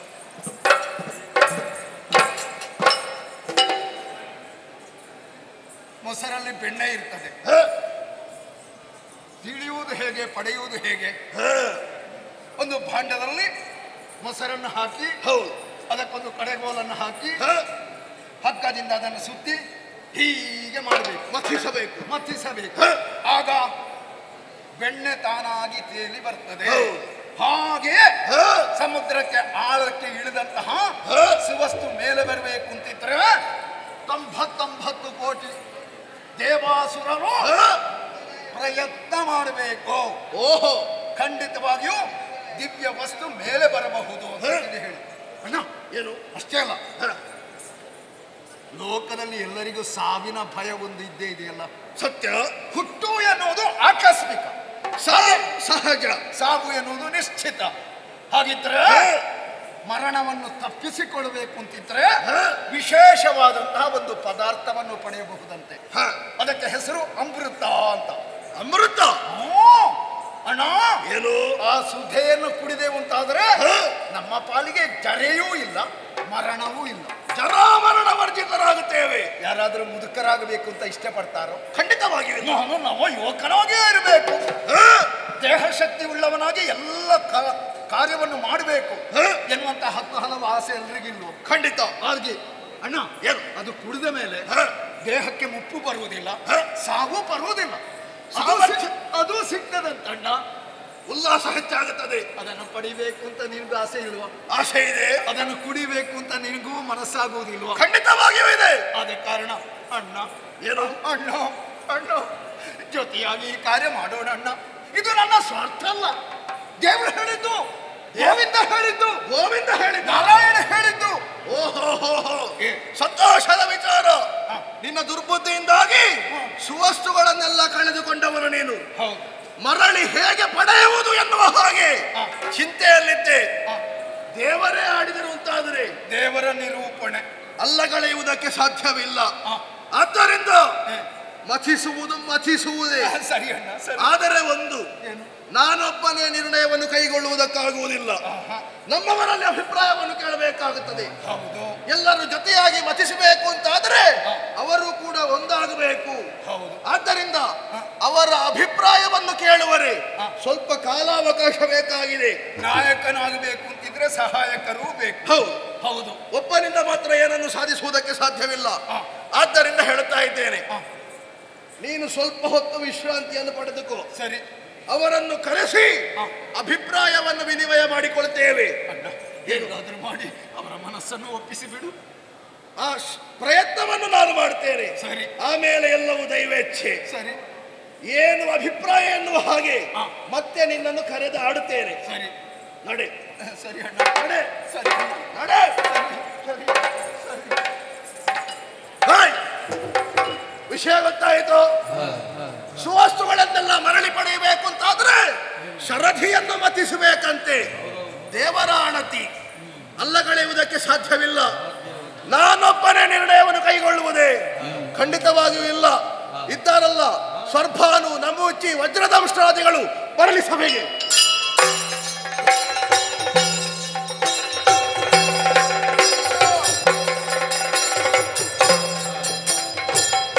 ನಮ್ಮವರೇ, ಹಲದಾಕ್ಷಣ ಬಂದಿದ್ದೀರಿ. ಆಯಾಸಗೊಂಡಂತಹ ನೀವು ವಿಶ್ರಾಂತಿಗಾಗಿ ತೆರಳಿದವರು.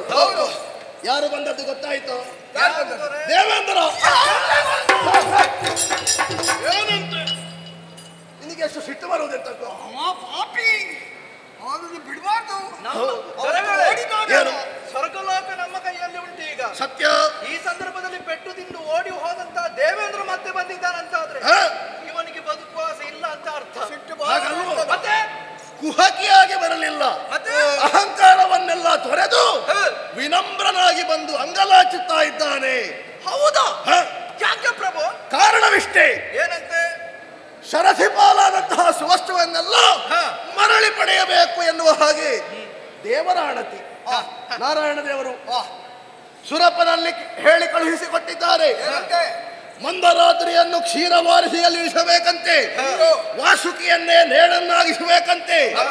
ಆ ಬಳಿಕ ಅದನ್ನು ಮಥಿಸಿದೆವು ಅಂತಾದರೆ ಸಕಲ ಸುವಸ್ತುಗಳೆಲ್ಲವೂ ಕೂಡ ಮರಳಿ ಪಡೆಯುವುದಕ್ಕೆ ಸಾಧ್ಯ. ಅದರಲ್ಲಿ ಮತ್ತೊಂದು ವಿಶೇಷತೆ ಇದೆ.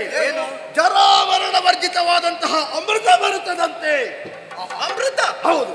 ಅದನ್ನು ಕುಡಿದರೆ ಅಂತಾದ್ರೆ ಮುಪ್ಪಾಗುವುದಿಲ್ಲ. ಹೌದಾ? ಸಾವೆನ್ನುವುದಿಲ್ಲ. ಸದಾ ಯುವಕರಂತೆ ಯೌವನದಿಂದ ತುಳುಕಾಡುತ್ತೇವೆ ನಾವು. ಹಾಗಾಗಿ ಅವನನ್ನು ಒಂದು ಮಾತು ಹೇಳಿ ಕಳುಹಿಸಿದ್ದೇನೆ. ನಾನೊಬ್ಬನೇ ನಿರ್ಣಯ ಕೈಗೊಳ್ಳುವುದಕ್ಕಾಗುವುದಿಲ್ಲ. ನಮ್ಮವರಲ್ಲಿ ಕೇಳಬೇಕು ಎನ್ನುವ ಹಾಗೆ ಆದ ಕಾರಣ ನಿಮ್ಮನ್ನು ಕರೆಸಿದ್ದೇನೆ. ನಿಮಗೂ ಅಮೃತವನ್ನು ಕುಡಿಯಬೇಕು ಅಂತ ಆಸೆ ಉಂಟೇನೋ? ಕುಡಿಲೇಬೇಕಲ್ವಾ? ಹಾಗಾದರೆ ನಿಮ್ಮ ಅಭಿಪ್ರಾಯವೇನು?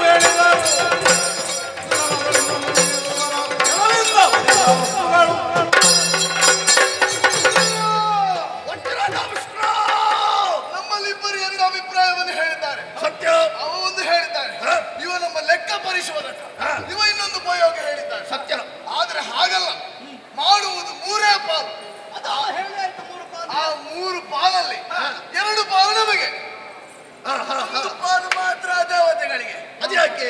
ಅವರು ನಮಗಿಂತ ಎಷ್ಟು ಜನ ಕಡಿಮೆ? 33 ಕೋಟಿ ಜನ ಕಡಿಮೆ ಇದ್ದಾರೆ.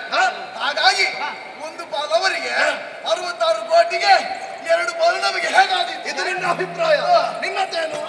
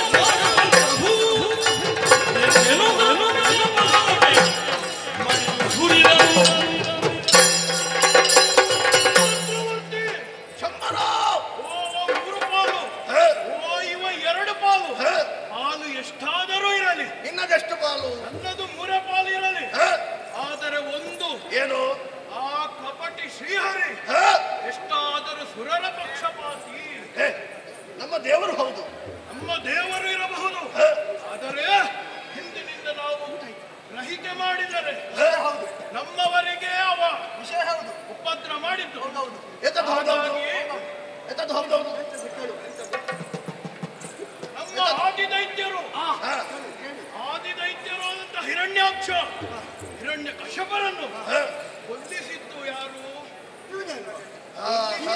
ಕಾರಣ ದೇವೇಂದ್ರ. ದೇವೇಂದ್ರ ಹೋಗಿ ಶ್ರೀಹರಿಯ ಬಳಿ ದೂರನ್ನಿದ್ದದ್ದು. ಹಾಗಾಗಿ ಈ ಬಾರಿಯೂ ಮಥನ ನಡೆಯುವಂತಹ ಸಂದರ್ಭ.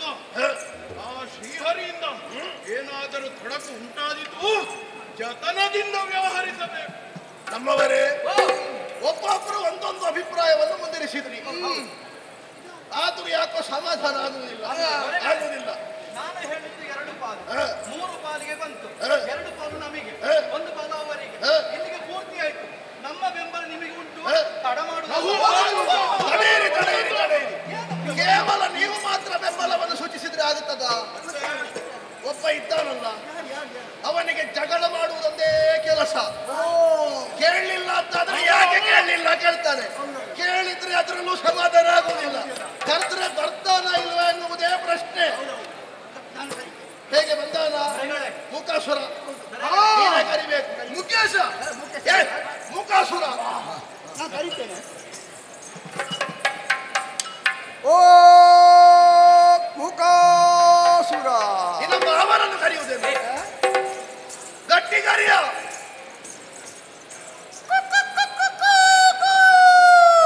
ನಿನಗೆ ಈಗ ಬೆಳಗಾಯ್ತಾ? ಕೋಳಿ ಹಿಡಿಲಿಕ್ಕೆ ಹೋಗುವುದ?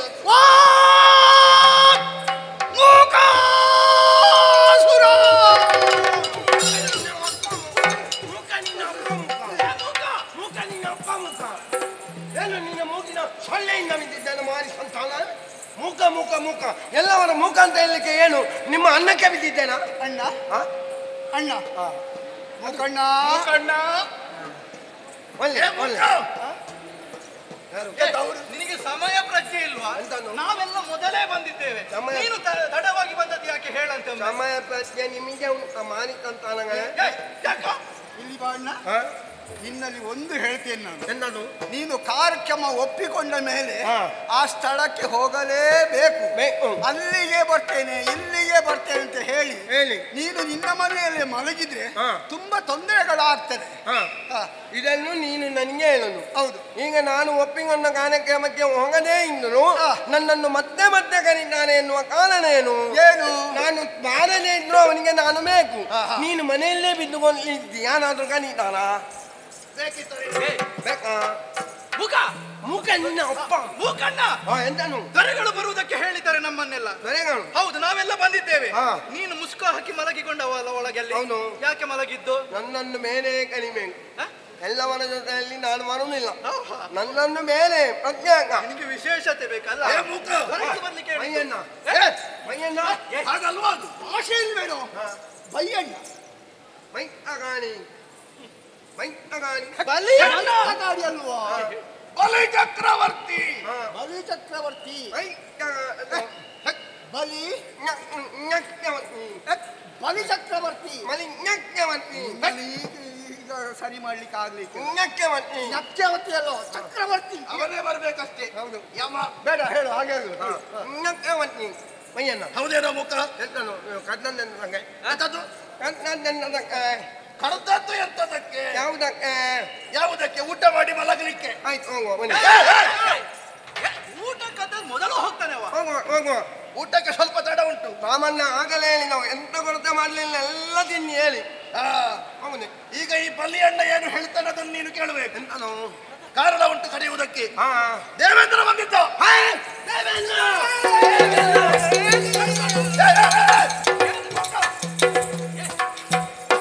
ಆ ಮೂರು ಗಾಂಧಿ ಅವ ದೇವೇಂದ್ರ ಎಲ್ಲಿ ಹೋದ ಎಲ್ಲಿ ಹೋದ ದೇವೇಂದ್ರ ಎಲ್ಲಿಯೋ ಕೂತದಲ್ಲಿ ದೇವೇಂದ್ರ ಎಲ್ಲಿದ್ದಾನೆ ಎಲ್ಲಿದ್ದಾನೆ ಅವನ ಅಜ್ಜಿ ಮುಂಕಿಗೆ ನಕ್ಕ ಬಿಡ್ತಾನೆ. ಯಾವುದಕ್ಕೆ ಅಜ್ಜಿ ಮುಂಕು ನಿನಗೆ ಆವೇಶ ಬರುವುದಕ್ಕೆ? ಆವೇಶ ಮತ್ತೆ ಈ ವೇಷಕ್ಕೆ ಆವೇಶ ಬರಬೇಲ್ವಾ? ಅಜ್ಜಿ ಮೂಗು ಅಜ್ಜಿ ಮುಂಕು ನಿನ್ನದು ಹೇಗುಂಟು? ಇದರಲ್ಲಿ ನಿನಗೆ ಸಿಟ್ಟು ಬಂದದ್ದು ಯಾಕೆ? ಸಿಟ್ಟು ಬಂದದ್ದು ದೇವೇಂದ್ರ ದೇವೇಂದ್ರ ದೇವೇಂದ್ರ ದೇವೇಂದ್ರ ಮಾಮಿ ಮಾಮಿ ಮಾಮಿ ಅಲ್ಲೂ ಪಾಪಿ ಪಾಪಿ ಮಾಮಿ ಪಾಪಿ ಅದೇ ಮಾರ ಮಾಮಿ ಆಯ್ತು. ಮಾಮಿ ದೇವೇಂದ್ರ ಅವರನ್ನು ಹೇಳಲಿಕ್ಕೆ ನಿನಗೆ ಅರ್ಥವೂ ಆಗ್ಲಿಕ್ಕಿಲ್ಲ. ಬದಿಯಲ್ಲಿ ನಿಲ್ಲು. ಎಲ್ಲಿದ್ದಾನೆ? ಯಾಕೆ ಬಂದಮ್ಮ? ತಡಿ ತಡಿ ತಡಿ. ದುರಹಂಕಾರದಿಂದ ಬರಲಿಲ್ಲ. ಅವನಿಗೆ ಸಣ್ಣ ಚೂರಿ ಉಂಟು ನನ್ನಲ್ಲಿ ಕುತ್ತಾಗ್ತೇನೆ. ಅದು ಸಾಕಾಗಿತ್ತ ಅವನಿಗೆ? ಏನಾಗದೆ? ಅದು ನಿನಗೆ ತಾಗ್ಲಿಕ್ಕಿಲ್ಲ ಪುಣ್ಯಾತ್ಮ, ಅವನಿಗೆ ತಾಗೀತ? ನನಗೆ ತಾಗದಿದ್ದ ತೊಂದರೆ ಇಲ್ಲ, ಬೇರೆಯವನಿಗೆ ಮುಟ್ಟಿದ್ದಾಯ್ತು. ಓಹೋ ಹಾಗೆ ವಿನೀತ ಭಾವದಿಂದ ಅಂಗಲಾಚಿ ಬೇಡಿಕೊಂಡಿದ್ದಾನೆ. ವಿನುತನೊಟ್ಟಿಗೆ ಬಂದಮ್ಮ. ಅದು ಯಾರು ನಿನ್ನ ಅಜ್ಜಿಯ? ಅಲ್ಲ ಅವ ದೇವೇಂದ್ರ ವಿನುತನೊಟ್ಟಿಗೆ ಬಂದ. ಯಾರೊಟ್ಟಿಗೆ? ವಿನುತ ಹಾಗಲ್ವೋ? ವಿನೀತ ಭಾವ, ವಿನೀತತೆ, ವಿನೀತ ವಿನಮ್ರರಾಗಿ, ನೀನನಾಗಿ ನೀನನಾಗಿ ದೀನನಾಗಿ ನೀನನಾಗಿ ಗಡ ಗಡ ಗಡ ಗಡನ ನಡುಗುತ್ತಾ ಬಂದ. ಡಗ ಡಗ ಡಗ ಡಗ ಡಗ ಎಂತ ಲಾರಿ ಡಗ ಡಗ ಡಗ ನಡುಗುತ್ತ ಎತ್ತತೋ ಒಂದು ಬಂದ. ನಗನು ಅವನ್ನ ನಗ ನಗನು ನಡಗು ಹೇಗೆ ಮರ್ಲಿ ಮಾನ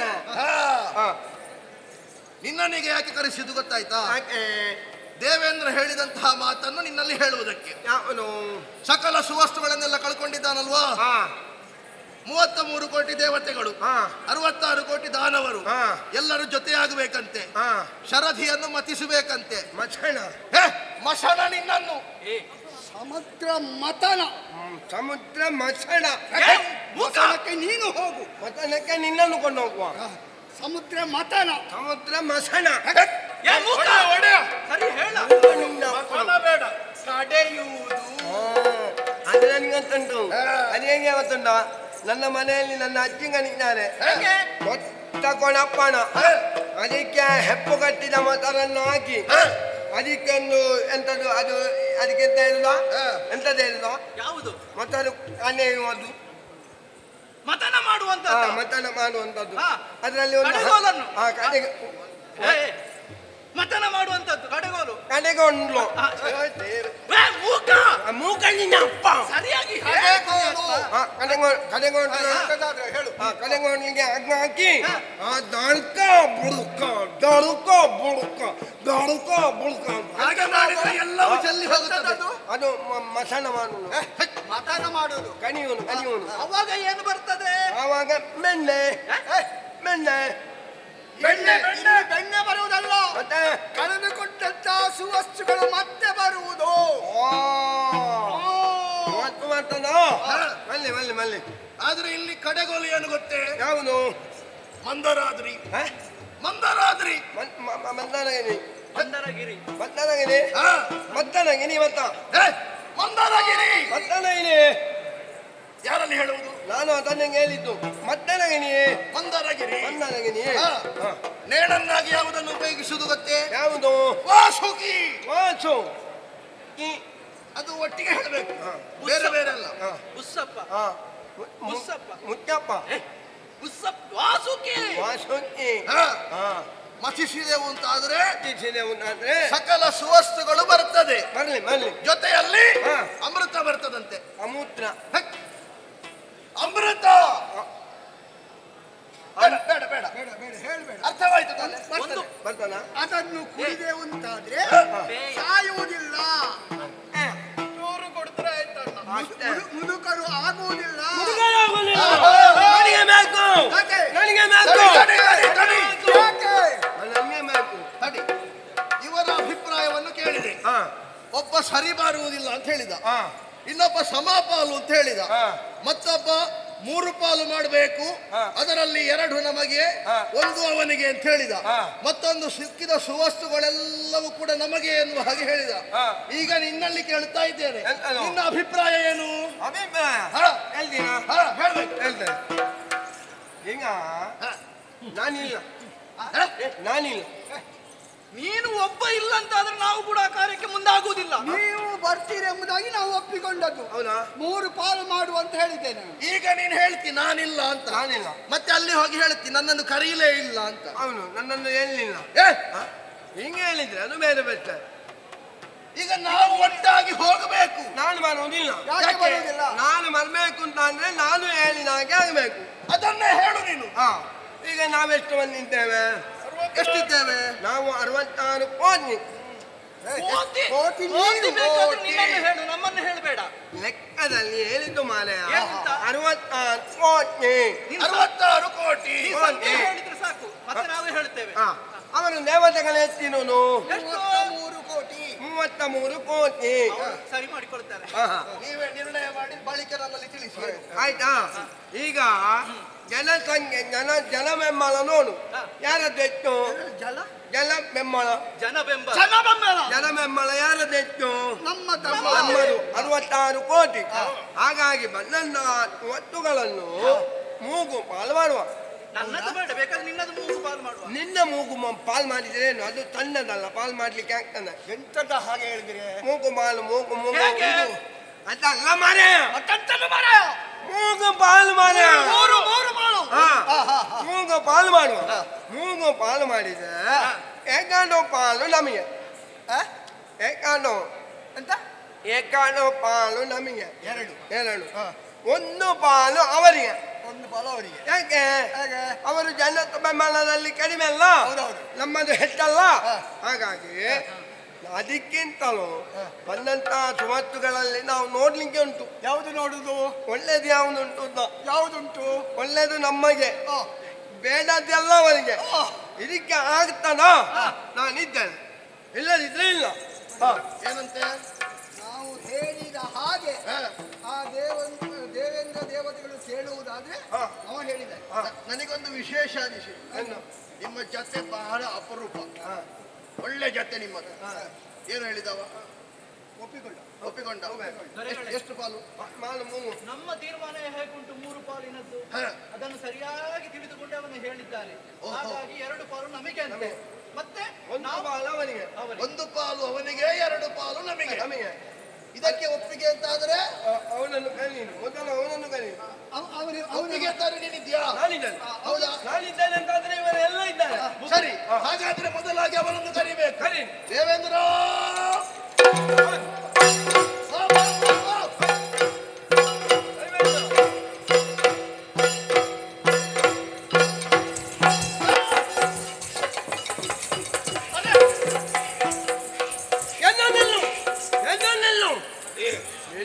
ಕಣ್ಣು ನನ್ನನ್ನು ಮಾಡ್ತೀನಿ. ಹೊಡಿಬೇಡ. ಅದನ್ನು ಎಲ್ಲರೂ ಕಟ್ಟಿ ಹಾಕಿ. ಅಲ್ಲ, ಇವ ಯಾರು? ಇವ ಯಾರು? ಏಕವಚನ ಬಹುವಚನದಲ್ಲಿ ಕಲಿಬೇಕು. ಈ ವ್ಯಕ್ತಿ ಯಾರು? ಇವ ನಮ್ಮ ಪಕ್ಷದಲ್ಲಿ ಮೂಕ. ಮೂಕ ನಿನ್ನ ಅಪ್ಪ. ಇವ ಮೂಕವ. ಮೂಕ ನಿನ್ನ ಮೂಕವ. ಮೂಕನ ನೀನು? ಮೂಕ ಅಂತ ಹೇಳ್ಬೇಡ ಮನೆ. ಮೂಕಣ್ಣ. ಕಣ್ಣ ಕಣ್ಣಲ್ಲ, ಮೂಕ ಅನ್ನ. ಮೂಕಣ್ಣ. ಮೂಕಣ್ಣ. ಮುಖಣ್ಣ ಬಲಿಯೇಂದ್ರಣ್ಣ ಇದ್ದಾರ. ಬಲಿಯೇಂದ್ರ ಇದ್ದಾರೆ. ಯಾಕೆ? ಅವರನ್ನು ಕಾಣಬೇಕು, ಮಾತಾಡ್ಲಿಕ್ಕುಂಟು. ಮಾತಾಡ್ಲಿಕ್ಕೆ? ಹೌದು. ಎಂತದ್ದು ಮಾತಾಡ್ಲಿಕ್ಕೆ? ಅಲ್ಲ, ನೀವೊಂದು ಒಪ್ಪಂದಕ್ಕೆ ಬಂದ್ರ. ಒಪ್ಪಂದ ನಾನು ಮಾಡಿದ್ದಾನೆ. ಮೈಲಿ ಬಂದೆ ಮೈಲಿ ಎದರಿಲ್ಲ ನಿಂತೆ ಕಣ್ಣು ದೊಡ್ಡದು ಮಾಡಿದ್ರೆ ನನ್ನ ವಿಷಯ ಗೊತ್ತಿಲ್ಲ. ಹೌದಾ? ನಾನು ಮೊದಲೆಲ್ಲ ಉಂಟಲ್ಲ ಮಾತಾಡುದಿಲ್ಲ. ಡಿಪ್ ಡಿಪ್ ಬಿಡುದೆ ಬೇಡ ಬೇಡ ಕೈ ಎತ್ತಿ ಬೇಡ. ಏನಪ್ಪ? ಓ ಈಗ ದೇವನು ಹೇಳಿದ್ದಾನೆ, ನಾನು ಇಲ್ಲಿಗೆ ಬಂದದ್ದು ಸಂಧಿಗೆ. ಹೌದಾ? ಹೌದು. ಸಂತಾನ ಮಾನುವ ಸಂತಾನ ಅಲ್ಲ ಸಂಧಾನ. ನನಗೆ ಉಳಿದವರಿಗೆ ಸಂತಾನ ಮಾಡ್ಬೇಕಂತಲ್ಲ. ಸಂಧಾನ ಸಂಧಿ ಸಂಧಿ ಸನ್ನಿ ಹೇಳ್ಬೇಕಂತ ಸನ್ನಿ ಹೇಳ್ಬೇಕಂತ ನನ್ನಿ ಇಲ್ಲ, ನಿನ್ನನ್ನು ನಮ್ಮಿಂದ ಸಾಧ್ಯ ಇಲ್ಲ ಸರಿ ಮಾಡಿ. ನಿಲ್ಲು ನೀವು. ಅವು ಮಾತಾಡ್ತೇನೆ. ಆಯ್ತು ದೇವೇಂದ್ರ ಮುಂದೆ ಬಾ. ಎದುರಿಲ್ಲ ನಿಂತೆ ಎದ್ದ ನಿಂತಿದ್ದಾನೆ ಪುಣ್ಯಾತ್ಮ. ಹೇಳಪ್ಪ. ನಮ್ಮವರಲ್ಲಿ ಅಭಿಪ್ರಾಯವನ್ನು ಕೇಳಿದೆ. ಒಬ್ಬೊಬ್ಬರು ಒಂದೊಂದು ಅಭಿಪ್ರಾಯವನ್ನು ಸೂಚಿಸಿದ್ರು. ಇವೇನೋ ಮಾತನಾಡುವುದಕ್ಕಿದೆ ಅಂತ ಹೇಳಿದ. ಕೊನೆ ಮುಂದೆ ಬಂದು ನಿಂತೆ. ಹೌದು. ಅವನ ಅಭಿಪ್ರಾಯ ಏನು? ಅವನ ಅಭಿಪ್ರಾಯವನ್ನೇ ನಾನು ಹೇಳುವುದು. ಅವನ ಅಭಿಪ್ರಾಯ ಮಾತ್ರವಲ್ಲ, ನಮ್ಮ ಎಲ್ಲರ ಅಭಿಪ್ರಾಯ. ಬಂದಂತಹ ಸುವಸ್ತುಗಳನ್ನು 3 ಪಾಲು ಮಾಡಬೇಕು. ಎಷ್ಟಪ್ಪ? ಮೂಗು ಮೂಗು ನಿನ್ನ ಮೂಗನ್ನ? ಮೂಗು ನನ್ನದಲ್ಲ, ನಿನ್ನದು ಮಾಲ್ ಮಾಡುವ. ಅದು ಮೊದಲೇ ಇಷ್ಟು ದೊಡ್ಡ ಅಮ್ಮನ ಕಾಯಿ ಹಾಗೆ ಉಂಟು. ಮತ್ತೆ ಮೂಗು ಅಂತ ಹೇಳಿದೆ. ಮೂಗು ಅಂತ ಹೇಳಿದ್ರೆ ಲೆಕ್ಕದಲ್ಲಿ ಮಾಡ. ನಾನು ನಿನ್ನ ಮೂಗನ್ನೇ ಪಾಲು ಮಾಡುವುದಂತ. 3 ನನಗೆ ಮೂಗು ಮಾಲ್ ಮಾಡ್ಲಿಕ್ಕೆ ಮೂಗು ಉಂಟಾ? ಇಲ್ಲ. ಎಷ್ಟು? ಮೂಗು ಮೂಗು ಲೆಕ್ಕದಲ್ಲಿ ಮೂಗು ಲೆಕ್ಕ ಬರ್ತದ? ಬರದೇನು ಹೇಳು. 1 2 ಏನು? 2 ಮೂಗು, ಆಮೇಲೆ ನಕ್ಕು. ಮೂಕ ನಿನ್ನನ್ನು ಸರಿ ಮಾಡ್ಲಿಕ್ಕೆ ಸೃಷ್ಟಿ ಮಾಡಿದ ಬ್ರಹ್ಮನಿಂದ ಸಾಧ್ಯ. ವಿಮರ್ಶೆ ಮಾಡುದ ಇವನನ್ನು? ಇಲ್ಲ ಇಲ್ಲ, ಅವಳನ್ನೆಲ್ಲ ಆಗಾಗ ಮಾತಲ್ಲ, ಅದೇ ವೇದವಾಕ್ಯ ಅದು.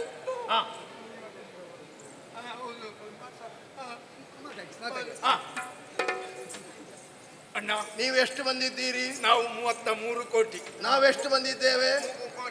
ಕೋಟಿ. ನೀನು ಕೋಟಿ ನಿನ್ನ 33 ಕೋಟಿ ಅಂತ ಹೇಳ್ತಾರೆ. ಇವಾಗ ಕೋಟಿ ಅಂತ ಹೇಳ್ತಾರೆ. ದೊಡ್ಡ ನನಗೆಲ್ಲ ಕೋಟಿ ಅಲ್ವಾ? ದೇವೇಂದ್ರ ಕೋಟಿ ಅಂತ ಸರಿ ಹೇಳು. ದೇವೇಂದ್ರ ಏನು? ಅವ ಕೋತಿ ಅಂತ ಹೇಳ್ತಾನೆ. ನಮ್ಮ ಮನೆಯಲ್ಲಿ ಅಧಿಕ ಸಂಘವ. ಮತ್ತೆ ಕೈ ತೋರಿಸಿ ಕೋತಿ ಅಂತ ನಮ್ಮನ್ನು ಯಾಕೆ ಹೇಳೋದು? ನಿನ್ನನ್ನು ಕೋತಿ ಅಂತ ಯಾರಿದ್ದು? 33 ಕೋಟಿ.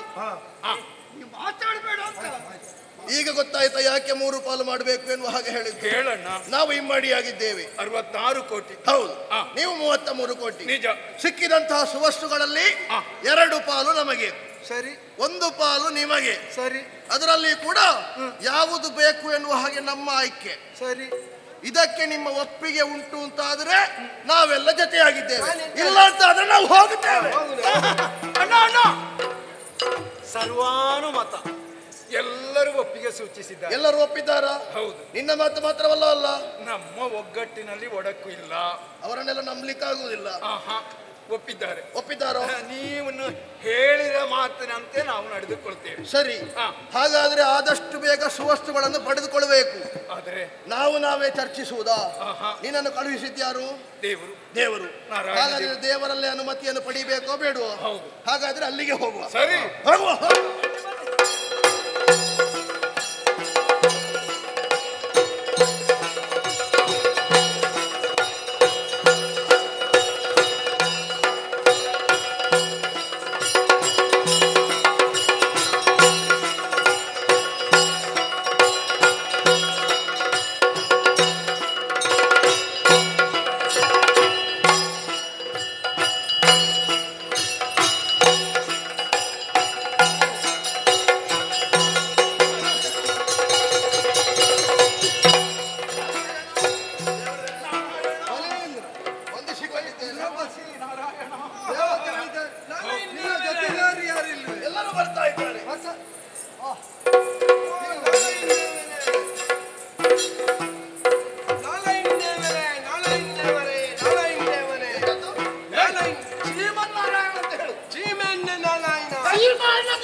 ತಲೆಗೆ ಹೊಯ್ದು ಬೆಚ್ಚಿ ಕೊಡ್ಬೇಕು.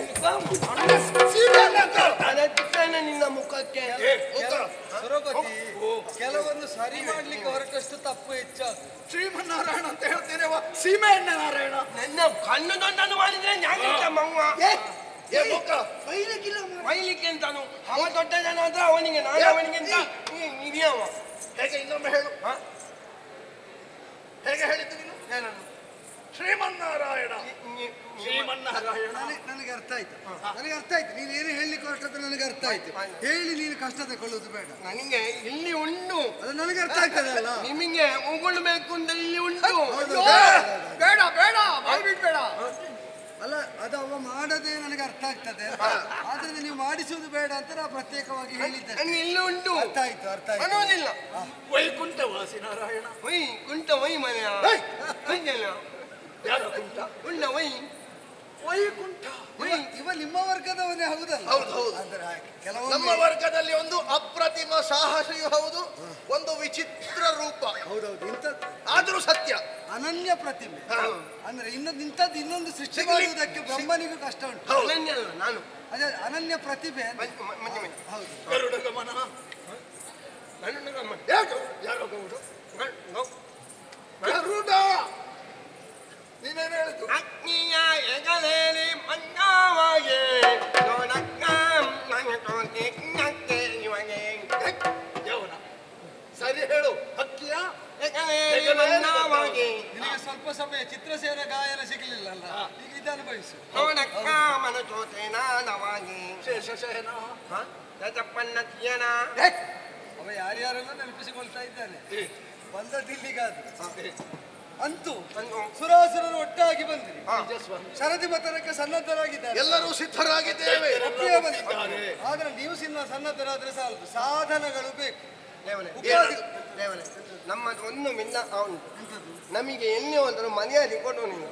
ನಮಗೆ ಈ ಜಾಗದಲ್ಲಿ ಮರ್ಯಾದೆ ಕೊಡಬೇಕು. ಇದ್ದದನ್ನು ಮತ್ತೆ ಬೇರೆಯವರು ಕೊಡುವುದೇ. ನಮ್ಮಲ್ಲಿ ಇಲ್ಲಲ್ಲ. ಇಲ್ವ? ಇಲ್ಲ. ಯಾರು ಹೇಳಿದ್ರು? ನಿಮ್ಮಲ್ಲಿ ಇರಬಹುದು, ನಮಗೆ ಉಂಟು. ಹಾಗಾದ್ರೆ ನೀನೇ ಸ್ವಲ್ಪ ಕೊಡವನಿಗೆ. ಏನಲ್ಲಿ ಉಂಟು ಅಂತ ಹೇಳಿದ್ಯಾ? ನಮ್ಮನ್ನು ಸ್ವಲ್ಪ ಮೇಲೆ ಇಡಬೇಕು.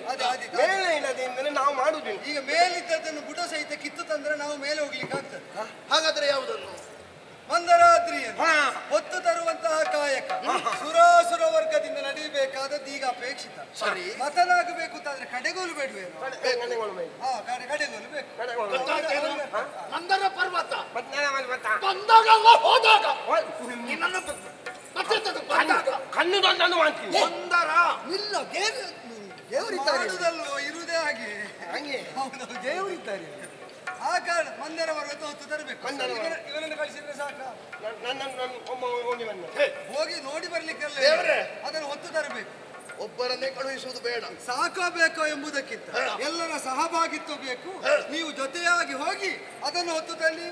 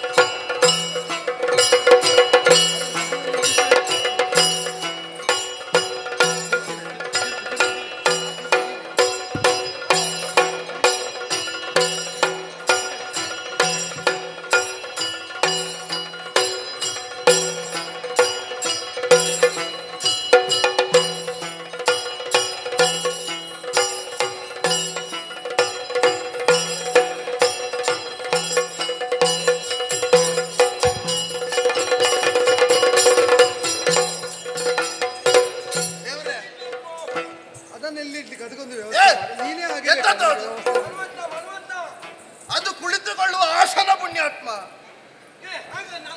ಒಂದು ಕಲ್ಲು ಬಂಡೆಯನ್ನು ಹೊತ್ತುಕೊಂಡು ಬಂದು ಪರ್ವತ ಅಂತೆ ಇಡಲ್ಲಿ. ದೇವ್ರೆ, ಸುರಪತೆ, ದೇವರೇ, ಬಲೀಂದ್ರ, ದೇವ್ರೆ, ನೀವಿಬ್ಬರೂ ಸೇರಿ ಹೊತ್ತು ತರ್ತಾ ಇದ್ದ ಮಾರ್ಗ ಮಧ್ಯದಲ್ಲಿ ನಿಮ್ಮ ತೋಳ ಬಲವು ಕುಸಿದ ಕಾಲದಲ್ಲಿ ಅದನ್ನು ಕೆಳಗಿಟ್ಟು ಅದರಲ್ಲೇ ಉಳಿಯಿತು. ಏನು ಮಾಡಬೇಕು ಅಂತ ಯಾಚಿಸಿದ ಕಾಲದಲ್ಲಿ ವೈನತೆಯನನ್ನು ಕಳಿಸಿ ಅದರ ಹೆಗಲೇರಿಸಿ ಇದನ್ನು ತಂದದ್ದಾಯ್ತು. ಆ ಬಳಿಕ ನೀವು ಜೊತೆಯಾದ್ರಿ. ಇಲ್ಲಿ ಬರುವಾಗ ಎಲ್ಲ ಒಟ್ಟಿಗೆ ಬಂದು ಅದನ್ನು ಇರಿಸಿದ್ರಿ. ಅಲ್ಲಿಗೆ ಕಡೆಗೋಲು ಬಂದಂತಾಯ್ತು. ಈಗ ಅದನ್ನು ಕಡಿಯುವ ಹಗ್ಗ ಬೇಕಲ್ಲ. ವಾಸುಕಿ ವಾಸುಕಿ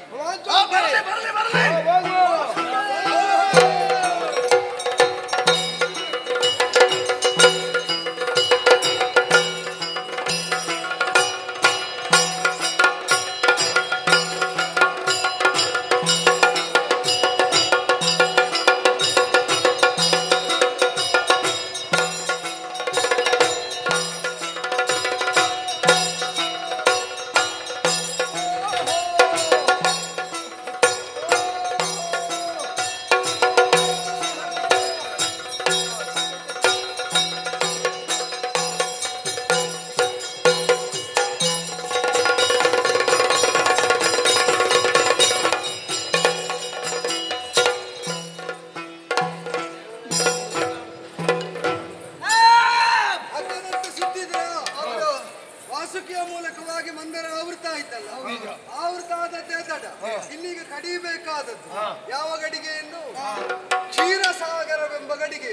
ಆದ್ದರಿಂದ ಮಾಡುವ ಎಲ್ಲರೂ ಹೊತ್ತು ಅದನ್ನು ಸಮುದ್ರಕ್ಕಿಳಿಸಿ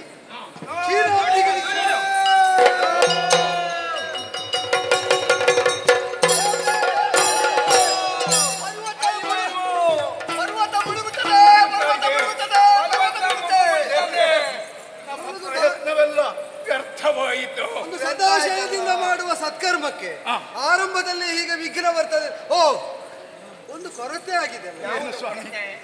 ಈಗ ಈ ನಾವು ಮಾಡಬೇಕಾದ ಒಂದು ಅಗತ್ಯ ಕರ್ತವ್ಯವನ್ನು ನಿರ್ವಹಿಸದೇ ಇದ್ದದರಿಂದ ಬಂದ ತೊಡಕು. ಎಲ್ಲ ಕಾರ್ಯಗಳನ್ನು ವಿಘ್ನ ಇಲ್ಲದಂತೆ ಈಡೇರಿಸುವುದು ಯಾರಿಂದಾಗಿ?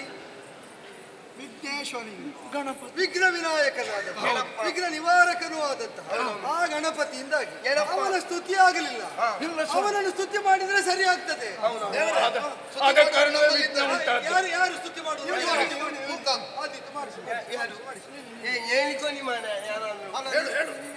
ನಾನು ಮನೆಯಲ್ಲಿ ದೇವನಿಗೆ ಕೈ ಮುಗಿಯುವುದಿಲ್ಲ. ಮನೆ ಒಂದು ಮತ್ತಿ ಇಟ್ಟು ಅಭ್ಯಾಸ ಇಲ್ಲ. ಎಂತದ ಹೇಳುದು? ಮತ್ತಿ ಇಟ್ಟು ಮತ್ತಿ ಮತ್ತಿ ಮತ್ತಿ ಮತ್ತಿ ಇಲ್ಲಿಗೆ ಅದಿಲ್ಲ, ಅದಿಡ್ಲಿಕ್ಕಿಲ್ಲ ಅಂತ ಹೇಳಿ ಇಲ್ಲಿ ಭಕ್ತಿ ಇಡ್ಲಿಕ್ಕಿಲ್ಲ. ಸ್ತುತಿ ಮಾತ್ರ ಭಕ್ತಿ ಇಟ್ಟವರಿಗೆ ಸಾಕು. ದೇವನೇ ದೇವನೇ ಓ ದೇವರೇ ದೇವರೇ ಏನಪ್ಪ ಇದು ನಾವು ಏನು ನೀವು ಹೇಳುವುದು ಒಳ್ಳೆಯದು. ನೀವು ಹೇಳಿಕೊಂಡ್ರೆ ನಾವು ಅದರಲ್ಲಿ ಪಾಲಿಸಿ ಮಾಡ್ತೇವೆ. ಎಂತ ಮಾಡ್ತಿ? ಪಾಲಿಸ್ತೇವೆ, ಪಾಲನೆ ಮಾಡ್ತೀವಿ. ಹೌದು. ಅದಕ್ಕಾಗಿ ಅದೆಲ್ಲ ನೀವು ಹೇಳಿಕೊಂಡು ಹೇಳಿದ್ದನ್ನು ಹೇಳ್ತೀರ, ಎಲ್ಲರೂ ಜೊತೆಯಾಗಿ ಹೇಳ್ತೀರ. ಹೇಳಿದಾಗ ಹೇಳುವೆ. ಅಗಜಾನನ ಪದ್ಮಾರ್ಕ ಹೇಳಿ ಮಾಡ. ಅಗಜಾನನ ಹೇಳ. ಅಗಜಾನನ ಪದ್ಮಾರ್ಕಂ ಪದ್ಮಾರ್ಕಂ ಗಜಾನನ ಗಜಾನನಂ ಅಹರ್ನಿಶಂ ಅನೇಕದಂತಂ ಅನೇಕದಂತಂ ಭಕ್ತಾನಾಂ ಭಕ್ತಾನಾಂ ಏಕದಂತಂ ಏಕದಂತಂ ಏಕದಂತಲ್ಲ, ನಂಗೆ ಗೊತ್ತುಂಟು, ಹೇಳಿಕೊಂಡಿಕ್ಕೆ ಬಂದು ಏಕದಂತ ಏಕದಂತಂ ಏಕದಂತಂ ಉಪಾಸ್ಮಹೇ ಉಪಾಸ್ಮಹೇ ವಕ್ರತುಂಡ ವಕ್ರತುಂಡ ಅವರನ್ನು ನೋಡುದು ಯಾಕೆ? ವಕ್ರತುಂಡ ವಕ್ರತುಂಡ ಮಹಾಕಾಯ ಮಹಾಕಾಯ ಕೋಟಿ ಸೂರ್ಯ ಕೋಟಿ ಸೂರ್ಯ ಸಮಪ್ರಭಾ ಸಮಪ್ರಭಾ ನಿರ್ವಿಘ್ನಂ ನಿರ್ವಿಘ್ನಂ ಕುರು ಮೇ ದೇವ ಕುರು ಮೇ ದೇವ ಸರ್ವಕಾರ್ಯೇಷು ಸರ್ವಕಾರ್ಯೇಷು ಸರ್ವದಾ ಸರ್ವದಾ. ಆಯ್ತಲ್ಲ? ಎಲ್ಲರೂ ಕಣ್ಣು ಮುಚ್ಚಿ ಅವರವರ ಧ್ಯಾನದಲ್ಲಿ ಗಣಪತಿಯನ್ನೇ ಚಿಂತಿಸಿ ಆಗದ. ಅವರೆಲ್ಲರೂ ವಿಘ್ನ ನಿವಾರಕರನ್ನು ಸ್ಮರಿಸ್ತಾ ಇದ್ದಾರೆ. ಅದು ಆಧಾರಗಳು ಬೇಕು ಅಂತಾದರೆ ಅದಕ್ಕೆ ಬಲವಾದಂತಹ ಒಂದು ಆಲಂಬನ ಬೇಕು. ಅದಕ್ಕಾಗಿ ಜಗತ್ತನ್ನೇ ಆಧರಿಸಿದ ಕೂರ್ಮ ಸ್ವರೂಪದಿಂದ ಅದನ್ನು ಆಧರಿಸುತ್ತೆ. ಸರಿ ಆಯ್ತಲ್ಲ? ಈಗ ಒಬ್ರು ತಲೆ, ಒಬ್ರು ಬಾಲ ಹಿಡ್ಕೊಂಡು ಆರಂಭಿಸೋಣ.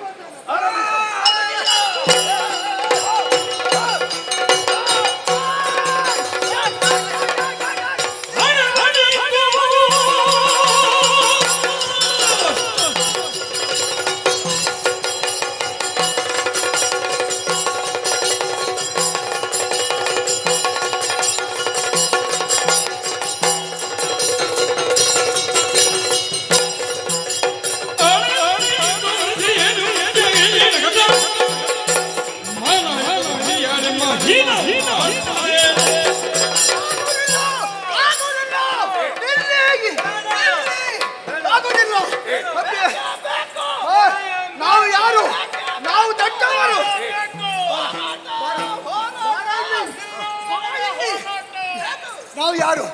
ದೇವತೆಗಳಿಗೆ ಸಣ್ಣವರ? ಅಲ್ಲ ಅಲ್ಲ. ಹೌದಲ್ವಾ? ನಾವು ದೊಡ್ಡವನು. ನಾವು ಬಾಲ ಹಿಡಿಯುವುದಕ್ಕಿದ್ದವರ? ನಾವು ತಲೆ ಹಿಡುಕಾನು. ಎಂತದ್ದು ತಲೆ ಹಿಡುಕಾನು? ಹೇಳು ಹೇಳು ಅವರಲ್ಲಿ. ನಿನಗೇನು ಹಾವು ಕಚ್ಚಿತ್ತ? ಹಾವು ಕಚ್ಚಿದ ಹಾಗೆ. ಚೇಳು ಕಚ್ಚಿತ್ತ? ಚೇಳು ಕಚ್ಚಿದ್ದಲ್ಲ. ಮತ್ತೆ ನಿತ್ತವೇ ನಿಲ್ಲುವುದಿಲ್ಲ. ಎಂತದ್ದು ಬಲಿ ಅನ್ನ ಎಂತದ್ದು? ಎದುರು ಬನ್ನಿ ಎದುರು ಬನ್ನಿ. ನಮ್ಮ ಪ್ರತಿನಿಧಿಯಾಗಿ ಎದುರು ಬನ್ನಿ. ಹೇಳು. ನಮ್ಮವರೆಲ್ಲ ಬಹಳ ಮಿತಿಯಲ್ಲಿದ್ದಾರೆ. ಹೌದು, ಮಿತಿಯಾಗಿದೆ ಎಲ್ಲರಿಗೆ. ಬಿಸಿ. ಯಾಕೆ? ನಾವು ಯಾರು? ಯಾರು ನಾವು? ನಾವು ಹಿರಿಯರು. ನಮಗೆ ಹಿರಿತನ ಇಲ್ವಾ? ಎಂತದ್ದು ಹಿರಿತನ?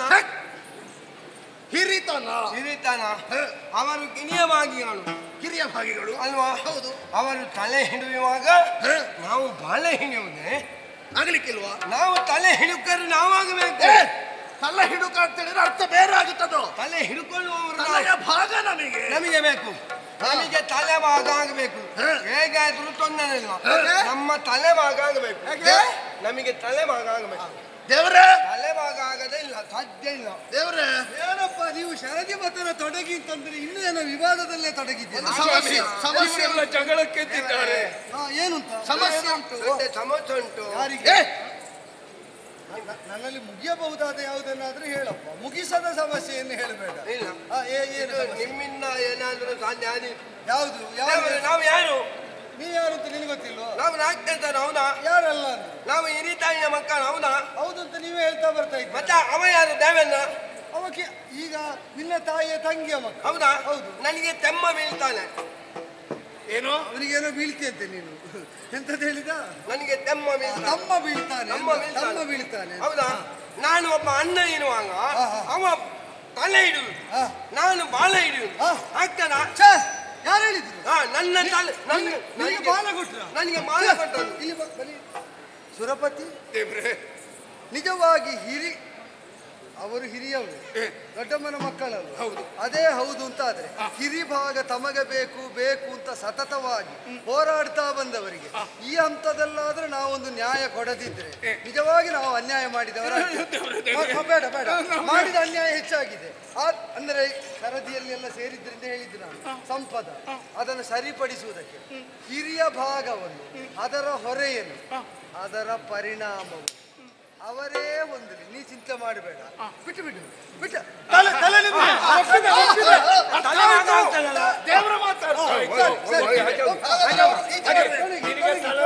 ನನಗೆ ತಲೆ ಭಾಗ ಆಗಬೇಕು.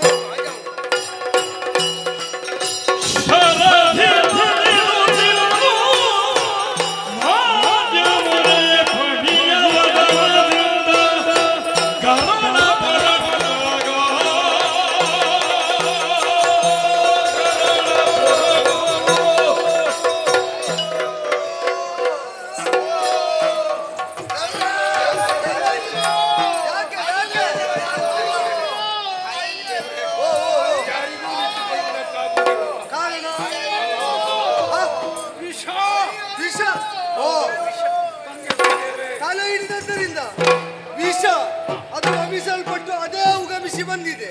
ಅದೇ ವಿಪರೀತ ಪರಿಣಾಮ. ನೀವೇನು ದೇವರನ್ನು ನಂಬುವುದಿಲ್ವ? ಅಯ್ಯೋ, ದೇವರ ಎಂತದ್ದು? ನಾವು ಇಲ್ಲಿ ಮಾತಾಡಿದೆವು. ಹೌದು, ಗೊತ್ತಾಯ್ತು. ಹಲೋ ಹಲೋ ಎನ್ನುವ ವಿಷ. ಅದು ಹೇಳಿದ್ರಿಂದಲೇ ವಿಷ ಬಂದದ್ದು. ಹೌದೌದು.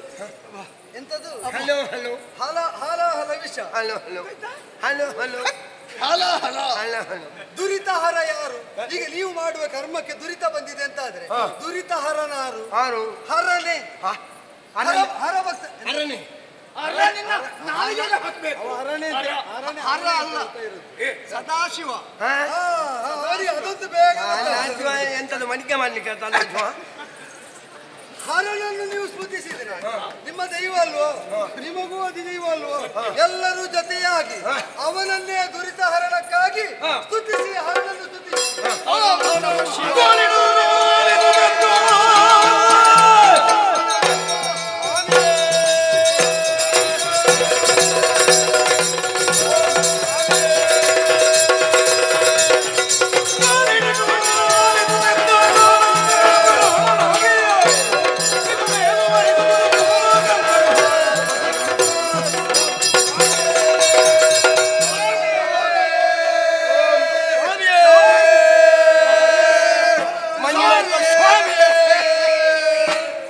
ಜಗನ್ನಾಥ ಸ್ವಾಮಿಯೇ ಸ್ವಾಮಿಯೇ ಅನ್ನದಾನ ಪ್ರಭುವೇ. ಎಲ್ಲಿದ್ದೀರಿ ನೀವು? ದೇವರು ಬಂದದಲ್ಲ? ಬಂದಾಯ್ತಾ ಬಂದಾಯ್ತಾ? ಏನು ನಿಮ್ಮ ಸಮಸ್ಯೆ ಏನು? ಲೋಕಮಾರಕವಾದಂತಹ ವಿಷ ಹುಟ್ಟಿದೆ. ನಾವು ಮಾಡುವಂತಹ ಕಾರ್ಯಕ್ಕೆ ಅದರಿಂದ ತಡೆಯುಂಟಾಗಿದೆ. ಪರಿಹರಿಸಬೇಕು ಅಂತ ದೀನರಾಗಿ ಕೈ ಮುಗಿದು ಬೇಡಿಕೊಳ್ತೇವೆ. ಸದುದ್ದೇಶದಿಂದ ಮಾಡುವಂತಹ ಕಾರ್ಯಕ್ರಮ ಇದು. ಇದರಲ್ಲಿ ಯಾವುದೇ ರೀತಿಯ ವಿಘ್ನ ಲೋಪ ದೋಷಗಳು ಬರಬಾರದು. ನಿಮ್ಮೆಲ್ಲರ ಹಿತಕ್ಕಾಗಿ ಉದ್ಭವಿಸಿದಂತಹ ಹಾಲಾಹಲವೆಂಬ ವಿಷವನ್ನು ನಾನೇ ಪಾನ ಮಾಡ್ತೇನೆ. ಯಾರು ಯೋಚಿಸಬೇಡಿ. ಇದು ಮೊಗೆದು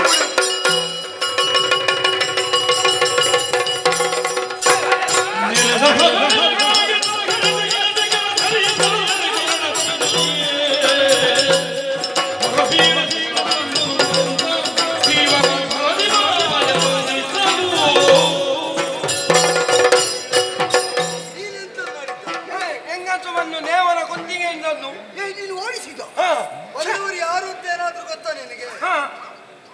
ಏನು ಹೆಸರು ಇವನಿಗೆ ಬಂದಂತ ದೈವಕ್ಕೆ ಏನು ಹೆಸರು? ಜಗನ್ನಾಥ. ಜಗನ್ನಾಥ. ಹೌದು. ಅವನು ಈಗ ಜಗತ್ತಿಗೆ ಸ್ವಾಮಿನಿಯಾಗಿರುವವನು. ಇವ ತಂದೆಯಾದರೆ ತಾಯಿ ಯಾರು?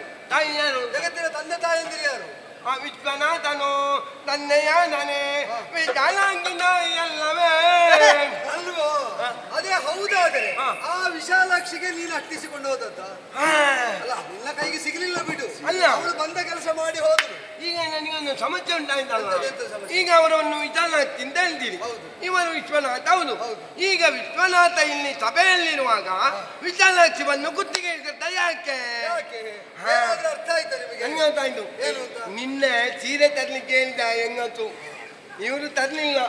ಮದುವೆಗೆ ಹೋಗ್ಲಿಕ್ಕೆ ಇತ್ತು ಮತ್ತು ನಿನ್ನ ಸಮಸ್ಯೆ ನಿನ್ನ ಮನೆಯಲ್ಲಿ ಸಾಲದು ಅಂತ ಅದನ್ನು ಕೊಂಡೋಗಿ ಕೈಲಾಸದಲ್ಲಿ ಇಟ್ಟೆ. ನಿನ್ನ ಮನೆಯಲ್ಲಿ ಸಾಲದ ಆ ಸಮಸ್ಯೆ ಅದಕ್ಕೆ ಮನೆಯಲ್ಲಿ ಇವರು ಮಾತು ಕೇಳುವುದಿಲ್ಲಲ್ಲ. ಆ ಮನೆ ಈ ಮನೆ ಅಂತ ಇಲ್ಲ, ಎಲ್ಲ ಮನೆಯಲ್ಲಿ ಇದ್ದದ್ದು ಅಂತ ನಿನ್ನ ಲೆಕ್ಕಾಚಾರ. ಆದ್ರೆ ಎಲ್ಲರ ಮನವನ್ನು ಬೆಳಗುವ ದೈವತ ಕುಡಿದದ್ದು ಲೋಕಮಾರಕವಾದ ಹಾಲಾಹಲವನ್ನು ಅಲ್ವೋ?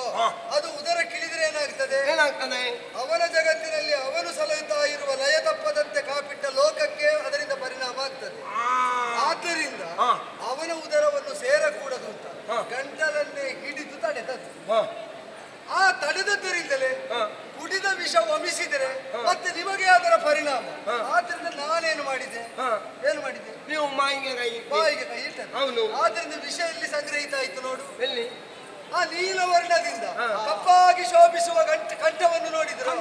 ಆದ್ದರಿಂದ ಇಂದಿನಿಂದ ಈ ಪರಶಿವನು ನೀಲಕಂಠನಿದ್ದಾನೆ. ದೇವರು ಹಾಗೆಲ್ಲ ಸುಳ್ಳು ನೋಡು, ನಾನು ಆದದ್ದನ್ನು ಹೇಳಿದ್ರೆ ಸುಳ್ಳಂತದ? ನನಗೆ ಈ ಕೂಟದಲ್ಲಿ ಕೆಲವರ ಬಗ್ಗೆ ಮಾತ್ರ ಭರವಸೆ ಇರುವುದು. ನೀವೊಂದು ನೇರ ವ್ಯಕ್ತಿತ್ವದವರು, ನೀವು ಶೀಂತ್ರಿಯಲ್ಲ ಇಲ್ಲ ಅಂತ. ಎಂತದ್ದು ಅಂತ ಗೊತ್ತಿಲ್ಲ, ಅಂತದ್ದು ಕೆಟ್ಟದ್ದು ಅಂತ ಗೊತ್ತಾಯ್ತು. ಇರ್ಲಿ. ನೀವು ಕೂಡ ಆಗ ಹೇಳಿದ್ರಿ ದೇವರು ಪಾರ್ವತಿಯ ಗಂಡ ಅಂತ. ಹೌದು. ಈಗ ಹೇಳ್ತಾ ಇದ್ದೀರಿ ನೀಲುವ ಗಂಡ ಅಂತ. ಈಗ ಇದರಲ್ಲಿ ಯಾರ ಗಂಡ? ದೇವರು. ಯಾರ ಸಮಸ್ಯೆ ಆದ್ರೂ ಪರಿಹರಿಸಿ, ಇವನ ಸಮಸ್ಯೆ ಅಲ್ಲ. ಅಲ್ಲೋ, ನಾನು ಏನ್ ಹೇಳಿದೆ? ನೀಲುವಿನ ಗಂಡ ನೀಲಕಂಠ. ನಿನಗೆ ನಾಲಗ ಮಾತ್ರ ಅಲ್ಲ, ಕಿವಿಯೂ ಸ್ವಲ್ಪ. ಅದು ನಮ್ಮ ಪರಂಪರೆಗೆ ಹೋಗಿದೆ. ಹೌದಪ್ಪ, ಪರಂಪರೆಯಿಂದ ನಾವು ದೂಷಿಸುವುದು ಬೇಡ. ಅದು ನೀಲಕಂಠನಾದ ಗರಳ ಕಂಠ, ವಿಷಕಂಠ. ಅವ ಯಾಕಾಗಿ ವಿಷ ಕುಡಿದ?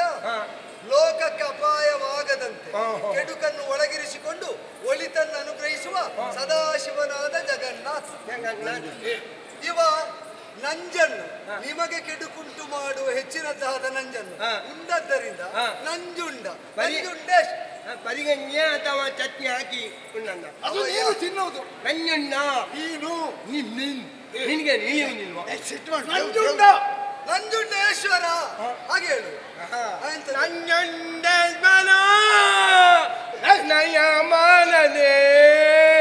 ನೀನು ಯಾಕೆ ಹೇಳುವುದು? ಅನ್ನುವುದಲ್ಲ, ನಮ್ಮ ಮಾವ ಮಳವಜೆ ಕರಳ ಕೊರಳ ಅಂತ ಕರಿ. ನನ್ನ ಮೊಳಲ. ಈಗ ಅವರಿಗೊಂದು ಲೋಕ ವಿಧಾಯಕವಾದ ಶಕ್ತಿ ಅಂತ ಮಾನ್ಯತೆಯನ್ನು ಕೊಟ್ಟು ಎಲ್ಲರೂ ವಂದಿಸಿದ ಮೇಲೆ ಈಗ ದೇವರನ್ನು ಕರೆಸಿಕೊಂಡ ಮೇಲೆ ಹಾಗೆ ನಿಲ್ಲಿಸುವುದು ಉಪಚಾರ ಇಲ್ಲ. ಹೋಗಬಾರದು, ಒಂದು ಉಪಚಾರ ಮಾಡಬೇಕು.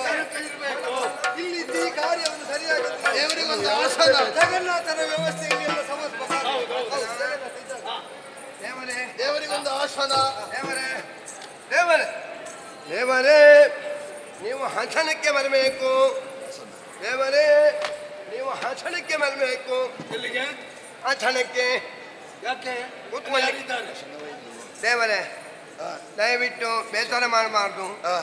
ಈಗ ಒಂದು ಕುಡಿಯುವುದಕ್ಕೆ ಬಂತು. ನಮ್ಮಲ್ಲಿ ಮೊದಲಾದ್ರೆ ತುಂಬ ಮಂದಿ ಇತ್ತು.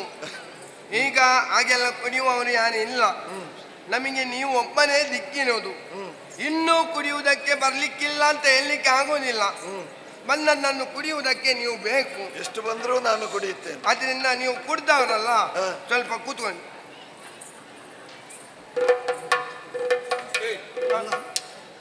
ಈಗ ಬಂದ ದೇವರಿಗೆ ಕೂತುಕೊಳ್ಳುವುದಕ್ಕೆ ಆಸನ ತೋರಿಸಿ. ಅವರಲ್ಲಿ ಕೇಳ್ತೇನೆ, ನಿನಗೆ ನಿನ್ನ ಕುಟುಂಬಕ್ಕೆ ನಾನೇನಾದ್ರೂ ದ್ರೋಹ ಮಾಡಿದ್ದೇನೆ? ಇಲ್ಲ ದೇವರೇ. ಹೆಂಡತಿ ಮಕ್ಕಳಿಗೆ ಅಪಾಯ ಉಂಟು ಮಾಡಿದ್ದೇನೆ? ಇಲ್ಲ ದೇವರೇ. ನನ್ನನ್ನು ನೋಡುವಾಗ ಕೆಟ್ಟವನಾಗಿ ಕಾಣ್ತದ, ಒಳ್ಳೆಯವನಾಗಿ? ಅಯ್ಯೋ, ನಿಮ್ಮ ಮುಖ ನೋಡುವಾಗ ಕೆಟ್ಟವನಾಗಿ ಕಾಣ್ತದೆ ದೇವರೇ. ಮತ್ತೆ ನಾನು ಆವಾಗಿನಿಂದ ನಿನಗೆ ಬೇಕಾಗಿ ನಿನ್ನನ್ನು ಸರಿಪಡಿಸುವುದಕ್ಕೆ ಒದ್ದಾಡ್ತಾ ಇದ್ದೇನೆ. ಹೌದು. ಬಂದ ದೇವರಿಗೆ ಆಸನ ಕೊಟ್ಟದ್ದಕ್ಕೆ ಆಕ್ಷೇಪ ಇಲ್ಲ, ನನಗೇನಿಲ್ಲ. ಹಾಗೆ ಅಲ್ಲ ದೇವರೇ, ಅದಕ್ಕೆ ಒಂದು ಕಾರಣ ಉಂಟು. ಎಂತದ್ದು ಕಾರಣ? ಈಗ ದೊಡ್ಡ ಸಭೆಯಲ್ಲಿ ನಾವು ಮೊದಲು ಆಸನ ಕೊಡಬೇಕಾದ ಯಾರಿಗೆ? ಯಾರಿಗೆ? ಸರಿ ಇದ್ದವನಿಗೆಲ್ಲ, ಕುಡ್ದವನಿಗೆ. ಅದು ನಿನಗೆ ಯಾವಾಗಲೂ ಮೊದಲ ಆಸನ ಸಿಕ್ಕಿದ್ದರಿಂದ ನೀನೊಂದು ತೀರ್ಮಾನ ಮಾಡಿದ್ದು ಕಾಣ್ತದೆ ಅಲ್ವಾ? ಆದ್ದರಿಂದಲೇ ಅವರು, ನೀನು ಕುಡಿದದ್ದು ಬೇರೆ, ಅವ ಕುಡಿದದ್ದು ಬೇರೆ ಅಲ್ವೋ? ಪದಾರ್ಥ ಹೌದಲ್ವಾ? ಹೌದೌದು. ನೀನಂತೂ ಅಂತೂ ಪಡೆದು ಪಡೆದು ಪಡೆದು ಕುಡಿದು ಕುಡಿದು ಕುಡಿದು ಈ ಹಂತಕ್ಕೇರಿದೆ. ಅವ ಏರಿದವನು ಇಳಿದು ಬಂದು ಕುಡಿದದ್ದರಿಂದ ಸಿಕ್ಕಿತು. ಆದ್ರೆ ಕುಡಿಯುವುದಕ್ಕೆ ಅವನೇ ಬೇಕು ಅಂತ ಹೇಳಿದವ ಯಾರು? ನಾನು. ನೀನಂತ? ಅದು ನೀವು. ಅದನ್ನ ನನಗೊಂದು ಆಸನ ಇಲ್ಲ. ನಿಮಗೆ ಆಸನ ಉಂಟು. ಯಾಕೆಂದ್ರೆ ಕೊಟ್ಟವನಿಗೆ ಆಸನ ಕೊಡದಿದ್ರೆ ಅವರು ಸಭೆಯಲ್ಲಿ ಚೊರೆ ಮಾಡ್ತಾನೆ. ಯಾರಿಗೆ? ಕುಡಿದವನಿಗೆ. ಇವ ಒಮ್ಮೊಮ್ಮೆ ಕುಡಿದು ಬಂದು ಒಂದು ಮಲಗಲಿಕ್ಕೆ ಜಾಗ ಇಲ್ಲದಿದ್ರೆ ಜಗಳ ಮಾಡ್ತಾನೆ. ಹಾಗೆ ನಾವು ಕುಡ್ದವರಿಗೆ ಮಾಡ್ತಾ ಇದ್ದದನ್ನೆಲ್ಲ ಇವ ಸರಿಯಾದ ಮೇಲೆ ಇವನಿಗೆ ಹೇಳಿದ್ಯಾರು? ಇವ ಕೂತ್ಕೊಳ್ಳೋದಕ್ಕೆ ಆಸನ. ಬೇಗ ಬೇಗ ಬೇಗ ಬಾ.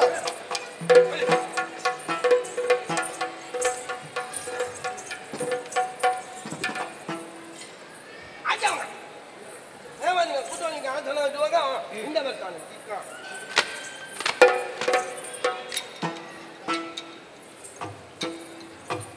ಮೊದಲೇನಾದ್ರು ಕುಳಿತು ನೋಡ್ಬೇಕಾ? ಹಾಸನರಾಗಿ ಆಸನ ಓದು. ಹಕಾರ ಹಕಾರ ಎಲ್ಲ ಒಂದೇ ಅವನಿಗೆ. ಹೌದು. ಸರಿ, ಹಾಗಾದ್ರೆ ದೇವತೆಗಳು ಅಂತ ನಿಮ್ಮನ್ನು ಪರೆಯುವುದಕ್ಕೆ ದೀಕ್ಷಿತರಾದವರಿಗೆ ಗೌರವ ಸಲ್ಲಿಸಿ ಆಯ್ತು. ಕಾರ್ಯ ಮುಂದುವರಿಯುವ.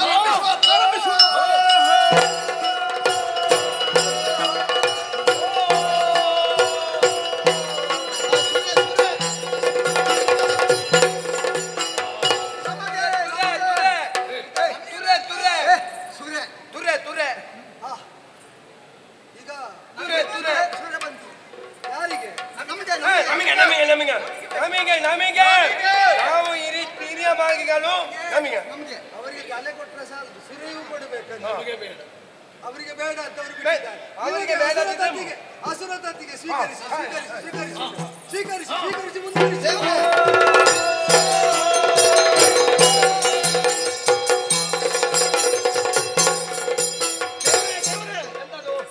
ಸುರೆಯನ್ನು ಕೊಡದ ಕಾರಣ ನಮ್ಮವರೆಲ್ಲರಿಗೆ ಆಯಾಸ ಆಗಿದೆ. ದೇವರೇ, ಸ್ವಲ್ಪ ನಾನು ಮೊದಲಾದ್ರೆ ಎಷ್ಟು ತೆಗೊಂಡ್ರು ಗೊತ್ತಾಗ್ತಾ ಇಲ್ಲ.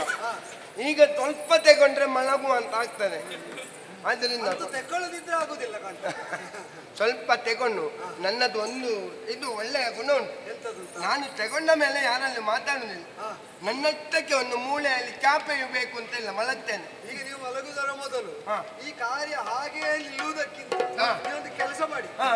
ನೀವು ಅಲ್ಲಲ್ಲೇ ಇದ್ದುಕೊಳ್ಳಿ.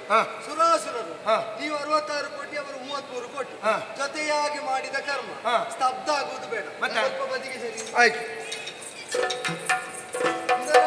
ಬಾಲವನ್ನು ಒಂದು ಕೈಯಲ್ಲಿ ಹಿಡಿದು ಶಿರವನ್ನು ಧರಿಸಿ ಅಲ್ಪ ಕಾಲ ನಾನೇ ಮತನ ಮಾಡಿಬಿಟ್ಟೆ.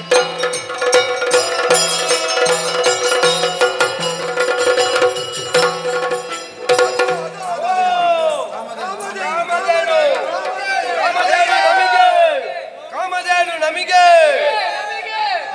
ಎಂತದು ನಮಗೆ? ನಮಗೆ ನಮಗೆ ನಿಮ್ಮದಂತದ್ದು ಸ್ವರ್ಗಲೋಕ ನಮ್ಮದು. ಬಲೀಂದ್ರ ದೇವರಿದ್ದೇನೆ. ಬರೀಂದ್ರ ಸುರೇಂದ್ರ ಇಲ್ಲಿ ಬಾ. ಕಾಮಧೇನು ಇರಬೇಕಾದದ್ದು ಅದು ಸ್ವರ್ಗದಲ್ಲಾದರೂ ಅದೋ ಅಲ್ಲಿ ನೋಡಿ ಸಪ್ತರ್ಷಿ ಕನ್ನಡದಿಂದ ಒಡಗೂಡಿದಂತಹ ಮುನಿಮನೀಷಿಗಳೆಲ್ಲರೂ ಕೂಡ ಈ ಕಾರ್ಯ ನಿರ್ವಿಘ್ನವಾಗಿ ಸಾಂಗೋಪಾಂಗವಾಗಿ ಸಮನ್ವಯವಾಗಬೇಕು ಅಂತ ಅಮೃತ ಫಲ ನಿರೀಕ್ಷೆಯಲ್ಲಿದ್ದಾರೆ. ಸತ್ಯ. ಇದು ವಿನಿಯೋಗ ಆಗಬೇಕಾದ ಯಾಗಯಜ್ಞಾದಿಗಳಿಗೆ ಇದರಿಂದ ಉತ್ಪನ್ನವಾದಂತಹ ಗವ್ಯ ಅದು ಅತಿಶಯವಾದ ಫಲದಾಯಕವಾಗುತ್ತದೆ. ಆ ಕಾರಣದಿಂದ ಋಷಿಮುನಿಗಳಿಗೆ ಯಾಗಕ್ಕೆ ಯಜ್ಞಕ್ಕೆ ಮೇಧಕ್ಕೆ ವಿನಿಯೋಗ ಆಗುವಂತೆ ಯಾರು ಸ್ವರ್ಗದಲ್ಲಿರ್ತಾರೋ ಅದು ಬಲಿಯೋ ಇಂದ್ರನೋ ಅದು ವಿಷಯ ಅಲ್ಲ. ಆ ಸ್ವರ್ಗದಲ್ಲಿದ್ದು ಪಾಲಿತವಾಗಲಿ ಋಷಿಗಳಿಗೆ ಬೇಕಾದಂತೆ ವಿನಿಯೋಗ ಹಾಗೆ ಹಾಗೆ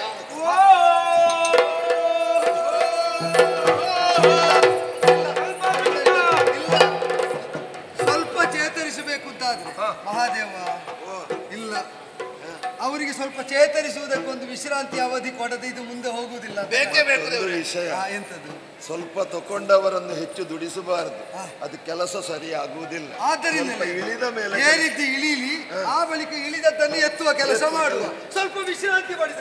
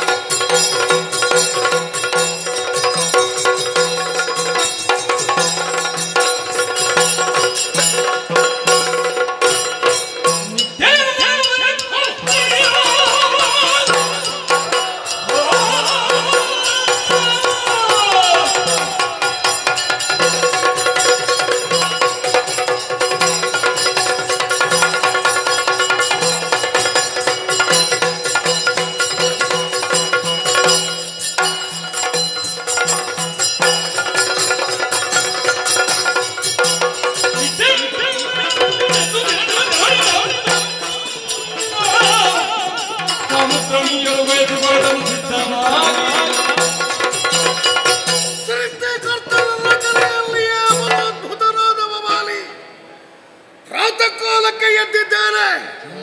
ನಿತ್ಯಾಹರ್ಮಿಕಗಳನ್ನು ತೀರಿಸುವಂತಹ ವಿಶಿಷ್ಟವಾದ ಪದ್ಧತಿ. ಚತುಸ್ಸಮುದ್ರದಲ್ಲಿ ದಿನವೂ ಸ್ನಾನ. ಅದಕ್ಕಾಗಿ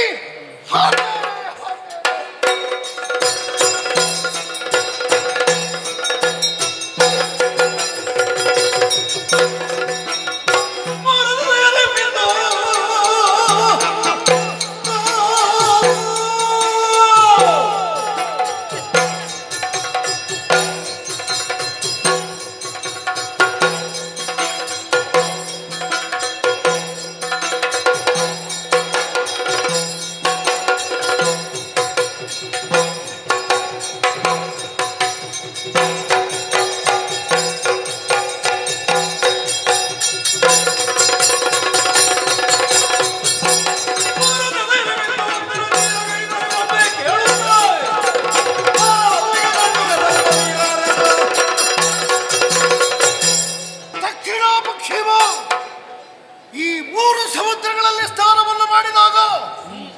ಉತ್ತರ ದಿಕ್ಕಿನಲ್ಲಿ ಬಹಳಷ್ಟು ಮಂದಿಗಳು ಸೇರಿ ಏನೋ ಒಂದು ಕುತೂಹಲಪೂರ್ಣವಾದಂತಹ ಕಾರ್ಯ ನಡೆಯುತ್ತಾ ಇದೆ. ನೋಡಬೇಕು.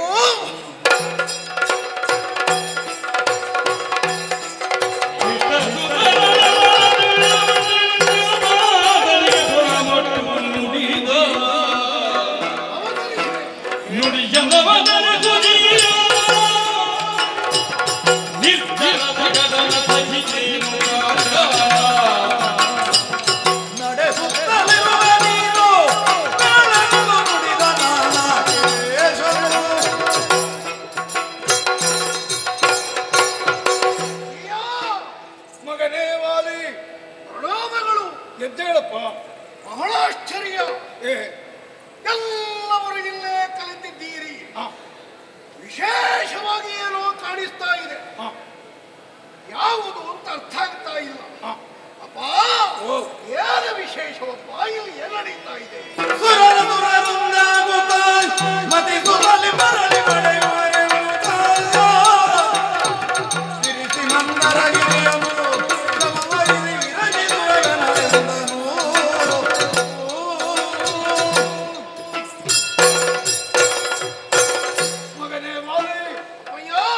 ದೇವಾಸುರರಾದಂತಹ ನಾವು ಇಲ್ಲಿ ಸಮುದ್ರ ಮಥನ ಮಾಡ್ತಾ ಇದ್ದೇವೆ. ಯಾಕೆ ಕಡಲು ಕಡಿಯುವುದು? ಸ್ವರ್ಗದಲ್ಲಿರುವಂತಹ ಸುವಸ್ತುವೆಲ್ಲ ಶರಧಿ ಪಾಲಾಯಿತು, ಮತ್ತೆ ಅದನ್ನು ಪಡೆಯುವಂತಹ ಪ್ರಯತ್ನ. ಯಾಕಪ್ಪ ಸ್ವರ್ಗದ ಸಂಪತ್ತು ಶರಧಿ ಪಾಲಾಯಿತು? ಮಗನೇ, ಅದಕ್ಕೊಂದು ದೊಡ್ಡ ಕಥೆ ಇದೆ. ಏನಪ್ಪ?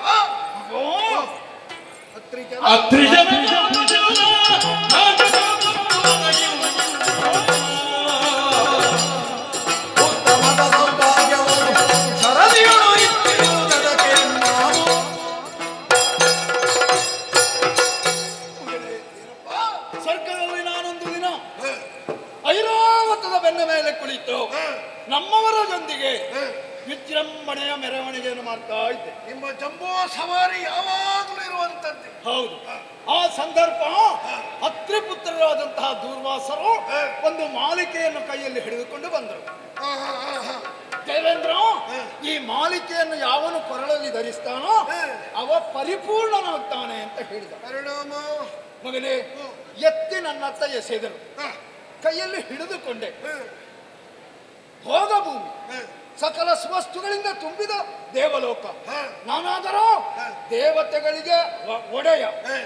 ನನಗೆ ಈ ಸಾಮಾನ್ಯವಾದಂತಹ ಮಾಲೆಯಿಂದ ಏನಾಗಬೇಕು ಅಂತ ಒಮ್ಮೆ ಹೀಗೆ ಕೈಯಲ್ಲಿ ಹಿಡಿದಿರುವಂತಹ ಮಾಲಿಕೆಯನ್ನು ಹೀಗೆ ನಾನು ಏರಿ ಬಂದಂತಹ ಆನೆಯ ಕೊರಳಿಗೆ ಹಾಕಿ, ಆನೆ ಸೊಂಡಿಲಿಂದ ಅದನ್ನು ಕಿತ್ತು ಕಾಲಡಿಗೆ ಹಾಕಿ ನುಚ್ಚು ನೂರು ಮಾಡಿ ಅದನ್ನು ನೋಡಿದಂತಹ ದೂರ್ವಾಸರು ಒಮ್ಮೆಲೆ ಸಿಟ್ಟಾದರು. ನೀನು ಅಹಂಕಾರ ಇದೆಯೋ?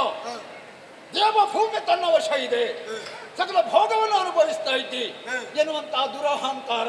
ಆದ ಕಾರಣ ಸ್ವರ್ಗದಲ್ಲಿರುವಂತಹ ಸಮಸ್ತ ಸುವಸ್ತುಗಳು ಶಾಪಿ ಪಾಲಾಗಲಿ ಶಾಪ, ಅದಕ್ಕಾಗಿ ವರ್ತಿಸ್ತಾ ಇದ್ದೀರಾ. ಅವರ ಶಾಪದ ಫಲ ಸುವಸ್ತುವೆಲ್ಲ ಸಮುದ್ರ ಪಾಲಾಗಿ. ಯಾರು ಹೇಳಿದ್ದಪ್ಪ ಇದನ್ನು ವರ್ತಿಸಬೇಕು ಅಂತ?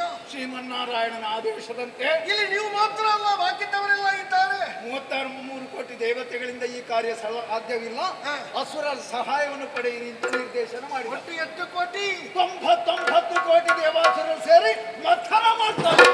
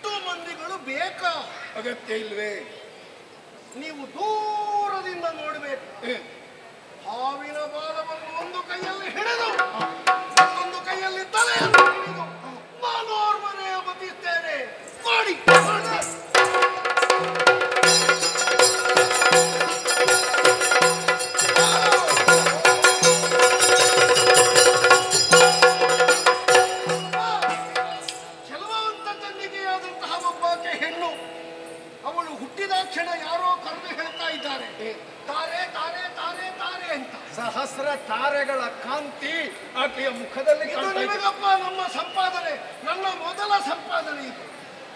ಮಗನೇ ಬೇಡ, ಮತ್ತೆ ನಾನು ಇಷ್ಟಪಡುವುದೂ ಇಲ್ಲ, ನನಗೆ ಅಗತ್ಯವೂ ಇಲ್ಲ.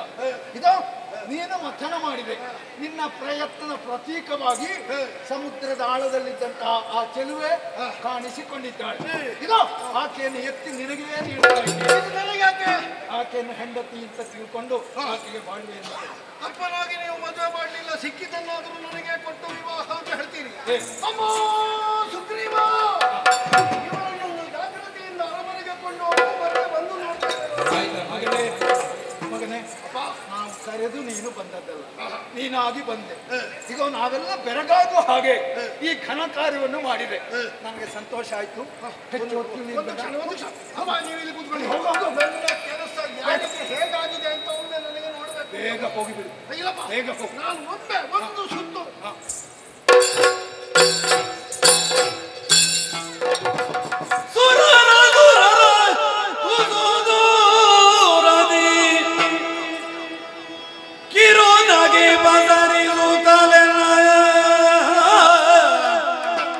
ಕಿರುನಗೆ ಪಸರಿಸುತ್ತಲೆ ಅರನೋಟದೊಳವು ಪರಿಕಿಪ ನೀಲಾಂಗನ ಪರಿಕಿಪ ನೀಲಾಂಗನ ಅರಿಯನವನವನೆಂದು ತಿಳುಹೆನಲೆಂದು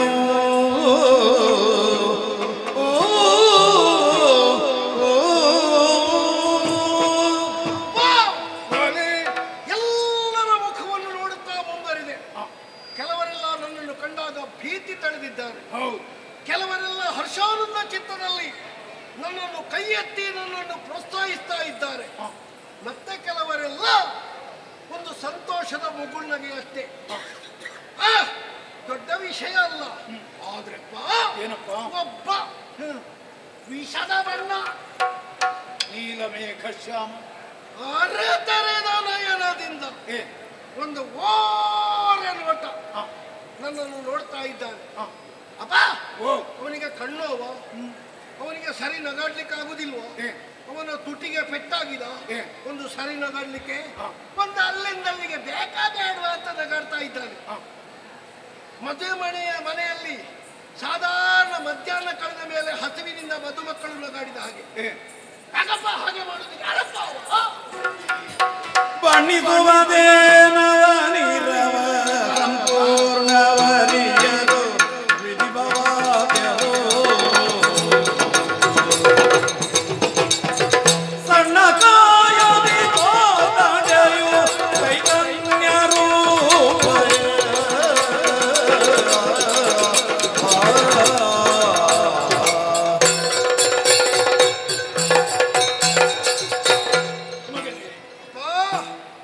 ಅಭಿಷೇಕವಾಗಿ ಬಣ್ಣಿಸುವುದಕ್ಕೆ 1000 ನಾಲಿಗೆಯುಳ್ಳ ಆದಿಶೇಷನಿಗೂ ಸಾಧ್ಯ ಇಲ್ಲ. ಮೊದಲೇ ಅವನ ಬಗ್ಗೆ ತಿಳಿಯುವುದಕ್ಕೆ ಸಾಧ್ಯವಿಲ್ಲದೆ ಇರುವಂತಹ ಜ್ಞಾನಿಗಳಾದಂತಹ ಋಷಿ ಮುನಿಗಳು ಕೂಡ ನೇತಿ ನೇತಿ ನೇತಿ ಅಂತ ಕೊಂಡಾಡಿದರು. ಅಂತಹ ಅಣೋರಣೀಯ ಮಹತೋ ಮಹಿಮ ಸಂಕಲ್ಪ ಮಾತ್ರದಿಂದ ಸರ್ವ ಕಾರ್ಯವನ್ನು ಮಾಡಬಲ್ಲಂತಹ ಸರ್ವ ಸ್ವತಂತ್ರನವನೊಂಗನಲ್ಲಿ ಅವನ ಇಚ್ಛೆ ಇಲ್ಲದೇ ಇದ್ರೆ ಸಕಲ ಲೋಕದ ಆಗು ಹೋಗುಗಳು ನಡೆಯುವುದಕ್ಕಿಲ್ಲ. ಪರ್ವತದ ಮೇಲಿರುವಂತಹ ಒಂದು ಹುಲ್ಲು ಕಡ್ಡಿಯು ಕೂಡ ಅಲುಗಾಡುವುದಕ್ಕೆ ಸಾಧ್ಯವೇ ಇಲ್ಲ. ಅವನ ತಳ್ಳಿಗೆ ಹೋದ್ರೆ ಮಗನೇ, ಅವನ ಗಾಡಿದ್ದು ಯಾಕೆ ಗೊತ್ತಾವು? ಎಂದಿಗ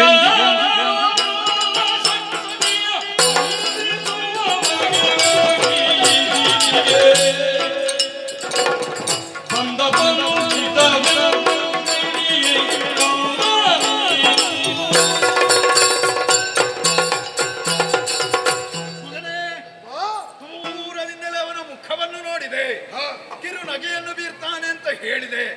ಮಗನೇ, ಹಾಗೆ ನಗಾಡಬೇಕು ಅಂತಿದ್ರೆ ಬಲವಾದ ಕಾರಣ ಇದೆ ಅಂತ ನಾನು ಊಹಿಸ್ತೇನೆ. ಏನಪ್ಪ? 90 ಕೋಟಿಗಳಾದಂತಹ ದೇವಾಸುರರು ಮಾಡುವಂತಹ ಕಾರ್ಯವನ್ನು ನೀನೋರ್ವನೆ ಮಾಡಿ ಪೂರೈಸಿದೆ. ಹೌದು. ಆ ಮೂಲಕ ಪಾಪಾಕ್ಕೆ ಚೆಲುವೆ ಸಮುದ್ರದ ಆಳದಿಂದ ಮೇಲೆ ಬರುವಂತೆ ಮಾಡಿದೆ. ಮಗನೇ, ನಿನ್ನ ಈ ದೇಹ ಶಕ್ತಿಯನ್ನು ಕುಂದಿಸುವ ಬಗೆ ಎಂತೂ ಹೇಗೆ ಅಂತ ಕಿರುನಗೆ ಬೀರ್ತಾ ಇದ್ದಾನೆ. ನಾನೆಣಿಸಿದ್ದ ಹಾಗಲ್ಲಪ್ಪ. ಮತ್ತೆ ಬಹುಶಃ ಇಲ್ಲಿಂದ ಎಷ್ಟೊತ್ತಿಗೆ ಹೊರಡ್ಲಿಕ್ಕೆ ಆಗ್ತದೋ ಅಂತ ಎಣಿಸಿ ನಗಾಡುದು ಅಂತ ನಾನೆಣಿಸಿದ್ದೆ. ಅಲ್ಲ ಮಗನೇ, ನಿನಗೊಂದು ಕಿವಿ ಮಾತು ಹೇಳ್ತೇನೆ. ಅವನ ತಂಟೆಗೆ ಹೋದರೆ ಅಪಾಯ ತಪ್ಪಿದ್ದಲ್ಲ. ಅವನನ್ನು ಮಾತನಾಡಿಸಬೇಡ, ಅವನ ಬಳಿ ಹೋಗಬೇಡ. ಈ ಕ್ಷೇತ್ರದಿಂದ ಈಗಲೇ ಹೊರಟು. ಆಯ್ತಪ್ಪ, ಹೋಗು ಹೋಗು. ಆಯ್ತು.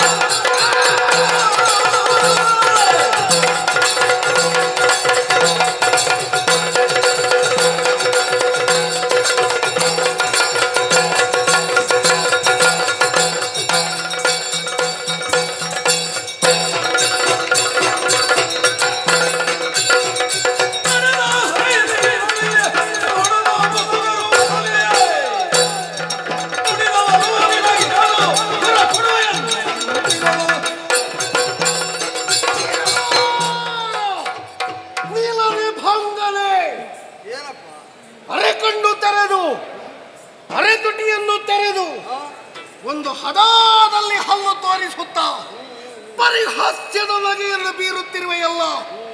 ನೀನು ಯಾರೇ ಇರು, ಏನೇ ಆಗಿರು, ನನ್ನಲ್ಲಿ ಯುದ್ಧ ಕೊಡು. ಯುದ್ಧ?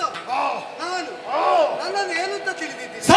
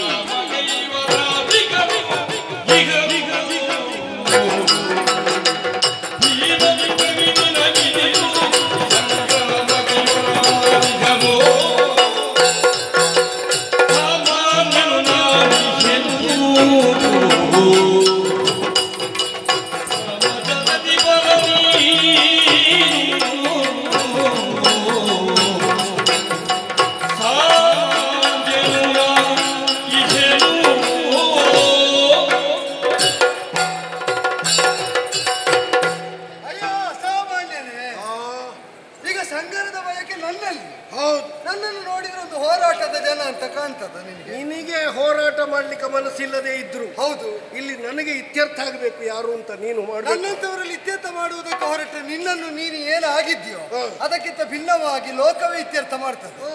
ಅಸಾಮಾನ್ಯನಾದವನು ಸಾಮಾನ್ಯರಲ್ಲಿ ಸಾಮಾನ್ಯನಂತಿದ್ದವನ ಜೊತೆಯಲ್ಲಿ ಕಾದಾಟ ಕೀಳಿದರೆ ಏನಾಗುತ್ತದೆ? ನಿಜವಾಗಿ ಅವ ಏನು ಅಂತ ಅವನಿಗೆ ಗೊತ್ತಿಲ್ಲ ಅಂತ ತಿಳಿದವರು ಹೇಳ್ತಾರೆ. ಇನ್ನು ತಿಳಿಯದವರು ಏನ್ ಹೇಳ್ತಾರೆ? ನಿಜವಾಗಿ ನಾವು ತಿಳಿದಷ್ಟು ಅವ ಇಲ್ಲ, ಸಾಮಾನ್ಯರ ಜೊತೆಯಲ್ಲಿ ಅವ ಕಾದಾಡುವುದಕ್ಕೆ ತೊಡಗುತ್ತಾನೆ, ಆದ್ದರಿಂದ ಅವ ದೊಡ್ಡ ಜನ ಅಲ್ಲ ಅಂತ ಇದ್ದ ಯೋಗ್ಯತೆಯು ಹೋಗುತ್ತದೆ. ನಿಜವಾಗಿ ನೀನು ಅಸಾಮಾನ್ಯ ಸಂಗರವಲ ಪರಾಕ್ರಮಿ, ಅದ್ಭುತವಾದಂತಹ ವಿಕ್ರಮಿ, ಓಜಸ್ವಿಯಾಗಿ ತೇಜಸ್ವಿಯಾಗಿ ಬಂದು ನಿಂತದ್ದು, ಮಾಡಿದ್ದು, ಹೋಗುವುದು, ಬರುವುದು, ನಿಲ್ಲುವುದು, ನಡೆ, ಗತ್ತು ಎಲ್ಲವೂ ಅಭೂತಪೂರ್ವವಾಗಿ ಉಂಟು. ಇದೊಂದು ಅಡ್ಡ ಆಗ್ತದೆ ಬಿಟ್ರೆ ಬಾಕಿ ಯಾವುದು ತೊಂದರೆ ಇಲ್ಲ. ಅದೇ ಅದನ್ನು ತೆಗೆಯುವುದಕ್ಕೆ ನೋಡಿದೆ ಕಾಣ್ತದೆ, ಆದ್ರೂ ತಿರುಗಿತ್ತದು. ಆದ್ದರಿಂದಲೇ ಸಿಕ್ಕಿದ್ದನ್ನು ನೋಡಿದಾಗ ಆ ಚಿತ್ತಿಲ್ಲ ಅಂತ ಖಂಡಿತ ಕಾಣ್ತದೆ. ಆದ್ದರಿಂದ ನನ್ನಷ್ಟಕ್ಕೆ ನಾನಿದ್ದೇನೆ ಬಿಟ್ರೆ ಯಾರ ಜೊತೆಯಲ್ಲೂ ಕಾದಾಟ ಮಾಡುವುದಕ್ಕೆ ನಾನಿಲ್ಲ. ಈ ನೀತಿರೇ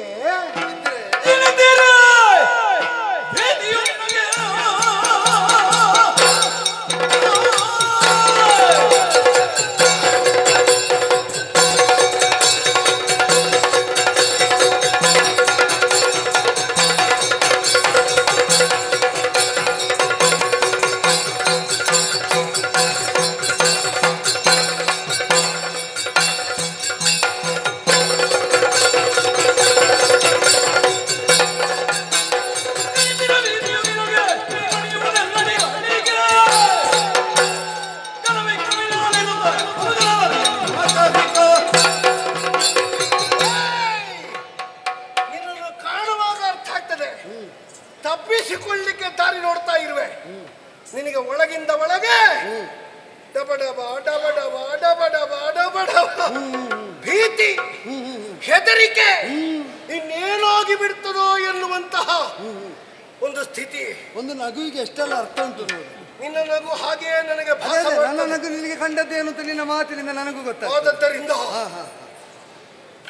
ನನ್ನ ಕಾಲಿಡಿ, ನನ್ನ ಕಾಲಿಡಿ.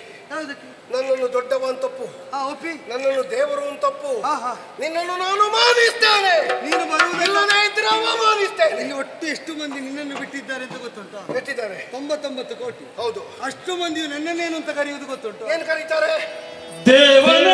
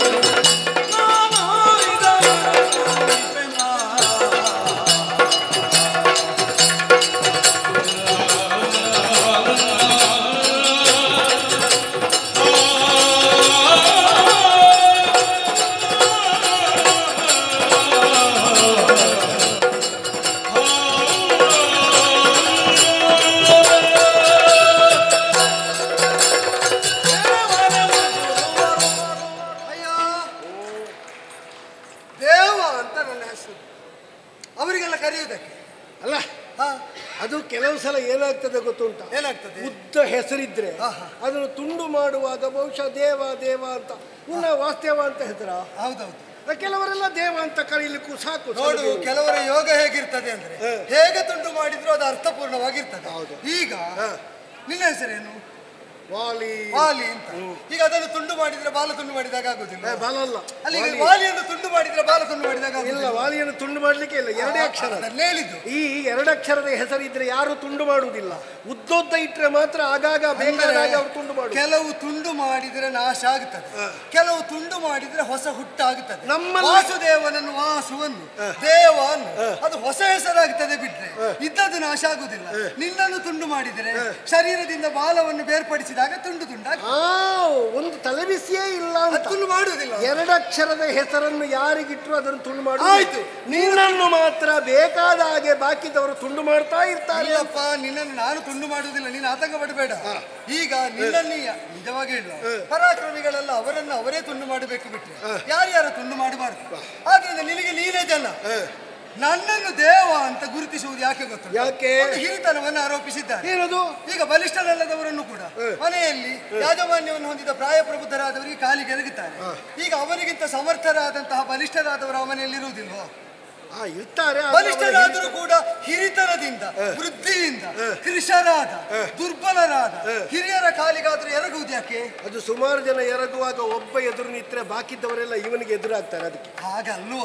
ವ್ಯಾವಹಾರಿಕವಾಗಿ ಏನು ಗೊತ್ತೋ, ಬಲಿಷ್ಠನಾದವನಿಗೆ ಸಮರ್ಥನಾದವನಿಗೆ ಅಧಿಕಾರವನ್ನು ದಯಪಾಲಿಸಿದ, ಅವನಿಗೆ ಬೇಕಾದದ್ದನ್ನು ಕೊಡ ಮಾಡಿದವ ಎಂಬರಲ್ಲಿ ಇವರು ಈಗ ನನ್ನನ್ನು ಮಾನಿಸುವುದು ಯಾಕೆ ಗೊತ್ತೋ? ಅವರಿಗೆ ಬೇಕಾದಲ್ಲ, ಒಂದು ದೇವರೇ ಅದು ಕೊಡು ಅಂತ ಕೇಳಿದ್ರೆ ಕೊಟ್ಟೆ, ಇದು ಕೊಡು ಅಂತ ಕೇಳಿದ್ರೆ ಕೊಟ್ಟೆ. ಆದ್ದರಿಂದಲೇ ಅವ ಎಲ್ಲ ಕಡೆ ಎಲ್ಲರಿಗೂ ಒದಗುತ್ತಾ ಇರ್ತಾನೆ. ವಾಸನಾತ್ ವಾಸುದೇವಸಿ ವಾಸಿತಂತೆ ಜಗತ್ರಯ. ಮೂರು ಲೋಕದಲ್ಲಿ ಅವನನ್ನು ಯಾಚಿಸಿದವರಿಗೆ ಅವ ಕೊಡದಿರುವುದು ಏನೂ ಇಲ್ಲ. ಆ ಕಾರಣದಿಂದ ಯಾಚನೆ ಸರಿಯಾಗಿದ್ದರೆ ಬೇಕಾದದ್ದನ್ನು ಕೊಟ್ಟು ಸಲಹುತ್ತಾನೆ ಎಂಬ ವಿಶ್ವಾಸದಿಂದ ಶರಣು ಬಂದು ನಮಿಸುವಂತಹ ನಾನು ಈಗ ಅವರೆಲ್ಲ ನಮಸ್ಕಾರ ಮಾಡಿದಾಗ ಕೈ ಎತ್ತಿದವನು, ನಿನಗೆ ಮಾತ್ರ ಕೈ ಮುಗಿದೆ ಅಂತ ಆದರೆ ಅವರದ್ದೆಲ್ಲ ತಪ್ಪು ಅಂತಾಗುವುದಿಲ್ಲ. ನನಗೇನಾಗ್ತದೆ ಅಂತಲ್ಲ, ಅವರಿಗೆ ನಮಸ್ಕಾರ ಮಾಡಿದ್ದು ತಪ್ಪಾದ ಸ್ಥಾನಕ್ಕೆ ಅಂತ ಆಗುದಿಲ್ಲ. ಹಾಗಿದ್ರೆ ನಾನೊಂದು ಮಾತು ಹೇಳ, ಅರಿತು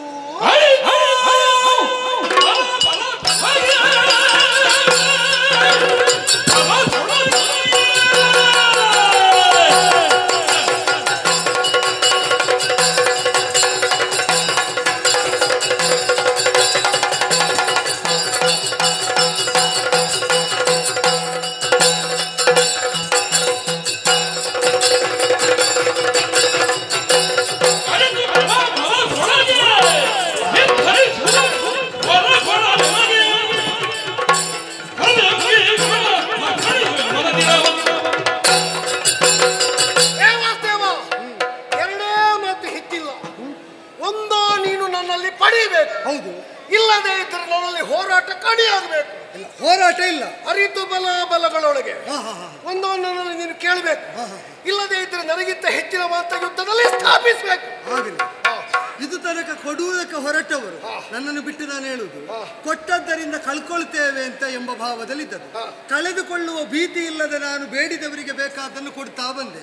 ಈಗ ನನಗೆ ಸರಿಸಮಾನಾಗಿ ನಿಲ್ಲುವುದಕ್ಕೆ ಕೊಟ್ಟರು ನಾ ಕಳ್ಕೊಳ್ಳುವುದಿಲ್ಲ ಎಂಬ ಅದಮ್ಯಾತ್ಮ ವಿಶ್ವಾಸದಿಂದ ಬೇಕಾದ್ದು ಕೇಳುತ್ತ ನೀ ಹೇಳಿದೆಯೋ ಇಲ್ವೋ? ಹೋರಾಟ ನಿನ್ನಲ್ಲಿ ಇಲ್ಲವೇ ಇಲ್ಲ. ನಿನ್ನಲ್ಲಿ ನನಗೆ ಬೇಕು ಬೇಡ, ಬೇಡಲು ಬೇಡ. ಆ ಕಾರಣದಿಂದ ನಾನು ನೀನು ಕೊಟ್ಟದ್ದರಿಂದ ಕಳೆದುಕೊಳ್ಳುವುದಿಲ್ಲ ಎಂಬ ವಿಶ್ವಾಸದಲ್ಲಿ ಕೊಡುವುದಕ್ಕೆ ಹೊರಟದ್ದಾದರೆ ಕೇಳಿದ್ರೇನು ಅಂತ ಯೋಚಿಸುವುದಾದರೆ ನಮಗೆ ಬೇಕಾದ್ದೆಲ್ಲ ಕೊಟ್ಟ ಇವೊಂದು ಕೇಳಲಿಕ್ಕೆ ಹೊರಟದ್ದು ಯಾರಲ್ಲಿ ಅಂದರೆ ಕೇಳಿದ ಮೇಲೆ ಕೊಡದವನಲ್ಲಿ ಅಂತ ಇವರೆಲ್ಲ ಪರಿಹಾಸ ಮಾಡುವ ಹಾಗಾಗ್ತದ ಅಂತ ಒಂದು ಆತಂಕ ಉಂಟು. ಈಗ ಅವರೆಲ್ಲ ಹಾಗೆ ಹೇಳ್ತಾರೆ ಅಂತ ನಿನ್ಗೆ ಯಾರು ಹೇಳಿದ್ದು? ಅಲ್ಲ, ಸಾಮಾನ್ಯವಾಗಿ ಉನ್ನತ ಸ್ತರದಲ್ಲಿ ಇದ್ದವರು ಆದರ್ಶ ಅಂತ ಅಂಗೀಕೃತರಾಗುವರು. ಅವರು ಸ್ವಲ್ಪ ಚ್ಯುತಿ ಹೊಂದಿದ್ರು ಸಾಕು, ಪರಿಹಾಸ ಮಾಡುವುದಕ್ಕೆ ವಿಮರ್ಶೆ ಮಾಡುವುದಕ್ಕೆ ಮಂದಿಗಳು ಸರದಿಯಲ್ಲಿ ನಿಲ್ತಾರೆ, ಗೊತ್ತುಂಟು ನಿನಗೆ? ಆದ್ದರಿಂದಲೇ ಅವರು ನಾನು ಕೇಳಿ ನೀನು ಕೊಡುವುದಿಲ್ಲ ಅಂತ ಹೇಳಿದ್ರೆ ನನ್ನನ್ನೇ ಪರಿಹಾಸ ಮಾಡುವ ಸ್ಥಿತಿಗಿಂತ ನಾ ಕೇಳದಿರುವುದು ಒಳ್ಳೇದು. ಕೇಳಿದವನ ಆಶಾವಸ್ತುವಿನ ಮೇಲೆ ಬಲ ಪ್ರಯೋಗ ಇಲ್ಲ, ಆಶಿಸಿದವರ ಆಶಾವಸ್ತುವನ್ನು ಕೊಡುವ ಉದಾರ ದಾನಿ ಅಲ್ಲ. ಈಗ ಹಾಗಾದ್ರೆ ಮೊದಲಿಗೆ ಬೇಕಾದದ್ದನ್ನು ಕೊಡುವ ಮೊದಲು ಕೊಡುವುದಕ್ಕೆ ಪೂರ್ವದಲ್ಲಿ ನನಗೆ ಬೇಕಾದ್ದೇನು ಗೊತ್ತಾ? ಭರವಸೆ, ನಂಬುಗೆ, ವಿಶ್ವಾಸ. ನಿನ್ನ ಕೊಡುಗೆಗೆ ಒಂದು ಶ್ವಾಸ ತುಂಬುವುದಕ್ಕೆ ವಿಶ್ವಾಸಪ್ರದವಾದ ಕರ್ಮದಲ್ಲಿ ನಿನ್ನನ್ನು ನೀ ತೊಡಗಬೇಕು. ಅದು ನಮಗೆ ಬೇಕಾದಷ್ಟು ಉಂಟು. ಯಾವುದು? ಬೇರೆಯವರು ಕೇಳಿದ್ರೆ ಅವರಿಗೆ ಬೇಕಾದಷ್ಟು ಕೊಡಬಲ್ಲದುಷ್ಟು. ನಿನ್ನ ಶ್ವಾಸ ಬೇರೆಯವರಿಗೆ ಕೊಡ್ತೇನೆ. ಶ್ವಾಸ ಅಲ್ವಾ? ಮತ್ತೆ ವಿಶ್ವಾಸ. ವಿಶ್ವಾಸ ಎಲ್ಲ ತುಂಡು ಮಾಡುವುದು. ಅಲ್ಲಲ್ಲ, ಈಗ ನೀನು ಯಾವುದನ್ನು ಹೇಳದ ಸರ್ವನಾಮಪದ ಮಾತ್ರ ಹೇಳಿದ್ರೆ ನಾಮಪದ ಯಾವುದು ಅಂತ ಗೊಂದಲ. ಧೈರ್ಯಕ್ಕಾಗಿ ಎಲ್ಲಿಗೆ ಬಡಿಬೇಕು? ಕೈಗೆ ಸಾಕಲ್ಲ? ಬಡಿದು ಬೇಕಾದ ಕೇಳು. ಅಪರಿಮಿತ ಶಕ್ತಿಯುತ ಧೈರ್ಯ ಸಾಹಸ ಪೂರ್ಣ. ಇದೇ ಕಟ್ಟಾಗುದು. ಕೆಲವರಿಗೆ ಕೈ ಕೊಟ್ಟರೆ ಕೈ ಬಿಡುವುದೇ ಇಲ್ಲ ಅವರು. ಧೈರ್ಯ ಸಾಹಸ ಪೂರ್ಣ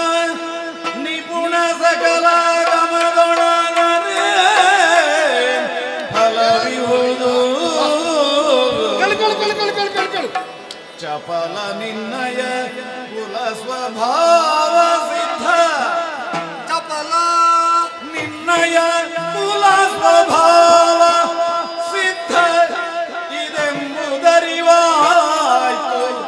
ಭಾಷೆಯಿಂದ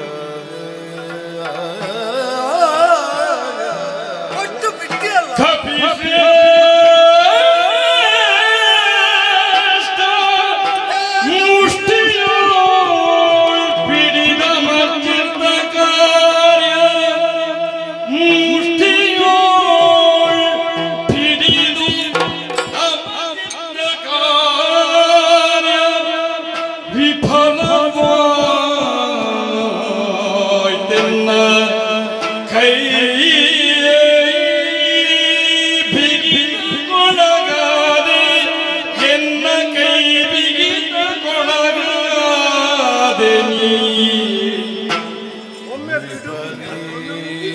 ಎಣಿಸದಿರು ಪ್ರಾಣವಂ ಕೇಳೆ ನಿನ್ನಯ ಪ್ರಾಣವಂ ಕೇಳೆ ಇದಕ್ಕೆ ನಿಮ್ಮೆ ಎನ್ನುತ್ತ ಹರಿ ನುಡಿದ ನಗುತ್ತ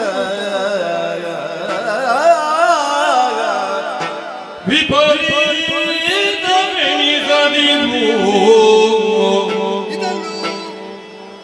ವಿಪರೀತ ಎಣಿಸದಿರು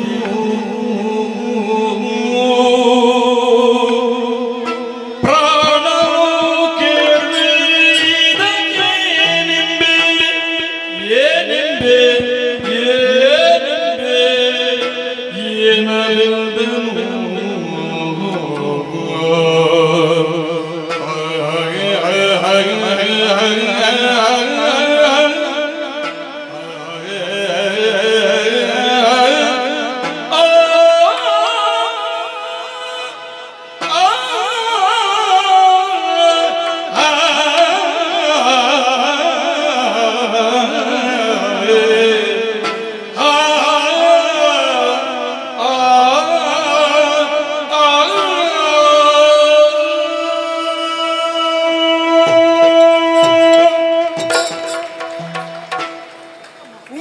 ಕೈ ಬಿಡು ಪುಣ್ಯಾತ್ಮ. ಕೆಲವರಿಗೆ ಕೈ ಕೊಟ್ರೆ ಅದನ್ನೇ ಹಿಡ್ಕೊಂಡು ಹಿಚ್ಚುಕೋದು. ಅಲ್ಲ ನೀನು ಕೊಟ್ಟಾಯ್ತ, ಬಿಡು.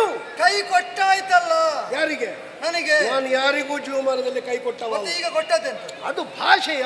ಹೌದಲ್ಲ.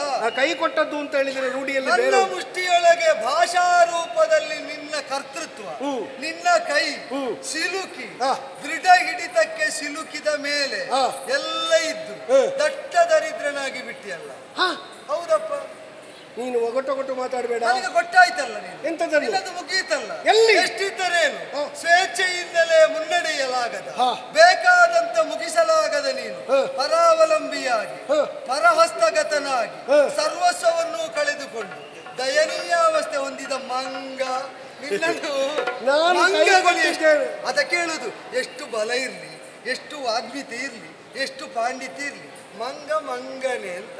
ಮಂಗ ಮಂಗನೆ ಅದರಲ್ಲಿ ನಮಗೊಂದು ಅಭಿಮಾನ ಉಂಟು. ನಮ್ಮ ಜಾತಿ ನಮ್ಮ ಜಾತಿ. ಹೌದು. ಮಂಗ ಏ ಮಂಗ ವಾನರ ಮಂಗ ಮಂಗ ಹೋಯ್ತಲ್ಲ. ಯಾವುದು? ನಿನ್ನ ಪ್ರಾಣ ಎಲ್ಲಿ? ಕೊಡು ಕೊಡು. ಏನ್ ಹೇಳ್ತೀಗ? ಹೇಳು ಹೇಳು. ದೃಢ ಮಾತು ನನಗೆ ತಾತನು ಬೆಳೆದುದಲ್ಲವ ಕಡೆಗಣಿಸಿದೆ ಮತಿ ಮರೆದು ಕೊಡಲಿಲ್ಲ ಪ್ರಾಣ ಮಿತ್ತುದರಿಂದ ಮನದಿಷ್ಟ ಪಡೆವೆನೆಂದೆಯೊಡ್ಡಿ ನಿಂದು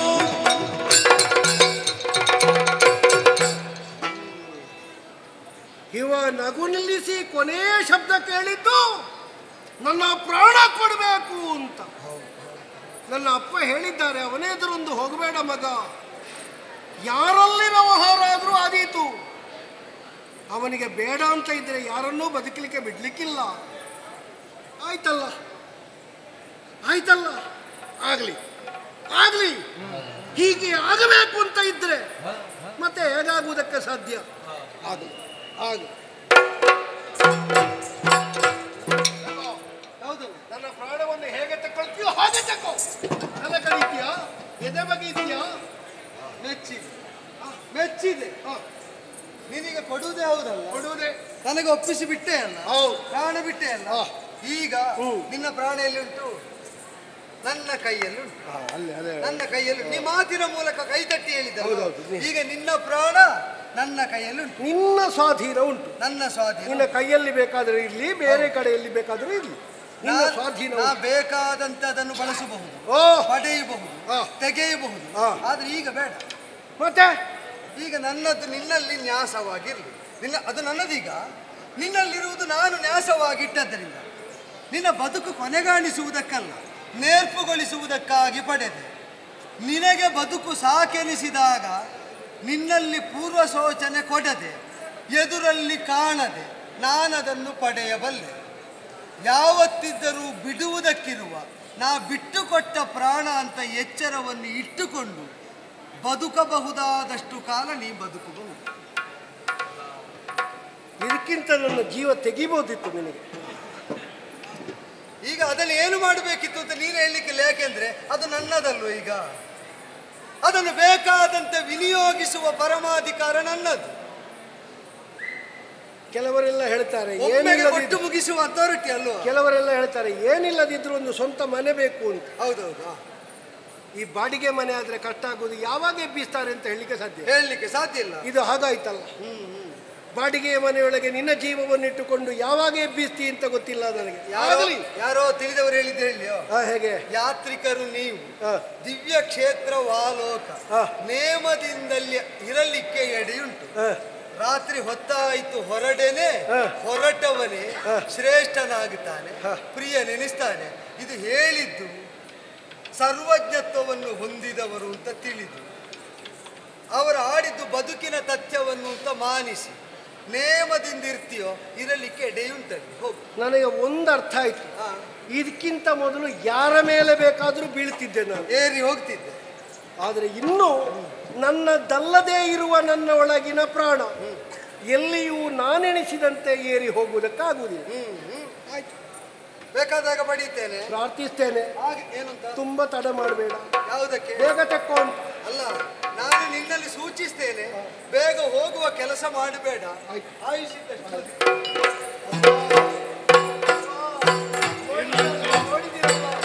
ಅವರಲ್ಲಿಗೆ ಹೋಗಬೇಡಿ ಅಂತ ಹೇಳಿದ್ರು ನಾನು ಹೋದೆ. ನನ್ನ ಜೀವ ಕೊಡು ಅಂತ ಕೇಳಿದ. ತೆಕ್ಕೋ ಅಂತ ಹೇಳುವಾಗ ಹೇಳ್ತಾನೆ, ನಾನು ಪಡೆಯುವಲ್ಲಿವರೆಗೆ ನನ್ನದ್ದು ನಿನ್ನಲ್ಲಿರ್ಲಿ, ನನ್ನದ್ದಾಗಿ ಅಂತ. ಏನ್ ಮಾಡ್ಲಿಯಪ್ಪ ಮಗನೇ? ಹತಾಶನಾಗಬೇಡ, ಮತ್ತೆ ನಿರಾಶನಾಗಬೇಡ, ಮತ್ತೆ ಧೈರ್ಯವನ್ನು ತಂದುಕೊಳ್ಳುಕೋ. ನಿನಗೆ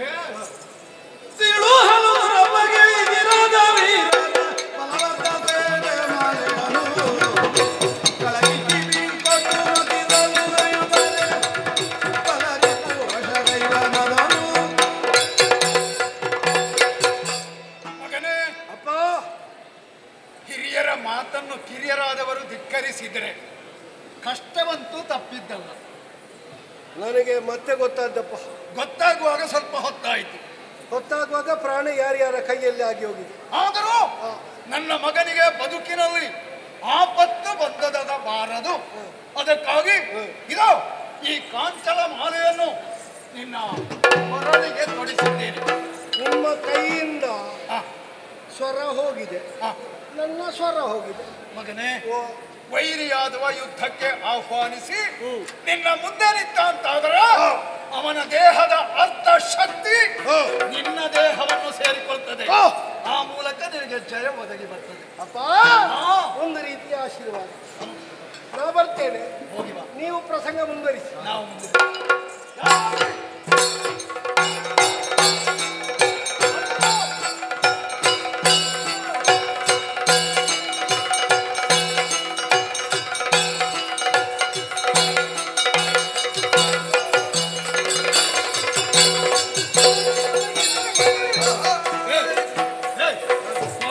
ಕಾರ್ಯವನ್ನು ಮಧ್ಯದಲ್ಲೇ ಮರೆತು ಎಲ್ಲಾದರೂ ವಿಶ್ರಾಂತಿ ಪಡೆಯುವುದಲ್ಲ.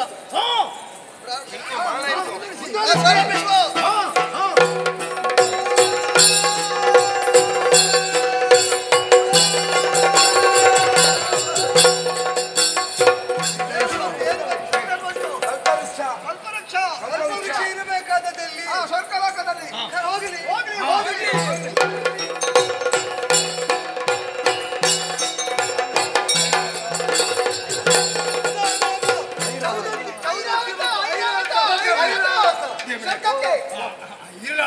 ಅದು ನನಗೆ ಬೇಕು, ಅದು ನನ್ನ ಆನೆ. ಅಲ್ಲ ಆದ್ರೆ ಏನು ಈಗ ಐರಾವತ ಏರುವ ಮೊದಲು ಸ್ವರ್ಗದ ತ್ರಿವಿಷ್ಟಪ ಏರ್ಬೇಕು. ತ್ರಿವಿಷ್ಟಪ ಏರಿದವನಿಗೆ ಸ್ವರ್ಗದಲ್ಲಿ ಅದಿರ್ತದೆ. ಯಾರು ಏರ್ತಾನೋ ಅವನಿಗೆ ಇರ್ತದೆ.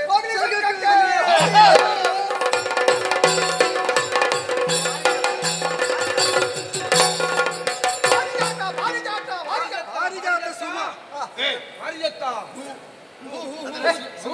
ಅದು ಎಲ್ಲ ಕಡೆಯಲ್ಲಿ ಬೆಳೆಯುವುದಿಲ್ಲ. ಸ್ವರ್ಗದ ನಂದನೋದ್ಯಾನದಲ್ಲೇ ಬೆಳೆಯುವುದು. ಅಲ್ಲಿಗೆ ಹೋಗಿ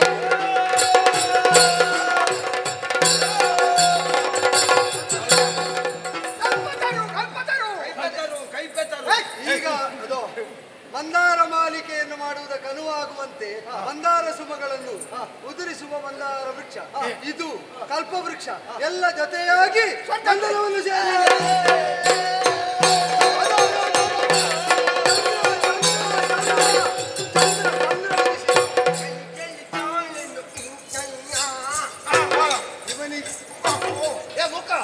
ಅವನನ್ನು ಹಿಡಿದು ನಿಲ್ಲಿಸಿ ಯಾರಾದರೂ ಅವನಿರ್ತದೆ ಚಳಿಯಾದದ್ದು. ಆಹ್ಲಾದಜನಕವಾದ ಬೆಳದಿಂಗಳನ್ನು ಬೀರ್ತಾ ಬಂದಂತಹ ಚಂದ್ರಮ ನಿಜವಾಗಿ ಉರಿ ಹೆಚ್ಚಿದ್ದವರು ಇದನ್ನು ಧರಿಸಬೇಕು. ಯಾರಿಗೆ ಹೆಚ್ಚು ಉರಿ ಇರುವುದು? ಯಾರಿಗೆ? ವಿಷ ಕುಡಿದವರಿಗೆ, ಅವನಿಗೆ. ಆದ್ದರಿಂದಲೇ ಅವನು ಧರಿಸಿದೆ, ಚಂದ್ರನ ಧರಿಸಿದೆ. ಅದೋ ಹೋಗಿ ಕುಳಿತನಲ್ಲ, ಅವನು ಚಂದ್ರಕಲಾಧರನಾಗಿ ಚಂದ್ರಶೇಖರನಾದ. ಇನ್ನು ನಿಮಗೆ ಶಶಿಮೌಳಿ ಶಶಿಮೌಳಿ ಇಂದುಶೇಖರ ಶಶಿಮೌಳಿ ಚಂದ್ರಶೇಖರನಿಗೆ ಈಗ ತಂಪಾಗಿರಬಹುದು. ಈಗ ಇನ್ನೇನು ಉದಿಸ್ತದೆ ಅಂತ ನೋಡುವುದಕ್ಕ ಕರೀರಿ.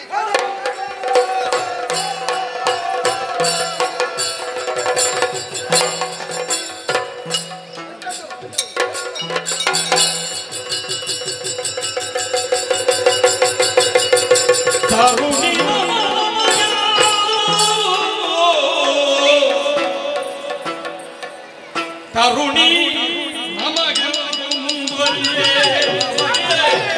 ನಮಗೆ ಮುಂದುವರಿಯೇ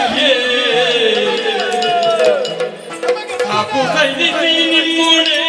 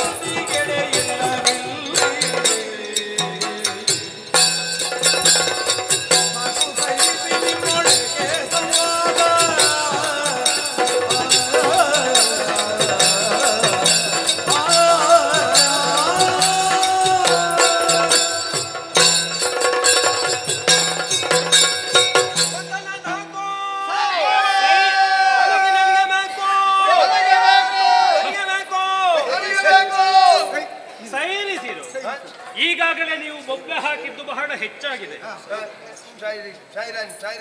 ನೀವು ಈ ರೀತಿಯಾಗಿ ಅವಸರಿಸುವುದಕ್ಕೆ ಕಾರಣ ಏನು ಎನ್ನುವುದು ನನಗೆ ಅರ್ಥ ಆಗಿದೆ. ನಿಮ್ಮ ಸಮಯ ಮೀರಿದೆ. ಬ್ರಹ್ಮದೇವರು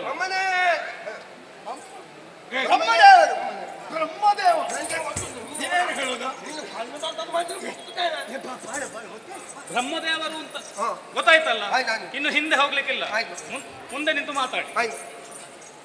ಇದು ದುರ್ಬುದ್ಧಿಯನ್ನು ಪ್ರದರ್ಶಿಸುವುದಕ್ಕೆ ಇರುವ ವೇದಿಕೆ ಅಲ್ಲ. ನಮಗೂ ಒಂದು ಸಂಕಲ್ಪ ಉಂಟು. ಸಂಕಲ್ಪ ಇದು ಕಲ್ಯಾಣೋತ್ಸವ ಆಗಬೇಕು. ಇದು ಕಲ್ಯಾಣೋತ್ಸವ ಆರಂಭ ಆಗಬೇಕು. ಆರಂಭ ಆಗಬೇಕು. ನೀವು ತುಡುಕಿದಿರಿ ಅಂತ ಆದ್ರೆ ನೀನು ಎಷ್ಟು ಮಾತಾಡಿದಂತ ಯೋಚನೆ ಮಾಡು. ಇನ್ನು ಮಾತಾಡಬೇಡ. ನೀವು ಅವಳನ್ನು ತುಡುಕಿದಿರಿ ಅಂತ ಆದ್ರೆ ನಿಮಗೆ ಅಪವಾದ ಬರ್ತದೆ. ಹಾಗಾಗಿ ಅಪವಾದ ಬರಕೂಡದು. ಒಂದು ವ್ಯವಸ್ಥೆ ನಾ ಮಾಡಿಕೊಡ್ತೇನೆ. ವ್ಯವಸ್ಥೆ ನೀವು ಮಾಡಿ. ಹೌದು. ಹೆಂಗೆ ನಾ ಮಾಲೆ ಕೊಡ್ತೇನೆ. ಹೌದು. ಮಾಲೆ ನೀವೇ ಯಾಕೆ ಕೊಡುದು? ಮಾಲೆ ನಾವು ಕೊಡ್ತೇವೆ. ನಿನಗೆ ಕೊಡುವುದಲ್ಲ. ಮಾಲೆ ಅಲ್ವಾ? ಬಾಲೆ ಅಲ್ಲು, ಹೂವಿನ ಮಾಲೆ. ಮಾಲೆ ನಾನು ಮಾಲೆ ಕೊಡುದು ಬ್ರಹ್ಮನೇ ಒಂದು. ಯಾಕಂದ್ರೆ ನಮಗೆ ಕೇಳಿದ್ದು ಇಷ್ಟೀಗ ಮಾಲೆ ನೀವು ಕೊಡ್ಲಿಕ್ಕೂ ಸಾಕು, ಹೇಳಲಿಕ್ಕೆ ಆಗುದಿಲ್ಲ. ಕೊಡುವುದು ಅವಳ ಕೈಯಲ್ಲಿ. ನಾ ಮಾಲೆ ಕೊಟ್ಟ ತಕ್ಷಣ ಅವಳೇ ತೀರ್ಮಾನ ಮಾಡ್ತಾಳೆ. ಯಾಕೆ ನಾನು ಕೊಡ್ತೇನೆ? ದೇವರಿಗೆ ಕೊಡುದು ಒಳ್ಳೇದಲ್ವಾ? ಎಂತ ಮನೆ ಎಲ್ಲ ಸೇರಿ ಎಲ್ಲಿದ್ದ ಇದ್ದಾರೆ. ಲಕ್ಷ್ಮಿ ಸಂಲಕ್ಷಣ ಭರಿತೆಯಾಗಿ ಗೋಚರಿಸುತ್ತಾ ಇರುವಂತಹ ನಿನ್ನನ್ನು ನೋಡ್ತಾ ಇವರು ದುಡುಕುತ್ತಾ ಇದ್ದಾರೆ. ಆದರೆ ಮಹದವಕಾಶವನ್ನು ನಿನಗೆ ಒದಗಿಸಿ ಕೊಡುತ್ತೇನೆ. ನಿನ್ನ ಇಚ್ಛಿತಾರ್ಥವನ್ನು ಈಡೇರಿಸಿಕೊಳ್ಳುವುದಕ್ಕೆ ಇದೇ ಸಹಕಾರಿಯಾಗಲಿ. ಸ್ವೀಕರಿಸು.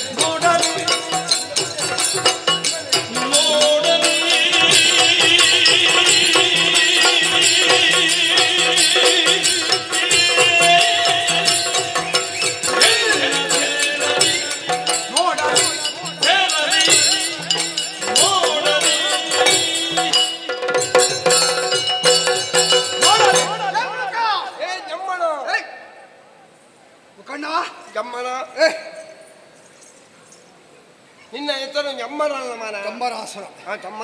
ಚಂಬಲ ಸಂಬಳ ಸಂಬರಾಸುರ. ಸಂಬಳ ಸಂಬಳಾಸುರ.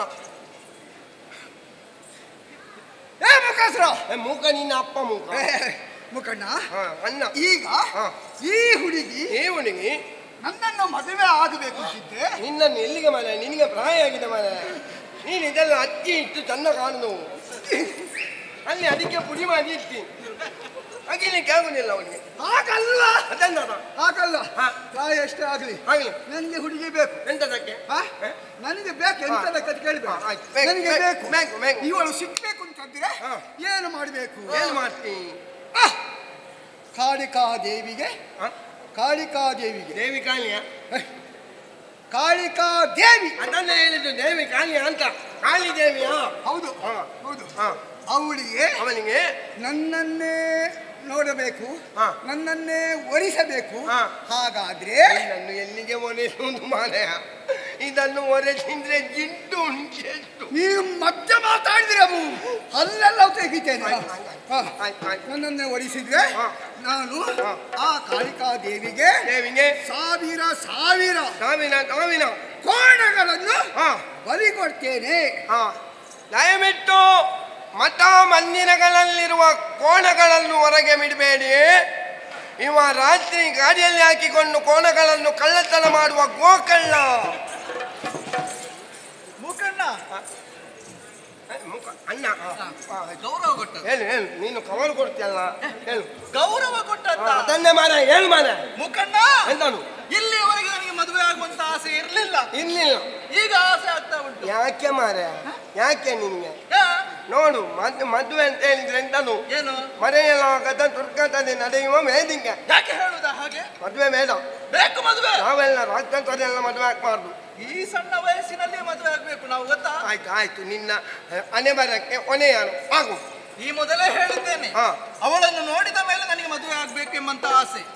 ಹಾಗಂತ ಅವಳಿಗೂ ಕೂಡ ಮನಸ್ಸಾಗ್ಬೇಕಲ್ಲ ನನ್ನ ಮೇಲೆ. ಅವಳು ಹೀಗೆ ಇದ್ದಾಳೆ ಮಾರೆ, ನೀನು ಇಟ್ಟುದ್ದೇ ಇರು. ಎಲ್ಲಿಗೆ ಅದು ಜೋಡಿಯಾಗಿ ಮೇಲುವ? ನನ್ನದಾದ್ರೆ ಒಂದು ಜೋಡಿ ಆಗ್ತೇನೆ, ನಿನ್ನದು ಎಂತದು ಜೋಡಿ? ನಿನ್ನನ್ನು ಪೋಣಿ ಆಗುದು. ಮದುವೆ ಆಗುದು ನಾನಲ್ಲ, ಹೌದು, ನಾನು ಸುಧಾರಿಸ್ತೇನೆ. ಅದಾಗುದಿಲ್ಲ. ನಿಲ್ಲು ಮಾರ, ಪ್ರಾರಂಭ ಮಾಡಿದ್ದಷ್ಟೇ. ಹೇಳು ಹೇಳು ಹೇಳು. ದೇವರ ಅನುಗ್ರಹ ಆಗ್ಬೇಕು. ಹಾಗಾಗಿ ಕಾಳಿಕಾಂಬ ಕಾಳಿಕಮ್ಮಕ್ಕೆ ಅರಕೆ ಹೇಳಿದೆ. ಯಾಕೆ ಕಾಳಿಕಮ್ಮವನ್ನು ಬಿಟ್ಟು ಹೋಗುವ? ಕಾಳಿಕಾಂಬ ದೇವಿಗೆ ದೇವಿಗೆ ಚಿನ್ನದ ಹಾರವನ್ನು ನಾನು ಕೊಡ್ತೇನೆ. ಅಲ್ಲ, ನನ್ನಲ್ಲಿ ಏನಿಲ್ಲ, ನನ್ನಲ್ಲಿ ಒಂದೇ ಇರುವುದು ಮಾರೆ. ನಾನದು ಸಾಲ ಮಾಡಿ ಅದನ್ನು ಮಾಡಿಸಿಂತು. ಅದನ್ನು ಕಳ್ಳತನ ಮಾಡಬೇಡ. ಅವ ದೊಡ್ಡ ಕಳ್ಳವ, ಮಲಗಿನಲ್ಲಿ ಎಲ್ಲ ಕಿಸೆಗೆ ಕೈ ಹಾಕ್ತಾನೆ ಅವ. ನಿನ್ನಲ್ಲಿ ಕೇಳುವುದಿಲ್ಲ. ಯಜಮಾನ್ರು ಇದ್ದಾರೆ ನಮ್ಮ, ಯಾರು? ಬಲಿ ಚಕ್ರವರ್ತಿ. ಅವರಲ್ಲಿ ಕೇಳಿದ್ರೆ ಒಳ್ಳೆ ಕೊಟ್ಟವನು. ನಿನ್ನದು ಮೊದಲಿದ್ದೇ ಬರ್ತಿದ್ದಾನೆ. ಆಗುದಿಲ್ಲ. ನಿನಗೆ ಆಗುದಿಲ್ಲ. ನಿನ್ನ ಹಣೆ ಬರಕ್ಕೆ ಹುಡುಗಿಲ್ಲ. ಅವರೆಲ್ಲ ಬೇಡ ಬೇಡ. ಈ ಸಲ ನಾನು ಒಂದು ಪ್ರಯತ್ನ ಮಾಡ್ತೇನೆ. ಪ್ರಯತ್ನ ಮಾಡಿ. ಮತ್ತೆಂತದ್ದು ಇವರೊಟ್ಟಿಗೆ ತಿರುಗಾಟ ಮಾಡಿ ಮಾಡಿ ಸಾಕಾಯ್ತು. ಇನ್ನೊಂದು ಇವಳನ್ನು ಮದುವೆಯಾಗಿ ಮನೆಯಲ್ಲಿ ಬೆಚ್ಚಗಿರುವ ಅಂತ.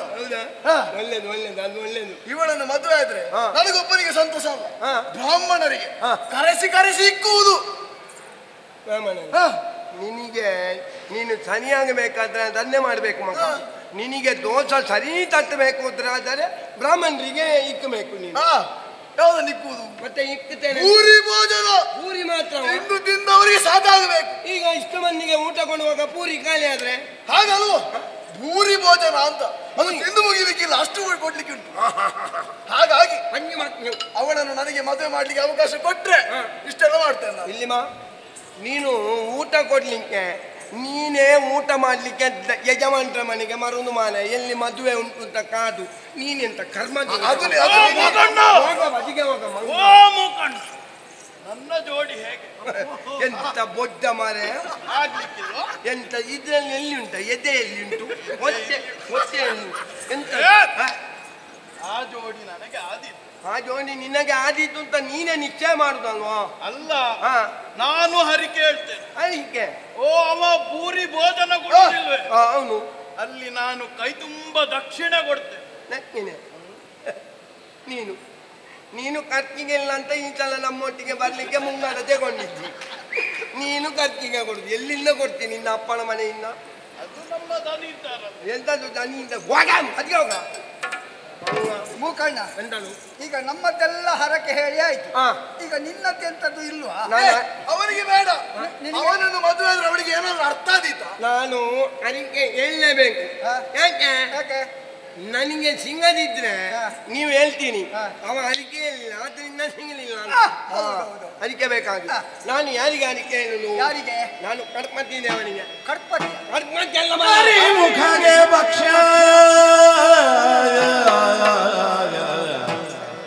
ಕರಿಮುಖಗೆ ಭಕ್ಷ ಪರಮಾನ್ನ ದೇವಿಗೆ ಧರಣಿ ಸುರರಿಂಗೆ ಭೂದಾನ ಗೋದಾನವೆಂದು ಪರಿಪರಿಯ ಹರಕೆಯ ಬೇಳೆ ಕೆಲರು ಫಲವಿಲ್ಲೆನುತ ವಶ್ಯ ತಿಲಕವನಿರುತ್ತಲೇ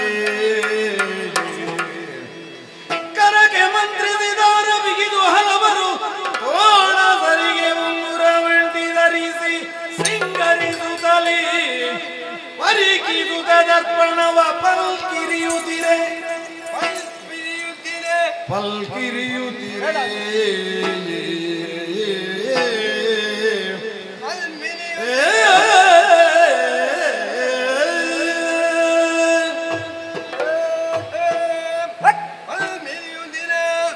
ಹೇಳು. ಅದಕ್ಕೆ ಯಾರಿಗೆ ಹೇಳಿದ್ರು ಮನೆ? ಎಂತದು? ಒಮ್ಮ ವ್ಯಕ್ತಿಗೆ ಮೂಲೋಕನಲ್ಲಿ ಸುಲಭದಲ್ಲಿ ಸಿಗುವ ದೇವರು ಅಂತ ಹೇಳಿದ್ರೆ ಯಾರು? ಅದು ಗಣಪತಿ. ಗಣಪತಿ, ಗಣಪತಿ ದೇವರು. ಗಣಪ್ಪ, ಗಣಪಣ್ಣ, ಹೆಂಗಳ ಗಣಪ್ಪ. ಹೌದು. ಗಣಪ್ಪನಿಗೆ ಯಾರಿಗೆ ಕೇಳ್ತಾನೆ? ಹೇಳು. ಎಂತ ಅದಕ್ಕೆ? ಎಂತದು? ನಾನು ನೇರ ಮಲೆಯಣ್ಣನ ಮನೆಗೆ ಹೋಗ್ತೇನೆ. ಹೋಗಿ ಮಲೆಯಣ್ಣನಲ್ಲಿ ಒಂದು ತೆಂಗಿನಕಾಯಿ ಸಾಲ ಕೇಳಿದ್ದೇನೆ. ತೆಂಗಿನಕಾಯಿ ಸಾಲ ಸಾಲ ಸಾಲ ಸಾಲ ಸಾಲ ಅವರು ಕೇಳಿದ್ರೆ ಹೀಗೆ ಕೇಳಿದ್ರೆ ಒಂದು 25 ಕೊಡ್ತಾರೆ. ಅದನ್ನು ಹಾಗೆ ಮರ್ದಿರ್ತಾನೆ. ಅದಕ್ಕೆ ಸಾಲ ಅಂತ. ಈಗ ಸಾಲ ಬಾಕಿ ತೆಗೆದುಕೊಂಡು ಎಲ್ಲರಿಗೂ ಕೊಟ್ಟಿದ್ಯೆ ಹಿಂದೆ? ಅದು ಕೊಡ್ಲಿಲ್ಲ. ಬೇಡ ಬಿಡಿ. ದಿನ ಉಂಟಲ್ಲ, ಅದನ್ನು ತೆಂಗಿನಕಾಯಿಯನ್ನು ತಂದು ಗಣಪತಿಯ ತೊಂಡಿಲಿಗೆ ಹೀಗೆ ಹಿಡಿತೇನೆ.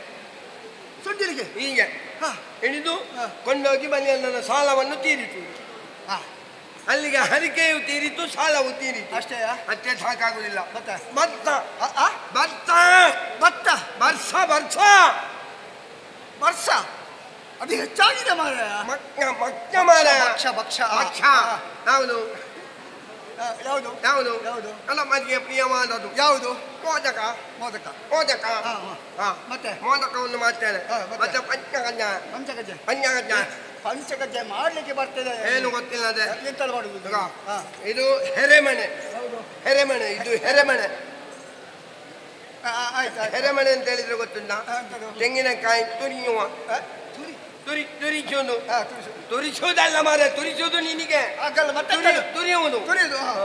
ತುರಿಯುವ ಎಲೆಮನೆ ಹಾಗೆ ಆಯ್ತಾ? ಅದಕ್ಕೆ ಬೆಲ್ಲವನ್ನು ಕತ್ತಿಯಲ್ಲಿ ಹೆರೆದು ಹಾಕುದು. ಎಂತದು? ಹೆರೆದು ಹಾಕುದು. ಹೆರೆದು ಹಾಕುದು. ಆಮೇಲೆ ಅದಕ್ಕೆ ಸ್ವಲ್ಪ ಏಲಕ್ಕಿ, ಆಮೇಲೆ ಅವಲಕ್ಕಿ ಎಲ್ಲ ಹಾಕಿ ಅದನ್ನು ಸರಿ ಕಳಿಸುದು.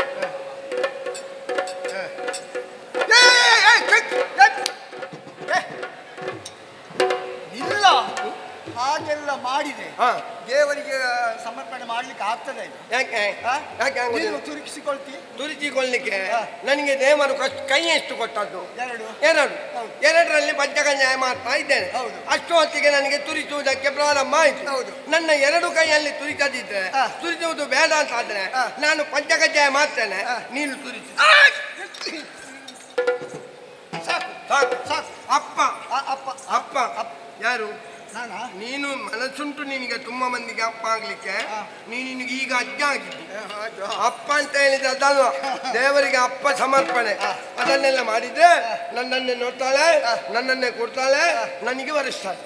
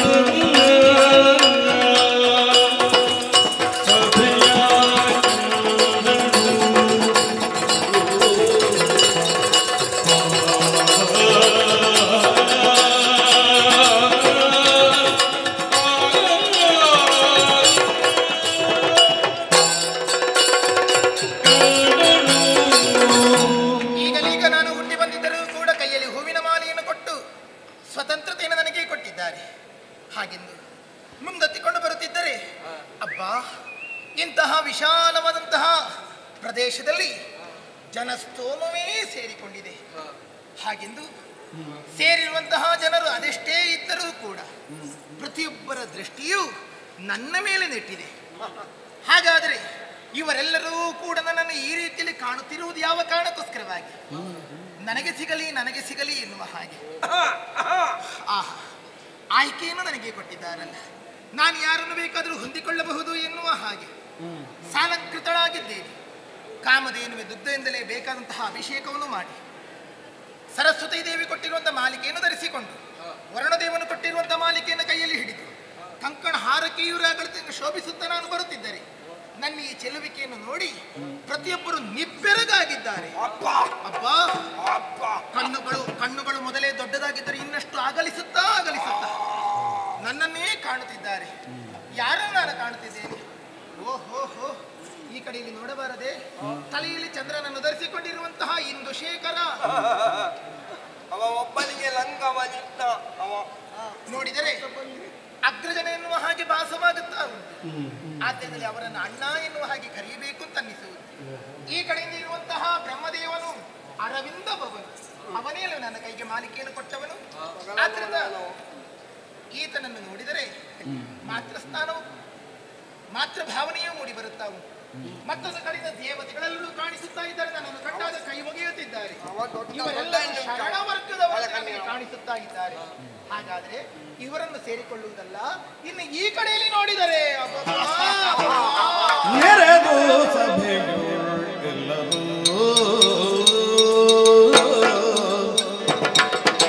ನೆರೆದು ಸಭೆಯೊಳು ಎಲ್ಲರೂ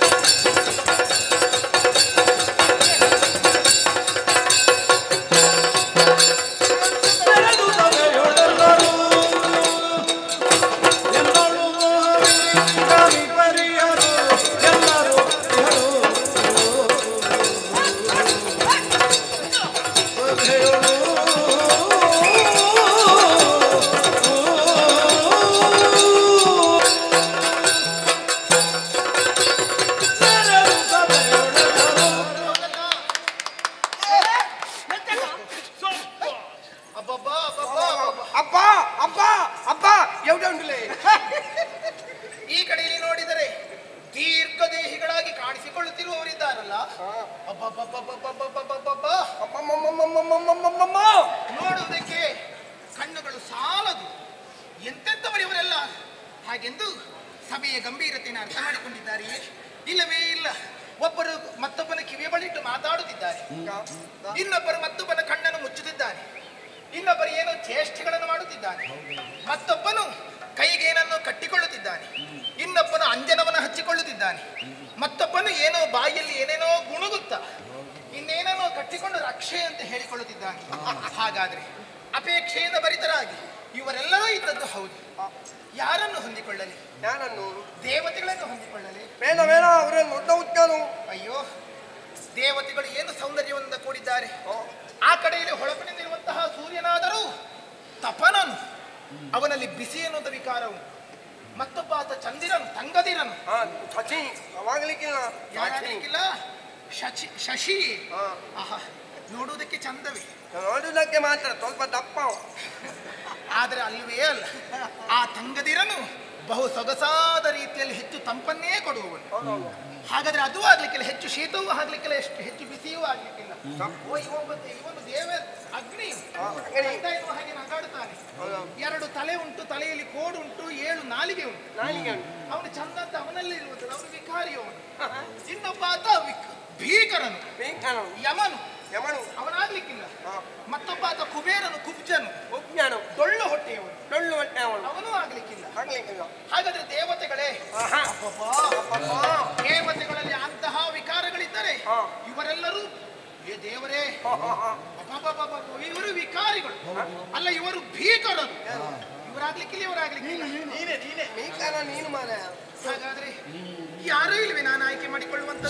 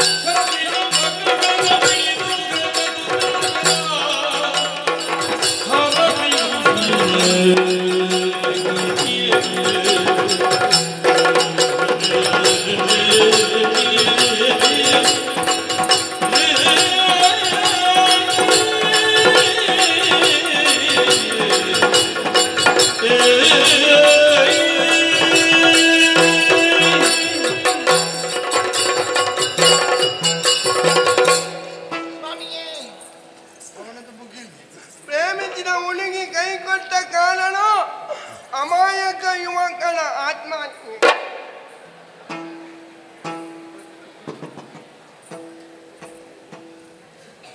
ನಿನ್ನನ್ನೇ ನೀನು ಮುಗಿಸುವುದಕ್ಕೆ ಹೊರಟ್ರೆ ಸಹಾಯ ಮಾಡ್ಲಿಕ್ಕೆ ಯಾರೂ ಇಲ್ಲ. ಮತ್ತೆ ಏನು ಮಾಡಲಿ ದೇವರೇ? ಮರಳಿ ಎತ್ತವ ಮಾಡು. ನನಗಾಗಿ ಇದ್ದ ಒಂದೇ ಒಂದು ತುಂಡು ಹುಡುಗಿ, ಅದನ್ನೂ ಇಲ್ಲವನ್ನಾಗಿದ್ದೇನಲ್ಲ. ನನ್ನನೇ ಇಲ್ಲ. ಸಾಧನೆಯನ್ನು ಮಾಡಿದರೆ ಶೋಧನೆ ಮಾಡಬೇಕು. ಶೋಧನೆಯನ್ನು ಮಾಡಬೇಕು. ಶೋಧನೆ ಮಾಡ್ತಾ ಸಾಧನೆ ಮಾಡಬೇಕು. ಹೋಗ್ತೇನೆ. ಸಾಧನೆ ಮಾಡ್ತಾ ಶೋಧನೆ ಮಾಡಬೇಕು. ಈಗ ಇವಳು ನನಗೆ ಸಿಕ್ಕಿದ್ರು ಅಂತ ಮತನ ಮುಗಿಲಿಲ್ವಲ್ಲ, ಅರ್ಧ ಆದಾಗಲೇ ಇಂಥದ್ದು ಬರ್ತದೆ ಅಂತ ಆದ್ರೆ ತುದಿಗೆ ಏನು ಬರ್ತದೆ ಅಂತ ಯಾರು ಕಂಡ್ರು? ನೀನು ಮತನ ಮಾಡು. ಈ ಮಳ ಅಮ್ಮನನ್ವಲ್ಲ, ಈ ಮಳ ಅಜ್ಞೇನು ಹಾಕ್ತೇನೆ. ಸಾಧ್ಯ ಆದ್ರೆ ಅದಕ್ಕೆ ಪ್ರಯತ್ನಿಸಿ.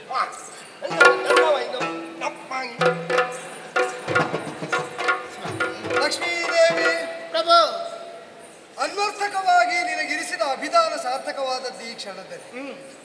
ಲಕ್ಷ್ಯವನ್ನು ಹೊಂದುವಲ್ಲಿ ಸಹಾಯಕನಾಗಿ ಒದಗುವಂತಹ ಲಕ್ಷ್ಮೀದೇವಿ ಲೋಕದವರಿಗೆ ಎಲ್ಲರಿಗೂ ಪರಮ ಲಕ್ಷಣಾರು ಅಂತ ಯೋಚಿಸ್ತಾ ನನಗೆ ವರ್ಣಮಾಲಿಕೆಯನ್ನಿಕ್ಕಿ ನನ್ನನ್ನು ಸರ್ವೋತ್ತಮನಾದ ವರ ಅಂತ ಅಂಗೀಕರಿಸಿ ಶರಣು ಬಂದದ್ದರಿಂದ ಕರ ಹಿಡಿದು ಮತ್ತೆತ್ತಿದೆ. ಶರದಿ ಮಥನದಲ್ಲಿ ಉದಿಸಿದ ಕಾಲದಲ್ಲಿ ಕರ ಅವಲಂಬನವನ್ನಿತ್ತು. ಆ ಶರದಿ ಗರ್ಭದಿಂದಲೇ ಶರದಿ ಸಂಜಾತೆಯಾದ ನಿನ್ನನ್ನು ಮೇಲಕ್ಕೆತ್ತಿಕೊಂಡೆ. ಆ ಬಳಿಕ ವಿವಿಧ ಸ್ಥಾನಗಳಲ್ಲಿ ನಿಂತು ದೇವತೆಗಳಲ್ಲಿ ಪ್ರಮುಖರಾದ ಬ್ರಹ್ಮರುದ್ರಾದಿಗಳು ನಿನಗೆ ಸಹಾಯಿಗಳಾಗಿ ಒದಗಿದರು. ನಾಮಕರಣವೋ ಸ್ಥಾನವೋ ವಸನವೋ ಎಲ್ಲ ವ್ಯವಸ್ಥೆಗಳನ್ನು ಮಾಡಿ ವಿವಾಹ ಹೆಚ್ಚುವಾಗುವಂತೆ ವರ್ಣಮಾಲಿಕೆಯನ್ನಿತ್ತರು. ನೀನು ಆಯ್ಕೆ ಮಾಡಿದ ಈ ಆಯ್ಕೆಯ ಔಚಿತ್ಯ ಏನೋ ಅದನ್ನು ನೀನೇ ಮನಗಂಡವಳು.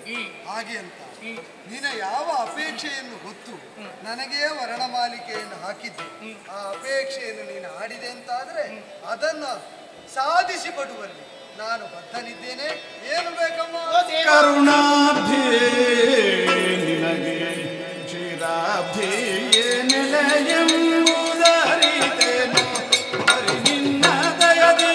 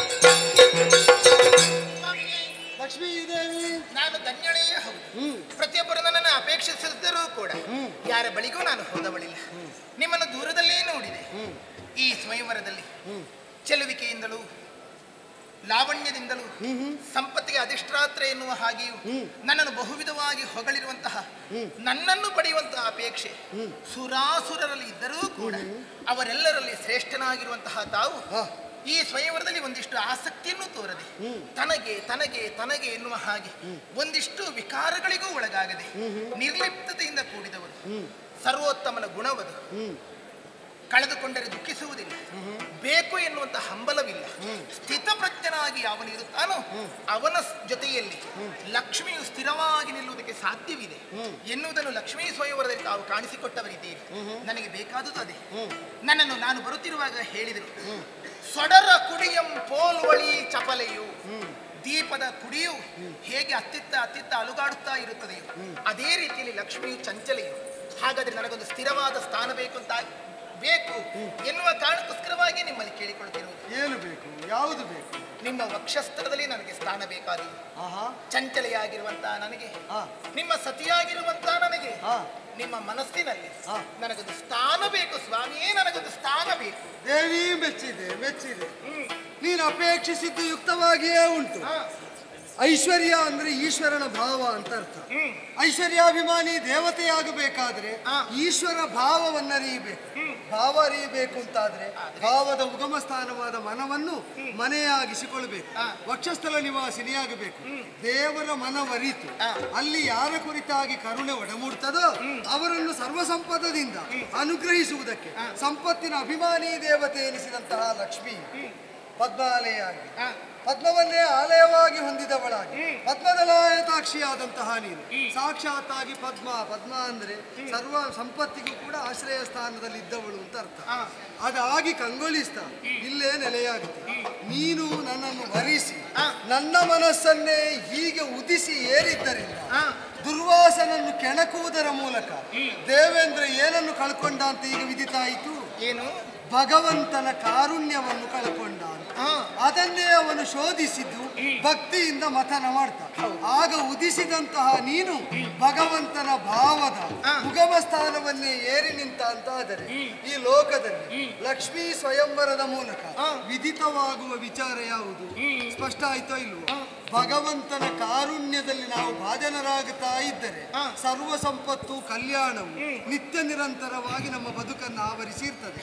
ಅದನ್ನು ಮಹಾತ್ಮರನ್ನು ಕೆಣಕಿ ನಾವು ಕಳೆದುಕೊಂಡದ್ದೇ ಹೌದು ಅಂತಾದರೆ ಎಷ್ಟು ಎತ್ತರದಲ್ಲಿದ್ದವರಿಗೂ ದಟ್ಟ ದಾರಿದ್ರ್ಯ ಆವರಿಸಿಯೇ ತೀರ್ತದೆ. ಈ ನೆಲೆಯಿಂದ ಎಲ್ಲರೂ ಕೂಡ ಸರ್ವದೋಷ ವಿವರ್ಜಿತನಾಗಿ ಸರ್ವಗುಣ ಪರಿಪೂರ್ಣನಾದ ವರಬೇಕು ಅಂತ ಆಯ್ಕೆ ಮಾಡಿ ಅಪೇಕ್ಷಿಸಿದಂತಹ ನಿನ್ನ ಆದರ್ಶವನ್ನು ಪಾಲಿಸ್ತಾರೆ ಅಂತಿದ್ರೆ ಹಾಗೆ ಪಾಲಿಸ್ತಾ ಆಯ್ಕೆ ಮಾಡಿ ವಿವಾಹಿತರಾಗುವ ನೂತನ ವಧೂವರರ ಒಳಗೆ ಇನ್ನು ಮುಂದೆ ಲಕ್ಷ್ಮೀನಾರಾಯಣರಾದ ನಾವಿದ್ದು ಲೋಕ ಕಲ್ಯಾಣವನ್ನು ಹರಸೋಣ. ಹೀಗೆ ಬಾ. ಹಾಗಾದ್ರೆ ಈ ಕಲ್ಯಾಣೋತ್ಸವದಲ್ಲಿ ಮೊದಲ ಮದುಮಕ್ಕಳು ನಾವು ನೋಡುವ. ಇದನ್ನು ಅನುಸರಿಸಿ ಇನ್ನೆಷ್ಟು ಕಲ್ಯಾಣ ಆಗ್ತದೆ ಅಂತ ಮೇಲಿನಿಂದ ನೋಡ್ತಾ ಇರೋ ಅಮೃತಾಸ್ಪತ್ತಿಗಾಗಿ